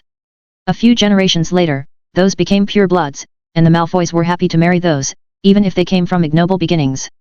It was important that a family paid its dues, something the Muggleborn didn't seem to understand. Many of them seemed to have no sense of family at all. It made Lucius wonder what was happening in the Muggle world, that people no longer paid attention to their parents, to their grandparents, to their family name. It hadn't always been that way. Crabbe and Goyle were going first. Apparently the Dark Lord considered them the most expendable. Lucius was pleased to be near the back with the Dark Lord, although at least one of the terror's traps had come from behind. They were making good time now, and other than occasional unexplained blood trails, they weren't seeing any more bodies either. It made Lucius uncomfortable. They'd sent 200 men down to kill the terror. There should have been sounds of fighting, or if they'd finished the job, they should have sent someone back to alert them that the job was done. Instead, there was a steady, oppressive silence. Even the pictures had all seemingly fled, although Lucius imagined that he could feel eyes on him from everywhere. If the girl could kill 200 men on her own, then he might have misjudged her. There were no traps to be found, and less than 5 minutes later they found themselves outside the door to the Great Hall. The Dark Lord gestured, and the doors slammed open. To Lucius's surprise, there were no injured Aurors inside. The tables were all gone, and the only thing in the room was Taylor A Bear, sitting on what looked like a throne. It had been transfigured, he was sure, otherwise he'd have to believe that she'd already had time to kill 200 men, deskull them, and then use the skulls to make a chair, all while they'd been walking down the stairs. Even if she'd transfigured it, it was an impressive piece of work. It meant that she'd spent time figuring out how to make a skull throne. Lucius glanced at the Dark Lord. He didn't have a skull throne. "I expected you earlier," the girl said. Was she filing her nails? "I'd have certainly taken care of the problem myself after the second or third time my men went missing, but I guess some people are less proactive." The Dark Lord stared at her. "I've been busy," he said. He sounded amused. He didn't step into the room. Instead he studied the girl. This was likely the first time he'd seen her in person, and given the size of the Great Hall, she seemed even smaller. She'd always seemed larger than life to Lucius, with a charisma that belied her age, but it didn't really translate at this distance. She looked like a little girl on the throne, although. "Learn to take care of your underlings," she said. "It's like Dark Lord 101. You can't have minions without men. Women maybe. Shut your filthy mouth, Mudblood." Bellatrix spat. "You don't deserve to be in the same room as our Dark Lord. Have any of you considered changing sides?" The girl asked. "I've got an excellent dental plan, and while my blood is not pure, I'm at least human enough to have all my body parts intact." She tapped her nose. Bellatrix screamed and ran forward, green light lashing out. The girl waved her wand negligently, and the light stopped cold in front of her. Everyone froze. There was no defense against the killing curse. It simply wasn't possible. Even Dumbledore hadn't figured out a defense. A 13-year-old girl had managed it. The girl smirked. Bellatrix lunged forward, casting spell after spell, but they all bounced off the invisible shield in front of the girl. A Bear gestured with her wand. She didn't speak an incantation, and she looked bored. Bellatrix dropped to the floor like a marionette with its strings cut while at the same time there was a loud thump. It wasn't a spell that Lucius was familiar with. It sounded as though Bellatrix was choking to death. The sounds of her labored gasping for air seemed to go on and on. The Dark Lord stood still and alert, but he didn't make a move to save the woman who had worshipped him. He simply stood and watched her die. Why wasn't he trying to save her? Why weren't any of them? Were they afraid because she was seemingly immune to the killing curse? I can kill you all, the girl said casually. After all, I'm not really a little girl. I might have lied about being human, maybe just a little. She smiled, and even from this distance it looked strange and uncanny. Voldemort snarled and waved them all forward. Lucius pointed his wand and lashed out with the killing curse, but he was careful not to hit the girl. He also stayed just outside the room with the Dark Lord. Green light lashed out at the girl as the Death Eaters moved forward. They suddenly started dropping to the floor, or suddenly flying to the side, screaming as they hit the wall. I'm beyond you, the girl said. Even you. You still let others do your dirty work for you, let them die for you without taking any risks. Your name means flight from death. She dropped her file and stood up. I am death. With that the girl stood up, and suddenly the trapped Death Eaters started to scream as monstrous wounds began to appear on their bodies. Limbs were torn off and flung into the air and the Death Eaters who were left were trying to fight something they could not see. Finite incantum! Voldemort shouted. Blinding light flashed from his wand, and suddenly the veil that covered everything fell away. Giant spiders the size of small dogs were shrinking, and the shapes of tables that had been dropped on the minions were now obvious. 4 Death Eaters were dead, but that still left Lucius and 7 others, however injured they might be. The Dark Lord blasted the table that had been set up as a barricade, explaining how the girl had been able to beat the killing curse. The table exploded, but the girl was nowhere to be seen. Then the scroots started dropping from the ceiling. Lucius had heard the reports, and he knew that they were not as magically resistant on their stomachs, the others weren't as lucky. The Carrows were torn apart almost immediately. Crabbe and Goyle were dead almost as quickly. The Dark Lord, though, was in his element. He moved like lightning, and he spun and danced. Green light flashed, and he never missed. He was death incarnate, and the monsters soon began to focus on him, trying to injure him, to dogpile him. It was hopeless, though. They bounced off his shields, he danced by them, it was like he was dancing between the drops of rain. This was what he was meant for, killing and the dance of death. Lucius did his best to keep his shields up and to block the door. The last thing he needed was for one of the things to get past and behind him. It took Lucius a moment to realize that some of the Death Eaters trapped under the desks were choking. He tried to levitate the desks off of them, but the Scroots' bodies had landed on them, and the levitation spells had weight limits. 80 Scroots lay dead in the room by the time the Dark Lord was finished, bodies in a circle around him. This means you are finished, the girl said. Lucius couldn't tell where her voice was coming from. Who will follow you after this? She asked. They really should have accepted my offer. A sea of insects appeared from everywhere, swarming toward Voldemort. He gestured contemptuously, and he was suddenly surrounded by an area that was clear of insects. They piled on, one on top of the other, 1 foot, 2 foot, 3 feet thick, but he ignored them. A gesture with his wand, and he was suddenly surrounded by a wall of flame. The air was filled with the sounds of burning insects, with the sounds of popping as they exploded within their shells. You are a child, he said. He sounded incredulous. I thought you were a trick by that old fool Dumbledore to drag me out and trap me, but you aren't anything of the sort. The insects were everywhere now, and Lucius could not see inside the room. They did not leave the room, however, and he wondered why the girl was choosing to spare him. Green light exploded from a spot in the room that seemingly held no one. Voldemort simply stepped to the side and he turned, lashing out with his own wand. The girl was fast, but she simply wasn't in his same class. She flew backward, stunned. Lucius stared incredulously. After all of this, he didn't kill the girl right away? Voldemort stepped over to the girl and put her in a full body bind. A moment later, he woke her from being stunned. Glancing downward, Voldemort said, strike from behind, hide, never fight from the front. Filthy, muggle ways. You should have learned to fight like a proper wizard, and you might have had a chance. Lucius thought that was a trifle unfair. She'd lasted longer than some trained Aurors against a man who'd been practicing magic for 50 years longer than she'd been alive. If she'd had even 4 more years, the outcome might have been more equal. Crucio, Voldemort said. Her body spasmed, but she didn't say a word. You have cost me far too much to simply kill you, he said. I will make your fate legendary. No one will ever dare face me again. I've seen better, the girl said from where she lay on the ground. What? Voldemort said. I don't think you are all that creative, she said. I've done worse than you. Crucio. Crucio. Crucio. Voldemort said. Her body spasmed over and over again, but she didn't say anything. She may have groaned once, but Lucius couldn't tell. Finally he pointed his wand at her, and he said, Avada. I know the secret to the prophecy, the girl said calmly. What? Everyone is dead, Lucius said. And the Aurors will be coming soon. The girl was clearly stalling for time. Why didn't Voldemort see that? He put entirely too much stock in prophecy anyway. Voldemort glanced back at them. His expression was cold and showed not a hint of remorse or regret. I'll find more followers, he said.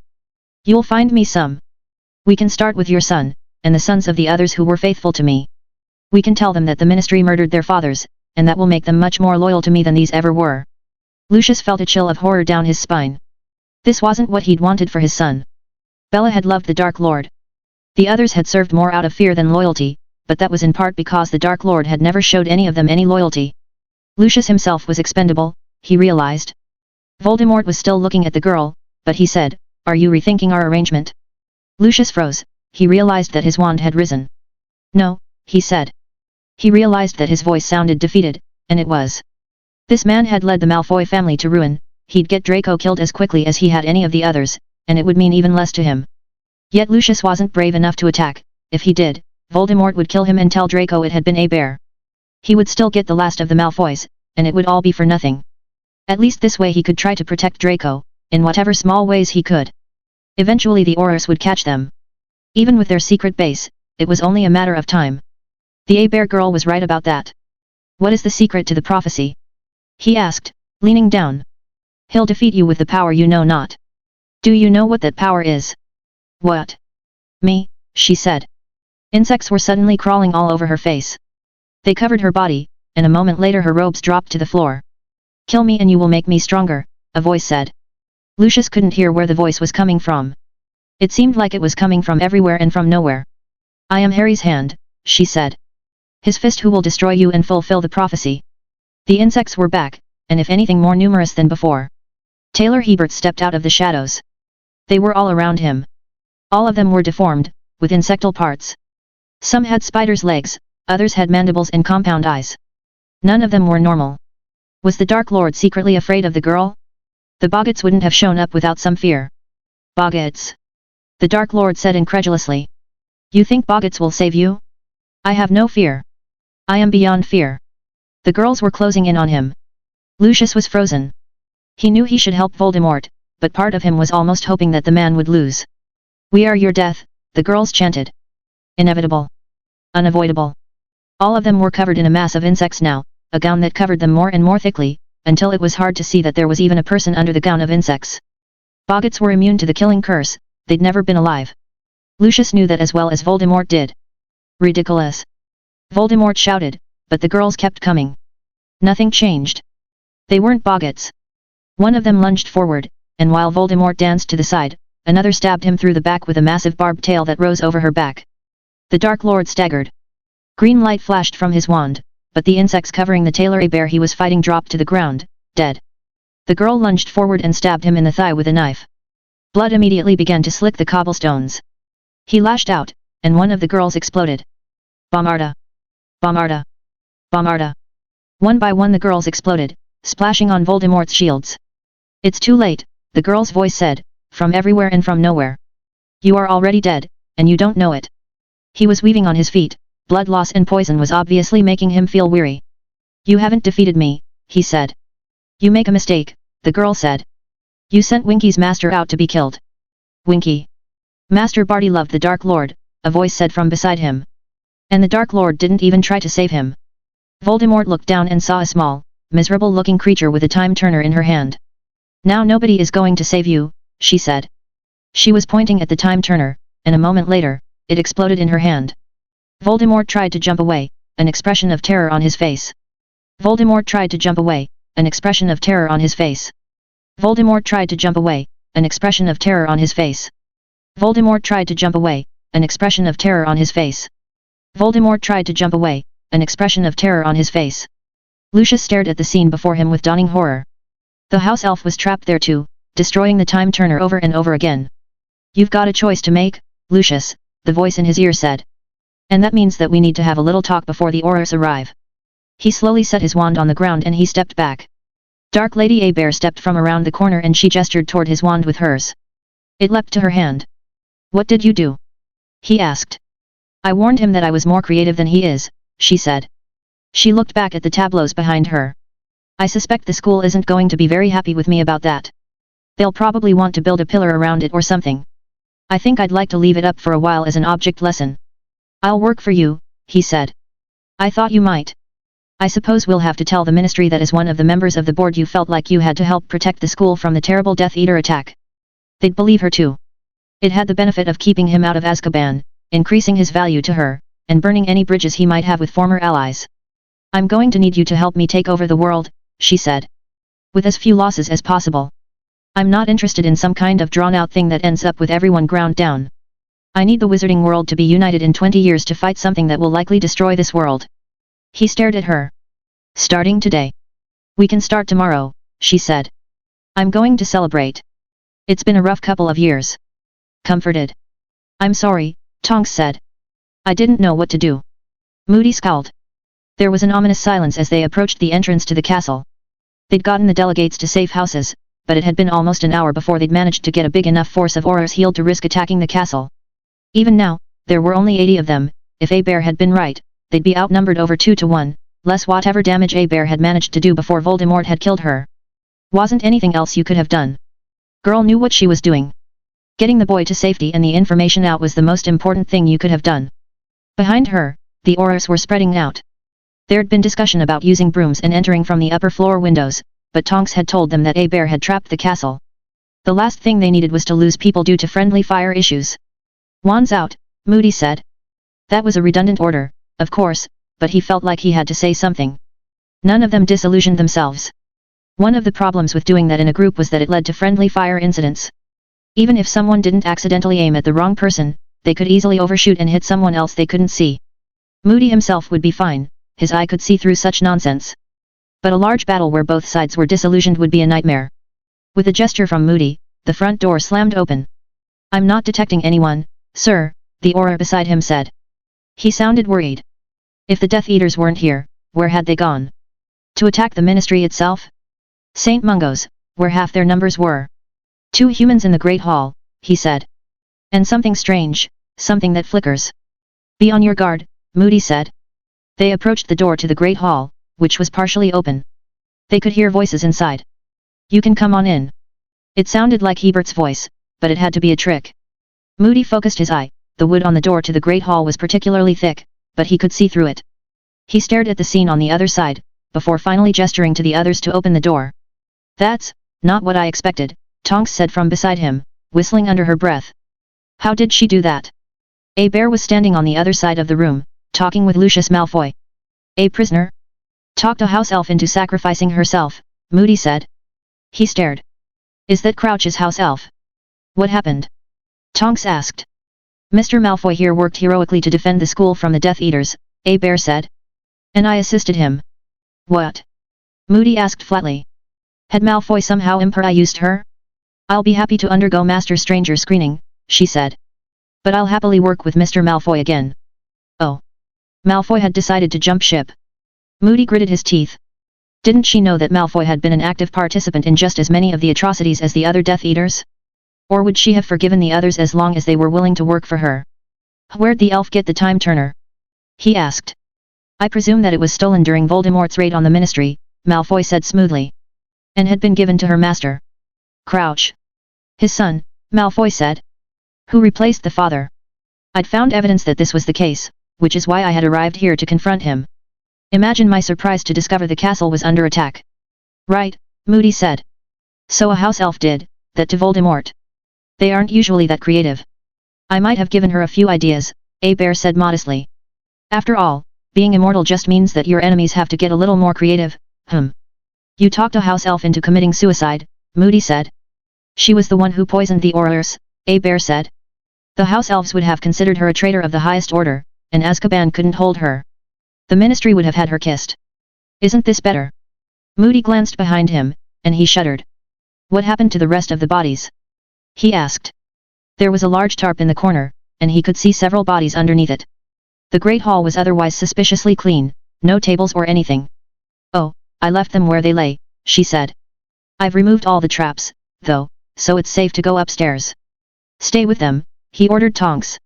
Bear seemed to like her well enough, so she was less likely to attack her than the Aurors she didn't know. Search the castle. The next hour was a nightmare.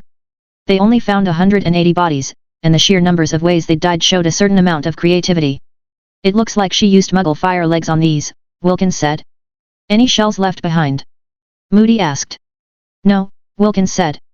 Presumably she cleaned them all up when she removed the traps. She'd likely vanished the bullets from the wounds and did everything she could to disguise the manner of death. He was surprised that she hadn't simply had them stripped down to the bones. Maybe she'd wanted them to be able to identify faces. Sir, a different Auror said. You need to see this. Moody stumped over to one of the bodies. All of them had been mauled to death by some kind of animal, with expressions of horror on their faces. Is that? He asked. Yeah. I recognize some of the others too. Norwegian Aurors. Any chance that they were caught up in all of this and killed by accident? They had no reason to be on British shores, Wilkins said. Much less at Hogwarts. Presumably a bear wouldn't have murdered them if they weren't aggressors. Self-defense, not murder, Wilkins said. She had time to trap the entire castle without harming a single Auror, and we specifically checked the entire castle not 2 hours before all of this happened. This was clearly premeditated. She was defending the country, Wilkins said. At least, that's what the papers are likely to say. She could have left, Moody said. Instead of all of this. Saw an opportunity, I guess, Wilkins said. Get all your enemies in one place, best time to get rid of them. And who else is she likely to get rid of? Moody asked. I'll bet Malfoy keeps that from happening, Wilkins said. What? Whole point of keeping him around, right? Politics is just a way of getting what you want without having to murder people. Moody frowned. And who has a better reason to keep her from going on a bender than Malfoy? Didn't do such a good job with the last Dark Lord, did he? You know, Voldemort didn't listen to anybody. I've got a feeling that the girl would be just as happy to win politically as having to kill people all the time. And Malfoy chained to the feet of a Muggleborn. Moody could see the ironic appeal. Malfoy was the perfect Death Eater to spare, as well. Malfoy's had a history of going wherever the wind blew, which meant that Lucius was likely less ideologically bound to his former master than the others. You think she did him in the Great Hall as a message? Moody asked. Sir. Every skookid for the next, however long it is before they figure out how to move him, will have a living example of what happens to people who go against Taylor a Bear, Moody said. She could just as easily have killed him in one of the side halls, but she wanted it done out in the open. It wasn't likely that he'd be moved anytime soon, either. The Ministry had been trying to break the time loop the other time turners were caught in for more than a year with no results at all. How many time turners were missing? He asked. It had taken months for a bean counter to notice the discrepancy. Someone had counted the number of falling time turners and had noted that there were many of them missing. 15, Wilkins said. Moody stopped. You mean Taylor a Bear has 14 more time turners? He stared at the other man. Official conclusion was that it was the Death Eaters, Wilkins said. That they destroyed the trace so that they could go after the kids themselves. Umbridge likely annoyed Voldemort to the point of killing her. Who else would have a reason to destroy the trace? Moody asked. Who would have a reason to want the last minister dead? A Bear wasn't old enough for that kind of dark magic, not back then. Moody gestured at the pile of corpses in front of them. You don't think she was holding back on what she could do? Might not be a good idea to complain too much about the hero of Hogwarts, Wilkins said. Politically speaking, I mean. She already saved all the Muggleborn kids and now she saved the lives of most of the Aurors. 200 out of a population of 10,000, where everybody's related. Moody frowned. It stuck in his craw to allow a mass murderer alone, but he was seeing very unfriendly looks from the men around them. Surely they could see how dangerous she was. As a third year, she'd destroyed an army, something that even Dumbledore and Grindelwald hadn't done in their primes. What would she be like at 25? At 55? By the time she was as old as Voldemort, she'd have taken over the entire world. Still, might not be prudent to risk being accidentally shot in the back by his own men. He'd speak to Minister Bones in private. In the meantime, find out who the rest of them are, he said. Norway wouldn't have done this on their own. They've got their heads so far up the Russians' asses that they sneeze brown. Won't be easy, Wilkins said. If we hadn't done the Mad Cleaver case together, I wouldn't have no Jurgen here. It's not like they're muggles. Moody snapped. Wizarding world's small. Circles we run in are even smaller. It wasn't likely that it was going to be the whole world either, or they'd already have armies at their gates. He knew who the likely suspects were, and he knew Wilkins knew as well as he did. The Russians, the Bulgarians, the Eastern Europeans always voted together as a bloc. France, Germany, and Italy were likely to take a dim view of what had been done. If this wasn't handled well, it was possible that the wizarding world might end up in a European war, if Macusa got involved on the side of Britain, it was likely that China might start interfering as well. It could get very ugly very fast. Seething resentments still existed from the global wizarding war started by Grindelwald. Truthfully, some of the grievances had stretched back 1,000 years, from times before wizards even had their own nations. Sometimes Muggle conflicts erupted unasked into wizarding neighborhoods. Not all wizards were as blind to the plights of their less gifted neighbors as their governments asked them to be. The village of Oradour-sur-Glane had been attacked in France, with Nazi soldiers shooting the men and trying to burn the women and children alive inside a church, killing the women and children who tried to escape with fire legs. Their wizarding neighbors had taken exception to this, and they'd slaughtered the Nazis to a man. It had been a disaster in many ways, especially for the Obliviators. The fact that the wizards had been forced to flee afterwards as the village was razed hadn't helped. The German wizards had backed their Muggle counterparts, and the French wizards had helped in the resistance as they could. Wizards lived twice as long as Muggles, which meant that the memories of the war were much fresher in their minds. "I'll tell the minister," Moody said. "Keep working and see if anyone can identify any of these guys." He stumped his way back downstairs. Minister Bones was in the Great Hall, along with Dumbledore. He'd apparently managed to get back to the United Kingdom in record time. Had he had a portkey, or had he risked an intercontinental apparition, which would be a risk to even someone as skilled in magic as himself? Dumbledore was staring at the tableaus of Voldemort jumping in terror over and over and over again. "Oh, Tom," he said. "You wanted to live forever. Now I suppose that you will finally get your wish." Bones turned toward him. "Report," she barked. "It's like the girl said," Moody said. 192 bodies so far." Dumbledore closed his eyes. "And do you believe that Lucius assisted the girl, as they have said?" Moody shook his head. "Most of them were killed by Muggle fire legs, by what looks like Aromantula attacks, by falling from the Great Stairs or by some dark magic that we haven't identified yet. We've found magical marbles at the base of the stairs and Peruvian darkness powder residue. Those would speak to Miss Hebert's methods more than Lucius's, I'm afraid." "Where is she?" Moody asked. "In the kitchen," Dumbledore said. "Apparently the attack interrupted her breakfast. The house elves are appreciative of her allowing them to help save the day." "And her?" Moody asked, looking at the elf staring up at Voldemort. "I think that if she'd been caught, they'd have been perturbed by her treason. However, now, I think they are a little in awe of her. So Hebert's made friends with the house elves and she's the darling of the Auror Corps. What's to keep her from taking over the country?" Dumbledore stared off into the distance. "I think I'll have to take a closer hand in her development. Although Mr. Roll has done a fine job of being headmaster, I think I will have to resume my old place." Minister Bones nodded her head. "You don't think you might not end up in a similar place to Voldemort here if she gets displeased with you?" "I will endeavor to be much more pleasant to the house elves under Hogwarts' employ," Dumbledore said. "Perhaps give them a game night." "It's almost as though you do not like the girl," Minister Bones said, amused. "She just proved that she's capable of mass murder, and her response to that is to go and have a scone and eggs." "I think she's having a breakfast burrito," Dumbledore said. At their looks, he shrugged. "It's some kind of American monstrosity that is actually quite tasty, if messy with a beard." Moody stared at him. Dumbledore sighed. The girl never saw Tom Riddle as her ultimate opponent. She foresees the possible destruction of the world in 20 years, and she's willing to be creative in stopping that from happening. "Why wasn't I informed of this?" Minister Bones demanded. "She did not give me leave," Dumbledore said. "Keeping her trust seemed more important than giving you information about a threat decades away that might not even happen. I suspect that now that the immediate threat is gone that she will be more forthcoming." "Sir," Wilkins said. "Outside." They stepped outside, where they saw 200 school children. A quarter of them were on brooms, and the rest were on foot. They all had wands drawn in a stalemate with less than 20 Aurors outside. Hermione Granger was at the head of the pack.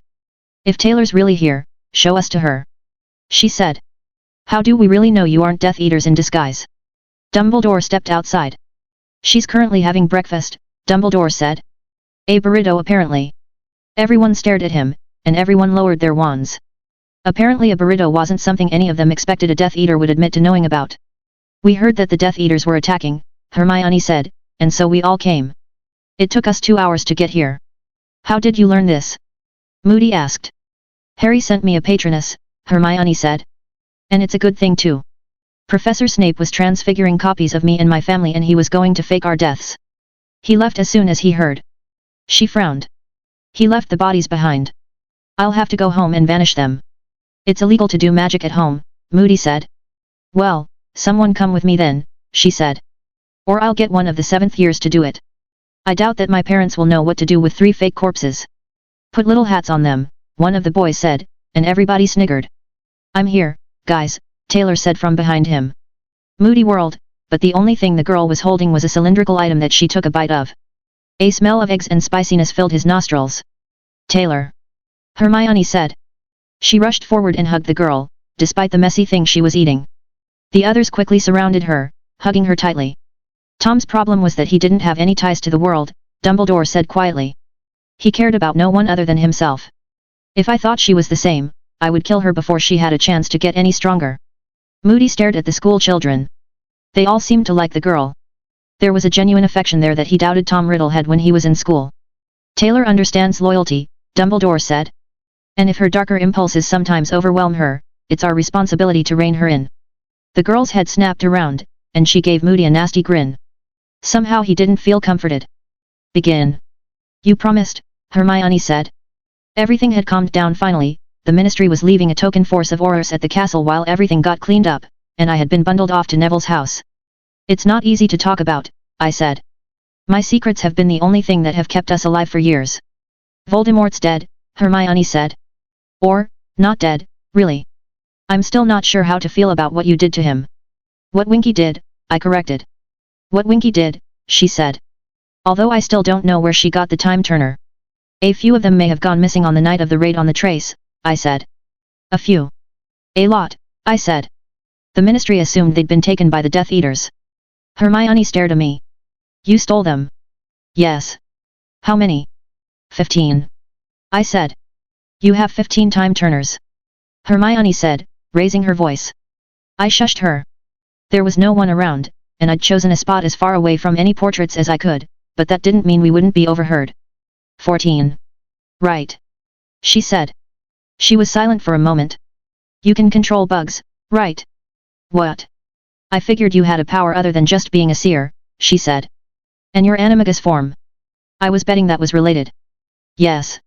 I can use bug senses. How many bugs can you control? She asked.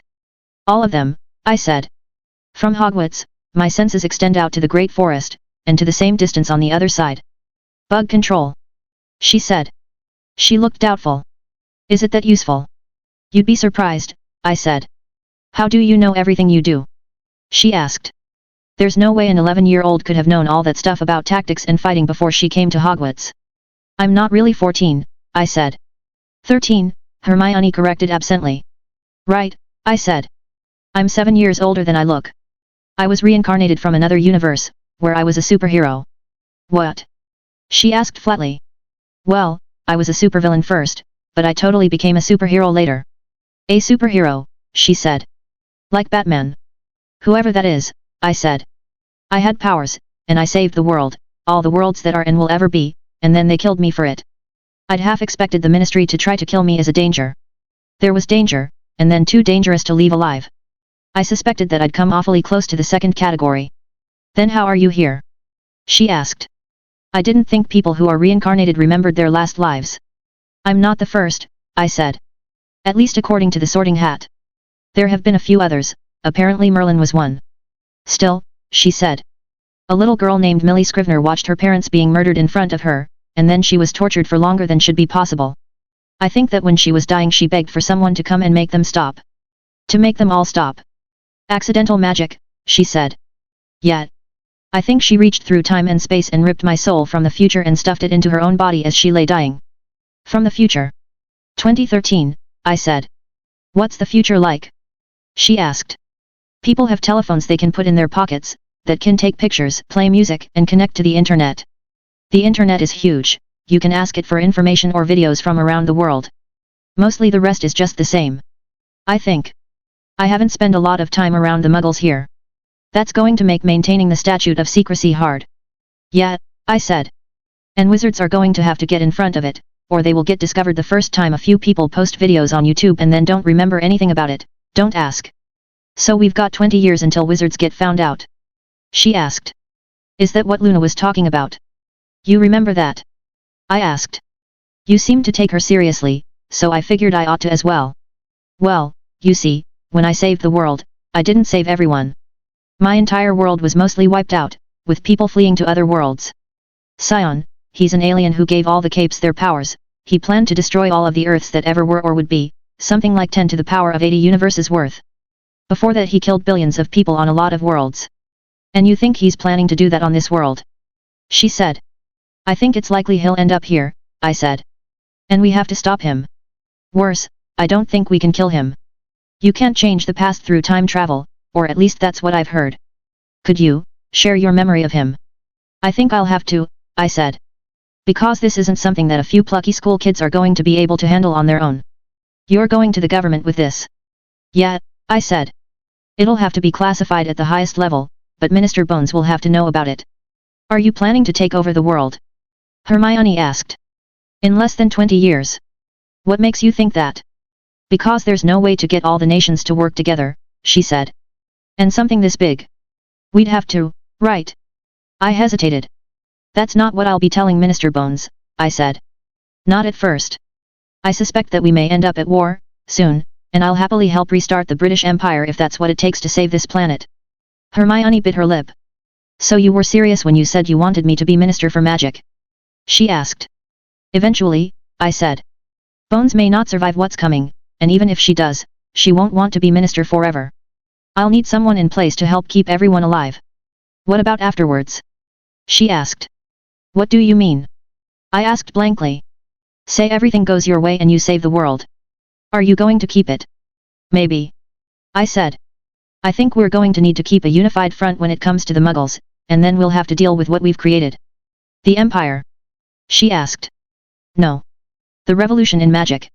What do you know about Thomas Edison and Nikola Tesla? Tesla worked for Edison, right? She asked. And Edison cheated him out of his earnings. Who do you think was the more brilliant scientist? Tesla, she said. And who won? She was silent for a moment. Edison. Yet. Muggle science used to be done by brilliant loners, like Tesla, but things didn't start to really pick up until scientists started working in teams. History has always shown that better communication speeds up the rate at which humanity learns. You mean the printing press? She asked. Further back. Humans spent a couple of million years hardly learning anything because we couldn't speak, or at least not well. 100,000 years ago, we started talking and things sped up.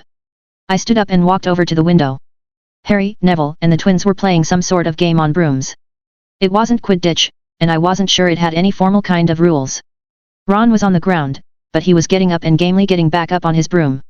Still, we didn't learn that much, because every time someone died, anything they hadn't already taught had to be relearned.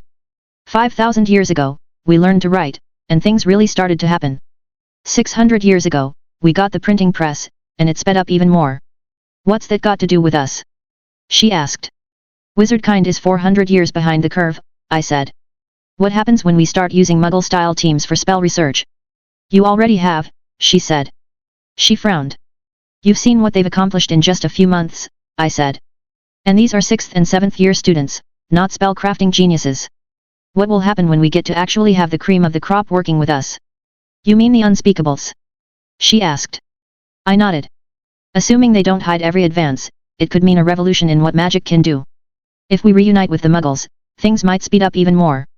The internet is coming, and that means that teams of wizards could work together from all over the world. Internet. In the future you'll be able to ask a computer any question, and it's likely that someone somewhere has put the answers in it. Almost every computer in the world will be connected, and the ones that aren't will likely be that way because of security concerns. So you're saying that in 50 years we won't recognize the wizarding world? Less if we do our jobs. That's going to lead to some disruptions. Hermione was silent. It'd be easy to become a tyrant, she said. And I won't let that happen. I like you too much for that. Why do you think I wanted you to be minister? I asked. As a general, I can relax when there's peace. Who wants all the extra work? I'll hold you to that. So there are parts of the base that you haven't been to, I said to Lucius. Being here alone with him might have seemed like a risk. On a one-on-one fair fight, I doubted I was even up to his standards. However, I'd already shown him my Pensieve memories of cities destroyed and of Sion. He'd been horrified, presumably by the risk of his own family going extinct. Like I'd told Hermione, I was going to be releasing those memories slowly, to select people. I was going to focus on the people who would be able to help me accomplish what needed to be done. I froze as my senses expanded. I think I may know where it is, I said. I led him down winding passageways. For all that this was the lowest level of the ministry, it was one of the oldest. Presumably it hadn't been used all that much even before the place had been wiped from human memory, and afterwards there hadn't been much effort to keep the place up. The wall was blank, and I wasn't sure how to get through it. There's a secret door here, somewhere, I said. I'm not sure how to open it. Lucius nodded and we spent the next 10 minutes trying various actions and spells until we hit on the right combination of bricks to hit to open the thing. He hissed as the room beyond lighted up. I'd heard they were working on something like this, he said, but I didn't think they'd got it working. Jar after jar of brains were in the next room, they were all connected with tubes and wires to a central hub, a machine that reminded me a lot of the machine they'd used for the trace. Seer brains, I said. Collected shortly after death, still with some of their powers. There had to be almost 50 brains connected to the machine. There seems to be some sort of limit to how often you can use it, Lucius said. The Dark Lord sometimes complained about it in private. When it works, though, it is much more specific than any one seer could ever manage. We've got 20 years, I said. And I've got experience in dealing with precogs who have limited questions per day. This may end up making the difference between saving everyone and the end of the world. Lucius nodded. Will it help with the Muggles? He asked. I think so, I said. I was thinking of having Draco be our ambassador to them. What? A Muggleborn might be considered biased, I said. So it needs to be a pure blood, preferably one who is willing to work with the Muggleborn. He frowned. It would be a position of importance, I would presume. I nodded. It'll make him the most famous wizard in the world, at least among the Muggles, and probably in the wizarding world too. I'd have thought you'd have chosen one of your friends, he said. Perhaps the Longbottom boy. Neville will never be a politician, I said. But you've been raising Draco for that from birth.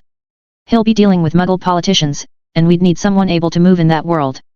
Also, I'd already slated Hermione for Minister of Magic. Giving Draco this would keep the Malfoys on my side and prevent them from trying to undermine me at the last minute. It was important to keep the minions happy, after all.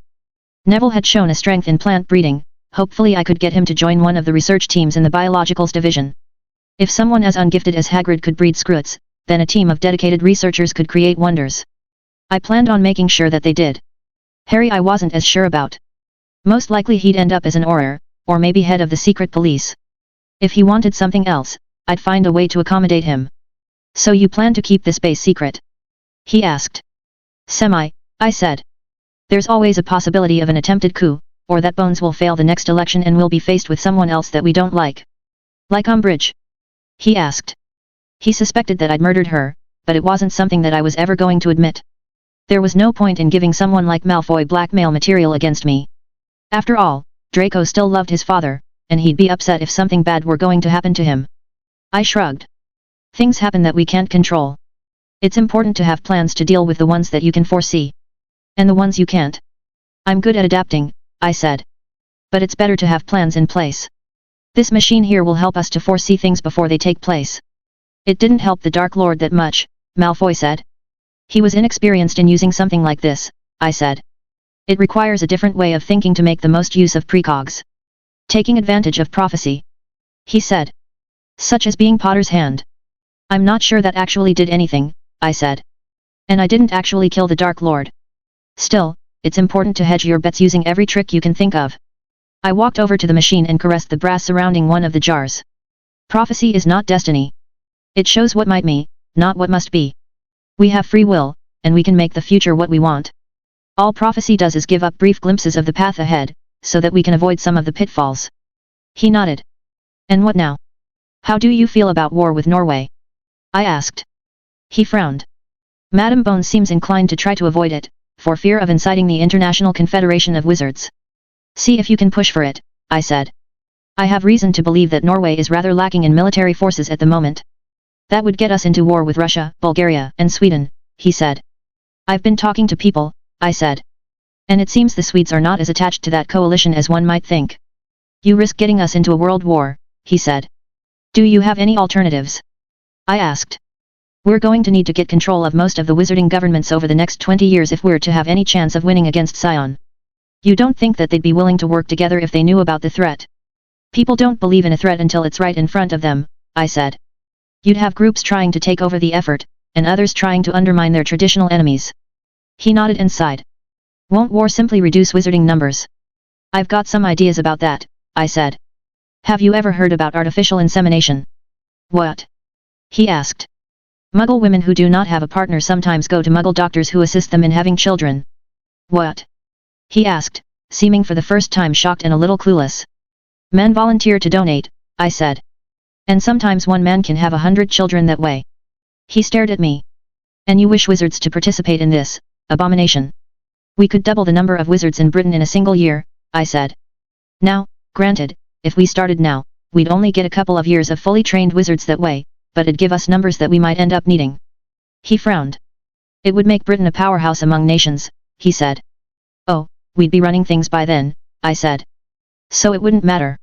Let me tell you some of my ideas for taking over, and I'll have you try to pick any obvious flaws in my plans out. The Dark Lord never asked for advice, Lucius said. And where is he now? I asked. No one person can come up with perfect plans all the time. That's why every leader needs advisors, people who feel safe enough to tell them when they are being stupid. Surrounding yourself with yes men is a good way to get time-turned. He stared at me, then nodded. So let's begin. Follow. 20 years had gone by in the blink of an eye. The years of war had been ugly, but it had hardened the people into wizards who could actually fight. They'd come up with tactics that had never been imagined in Voldemort's day, things that even Taylor admitted that she hadn't foreseen. Their enemies had learned from their tactics and had come up with their own, which they had learned from and modified. Hermione spoke into the receiver in her ear. Are the assets in place? The teams began to sound off, one after the other. She nodded when the final tally was listed. Everything was in place.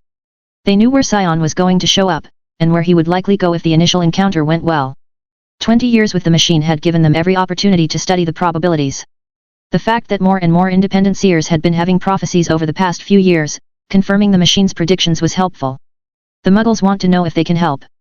Malfoy's voice said. Tell them to stand by, Hermione said. Relationships with the Muggles were strained at the best of times. Only the fact that she was herself a Muggleborn and was minister helped them make peace with the idea that wizards had essentially carved independent kingdoms in the middle of their territory. Fortunately, Taylor had chosen to stay out of those discussions. Her forte tended to be biblical retribution, not diplomacy. It was part of the reason she'd decided not to run for minister herself. It had seemed likely that the world would always be at war. The world knew about Scion already, and citizens in affected areas had already been evacuated. Hermione only hoped that the machine was right. The greatest disaster would be for something one of them did to change its decisions for targets. There had been no way to evacuate every city. Where would they have gone? Even if they'd somehow managed to create a portal to the other universes, there was no way to predict where the monster would attack. Taylor. She said. Are you ready? I've been ready for 20 years, Taylor said. Likely she said it as much to raise the morale of the teams involved as from any sense of true bravado. While she still was pants at diplomacy that didn't involve force, she'd learned how to raise morale well enough. A golden light appeared on the horizon. Invisible snitches floated around the city of Cardiff. Each carried high-tech cameras, and each were fortified with every charm wizard kind knew how to make. They were as unbreakable as was possible with current magic. The world was watching with bated breath, and Hermione watched the display in the corner of her glasses. She hissed. There he is, she said. Operational silence starting now. The entire world watched as the man began to destroy the city with beams of golden light. He was blasting entire square miles with each blast, and she could see the light on the horizon from where she sat on her broom. Taylor had not been in favor of her leading from the front, but she'd learned as much about morale in the intervening years as Taylor had. Predictions had been that there were cities that they were simply unable to save. Attempts to save real estate would lead to infinitely worse outcomes. Evacuations were the best they could do. Televising everything was an attempt to get the Muggles on their side. The only way they'd believe that the threat was real was to see it for themselves. Fighter jets flew past them. Hermione didn't curse. The machine had said this was inevitable too. The Muggle politicians and military had to be seen to be doing something. It was necessary because Scion wouldn't be satisfied with simply destroying empty houses. He wanted blood. Furthermore, it was proof to the Muggles that this wasn't simply a scheme by the wizards to become popular in defiance of the hardcore religious zealots. She ducked as a beam of light disintegrated an entire fighting wing of jet fighters. The beam passed a mile over her head, but the impulse was almost uncontrollable. Fortunately, no one was looking in her direction. Every eye was focused on the horizon, which was lit up like the sun. Scion was capable of burning his way to the Earth's core. The only reason he hadn't was because he wanted to kill as many as he could by himself. They needed to keep him from changing his mind. Release the Boggarts, she said. The hard part had been finding a way to have portkeys affect Boggarts. Within a moment, Boggarts began to appear on the ground. Their forms varied with whoever they had last been around, although Taylor Hebert's seemed to be the form at least a third of them took. They were merging into something that was inhuman, it looked like it was the size of a city, and just looking at it made Hermione feel nauseous.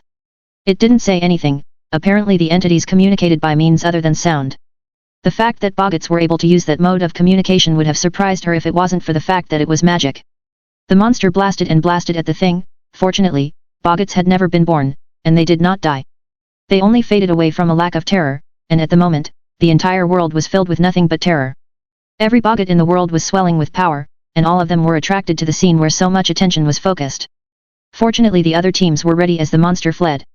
The field of Boggartology hadn't existed when she was a child, but the variant Hogwarts Boggarts had aroused interest in the subject. They'd learned how to control Boggarts, and now. "He's done a runner," a voice in her ear said unnecessarily. She could see it in her visor. "He's at site 2, a female voice said. Hermione hoped that the Chinese had listened to their advice. They'd been the most recalcitrant of all the Muggle nations about the evacuations, and she'd had her doubts that it would be completely carried out. "Team 2, release the Boggarts," she said. The Muggle and Wizard video team that was projecting the broadcasts obligingly switched their view to Shanghai. They weren't leaving him as much time for destruction. Taylor and the projections said that the important thing was to keep him off balance. Hopefully speedy execution would keep him from destroying too many people. There was a blinding flash of light. "Damn," Hermione hissed. Projections had been mixed as to whether the Chins would attempt to use nuclear weapons. It looked like the cameras made it out all right. It took a little time for the cameras to regain their image. Only magic kept them going now. The damage by the nuclear weapon had done far more than Scion had yet done. Worse, there would be fallout to deal with, even if everything went as planned. The anti-radiation spells Taylor had asked for 18 years ago were sounding like a better and better plan, even if their area wasn't wide enough to make that much of a difference. The Boggarts were unaffected, and they were rising into the same figure the Cardiff Boggarts had turned into, presumably giving the monster the same message the others had. "He's at site 3, the voice in her ear said. "Release the Bloodjars," she said. He was at the site where Brockton Bay had been in Taylor's initial universe. There was nothing there in this world but a stretch of empty shoreline. The Boggarts had already been released here, they didn't need to form. Hermione had been afraid that the Bloodjars wouldn't be ready. They were the pinnacle of magical technology. They were designed not only to be invisible, inaudible, and not to give off any sign of their passage, but they were designed to conceal any damage that they had done. More importantly, they were transdimensional. Scion's universe was locked off by some power that they still could not overcome. However, in order to interact with their universe, he had to leave some point of contact. That was the theory anyway. "Bloodjars deployed," a woman with an Indian accent said. He was in Calcutta now, presumably trying to find places with the most people. There was a pause, and Hermione and the other witches around her waited with bated breath. "Success," the woman said. She managed to keep her voice stable. She wasn't speaking to many of them. This project was beyond top secret. The Bloodjars were even now plowing through Scion's real body, seeking out the shard that served as his brain.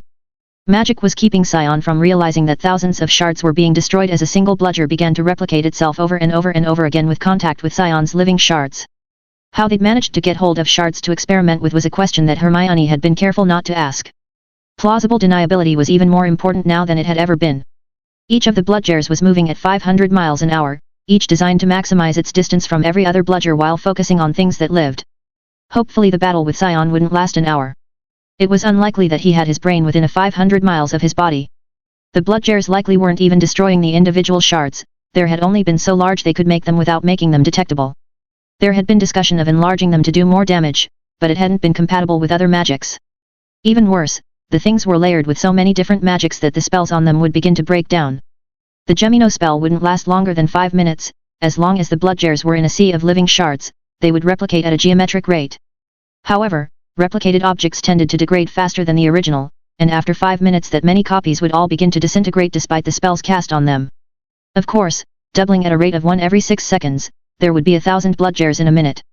Within 2 minutes, there would be 1,000,000. Within 3, 1,000,000,000. In normal combat the Bloodjars would replicate over and over until the enemy was dead. They'd learned that in the war with the Russians.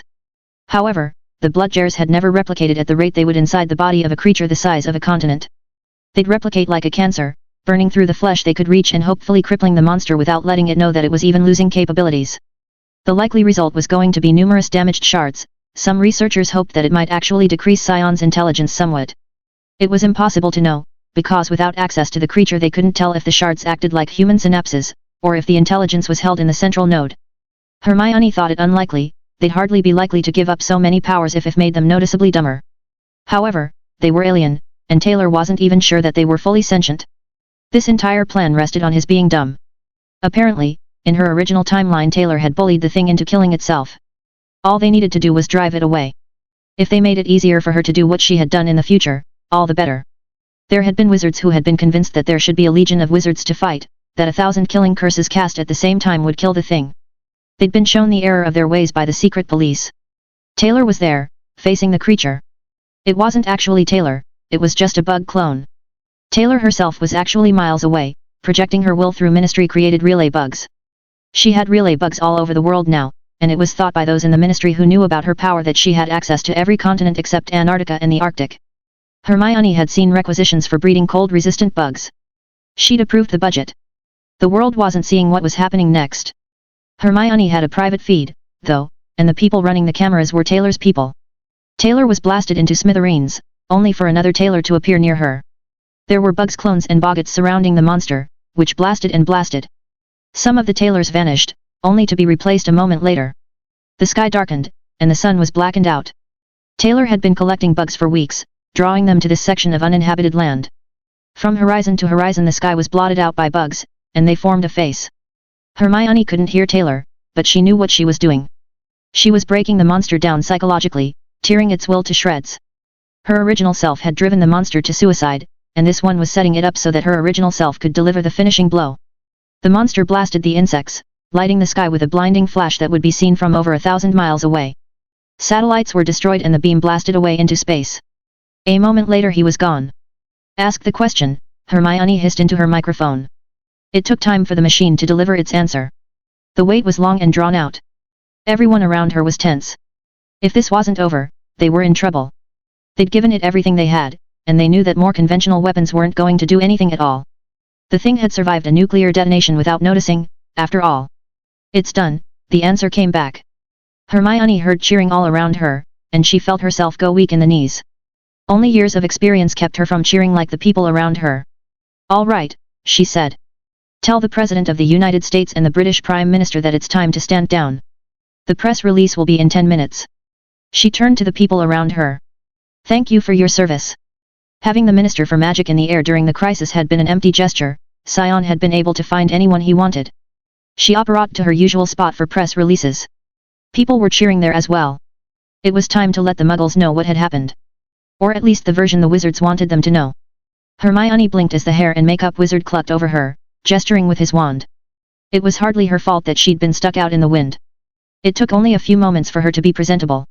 Moments afterward, she spoke in a conference call to the American President and to the British Prime Minister. The premier leader of China as well as the leaders of France and Germany were on the telephone. The conversation took most of the 10 minutes, and it left her feeling drained. Despite this, she still had her duty to the world. Malfoy was already waiting for her. They approached the podium, and the cameras began to roll. Today has been a day of triumph, Malfoy began. He'd had 2 speeches prepared, one for victory, and one for failure. Fortunately victory was in the making, and she could see the relief in the way he held himself, even if he seemed outwardly self-assured.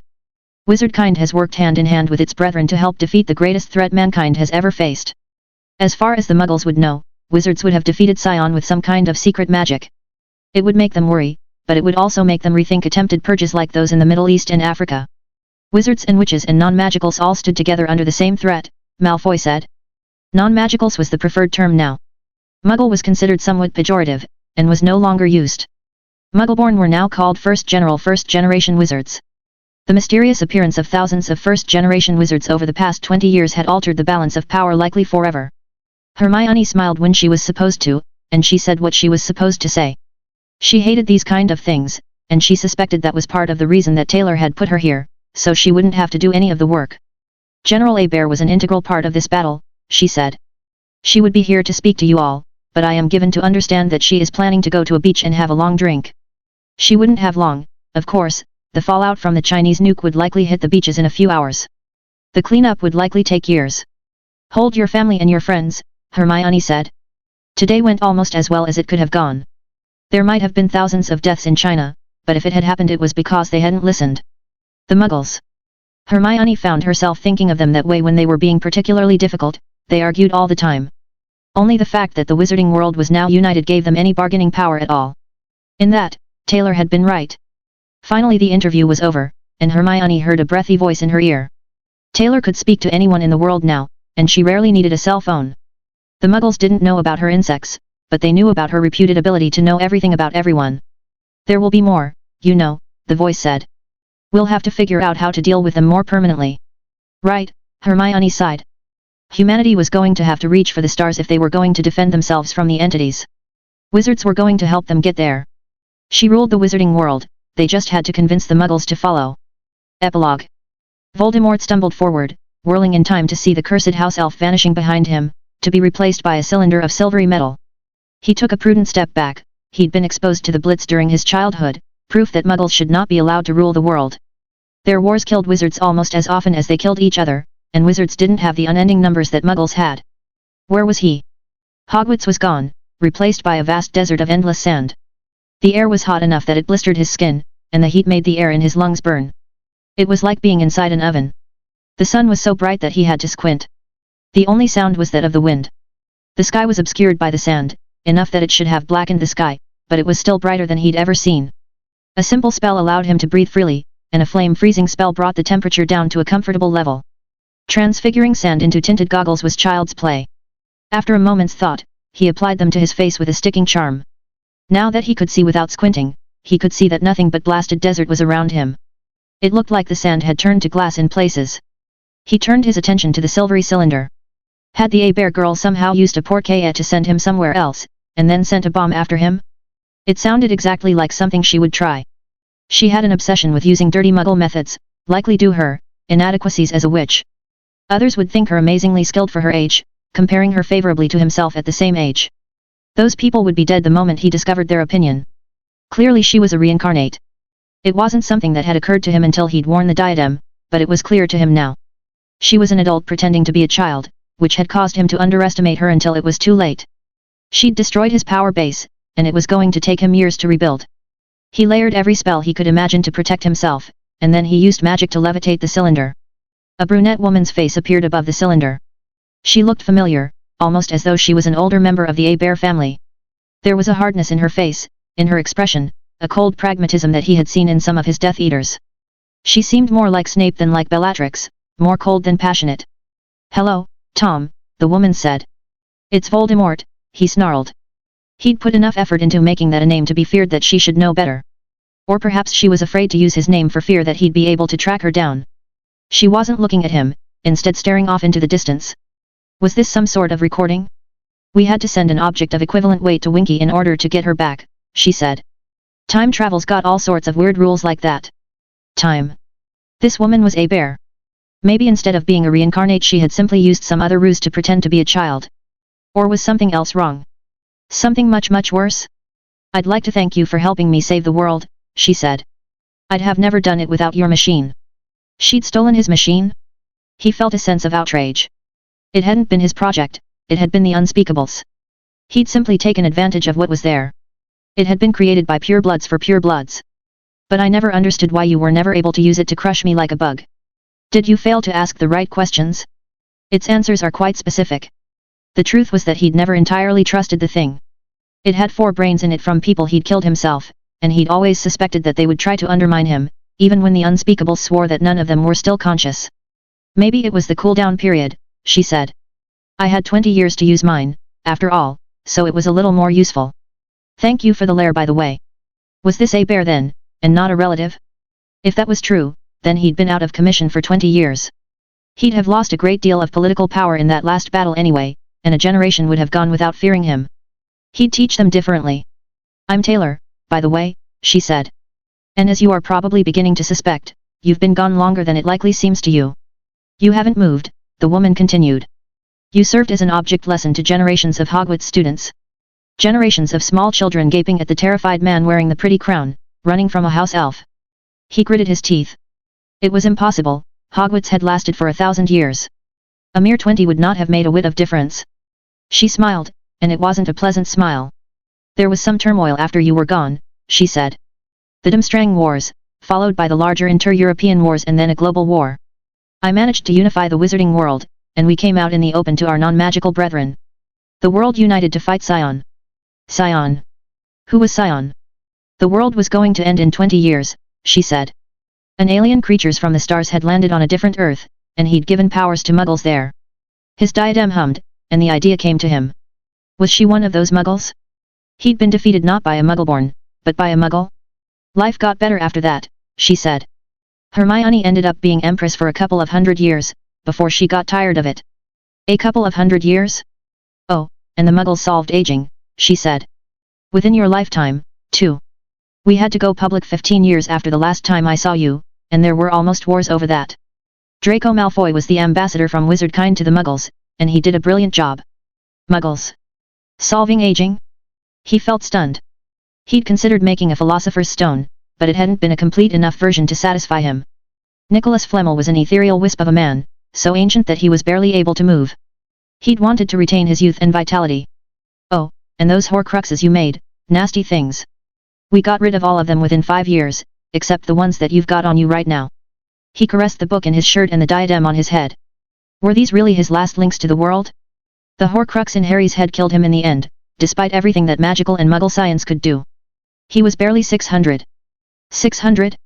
Still, that meant that his enemy was dead. He'd find a way to go back in time and start again. So I want you to know that no prophecy is going to save you, she said. You might ask why I'm bothering with this at all. You haven't been an issue for a very long time for me. She paused. The thing is, the problem with giving immortality to everyone is that there's only so much on a planet, even with magic before it all gets used up. The camera zoomed back, and Voldemort saw that the woman was standing in some sort of a room. One entire wall of the room was covered in a glass wall, and outside there were only stars. He blinked as he saw what looked like a dragonfly pass by the window. Then he saw the moon. The dragonfly had to be at least 100 miles long, and as the view in the window changed, he saw that there was at least 1,000 of them. We're leaving the planet, she said. And this will be our last chance to retrieve Winky. She's become something of a legend among her kind, you see, and they didn't want me to leave her behind. She was on a spaceship? He was at least familiar with the term. The Muggles liked to perpetrate the fraud that they'd been to the moon. The field of magical genetic engineering has come a long way, she continued. And you can actually make insects able to thrive in space. Make them big enough, and you can ride inside them. He stared. We're ready to take on the entities, she said. And this time we'll kill them. As for why I sent you this message. Well, we had to send something of equivalent weight to counterbalance Winky. Were they up in the sky right now? I'm speaking to you from the past, of course, she said. The world didn't last 1,000 years once the population explosion started. You've been there. Longer. She pulled out her wand, and a moment later there was an explosion of light. Give the signal that it's time to leave, the woman said. The unicorn patroness that stood in front of her was so beautiful as to be almost blinding. It passed through the window and danced in space, growing before it exploded into a firework the size of the moon. He hadn't thought that she'd been able to cast one. He'd had some suspicions about how she'd murdered the Umbridge woman. Maybe it had taken her 1,000 years to find happiness. He frowned. Was she already gone? You are now the proud owner of an entire world, a bear said. The absolute and uncontested ruler. You won't get to enjoy it long, I don't think. Voldemort took several cautious steps back, layering on more and more defensive spells. I chose to pull Winky out at the last possible minute. The problem is that there was a margin of error of a few minutes, and I had to err on the side of safety. The sun had been growing dimmer for the last several minutes. Voldemort hadn't noticed because he'd been engrossed in what the woman was saying. I was a villain once, she woman was saying, and the important part is to avoid monologue until your plan is already done. I couldn't take the risk that you might figure out a way back in the time you had. The sun was getting really dim. Maybe you had a time turner on you, she said. And you would use it over and over again until you found something more permanent. Maybe you would find what remains of the veil and would find some way to get it to work. I couldn't take that chance. Was he right in the first place, and the cylinder was an explosive? It's been 5 billion years, a bear said. And 8 minutes ago the sun turned red. That's how long it takes light to reach the earth. As bright as the sun might have seemed to you, it was a lot brighter an hour before I had you awakened. Why would the sun turning red be of any concern to him? When the sun turns red, it will grow in size, a bear continued, so large that the earth will be inside of it. The wind was picking up now, and Voldemort was struggling to hear what she said. So if I were you I'd run, she said. Apparate to the horizon and keep apparating. If you are lucky you might reach the dark side. Most likely it won't make a difference. The atmosphere will catch fire, but maybe you'll catch a break. She grinned, and the expression on her face wasn't very nice. Run like your life depends on it, because it does. She was speaking into the empty air, because Voldemort had already apparated to the horizon. This is Taylor a bear, she said. Signing out. A moment later all that existed was the sound of the wind. Soon, there wasn't even that.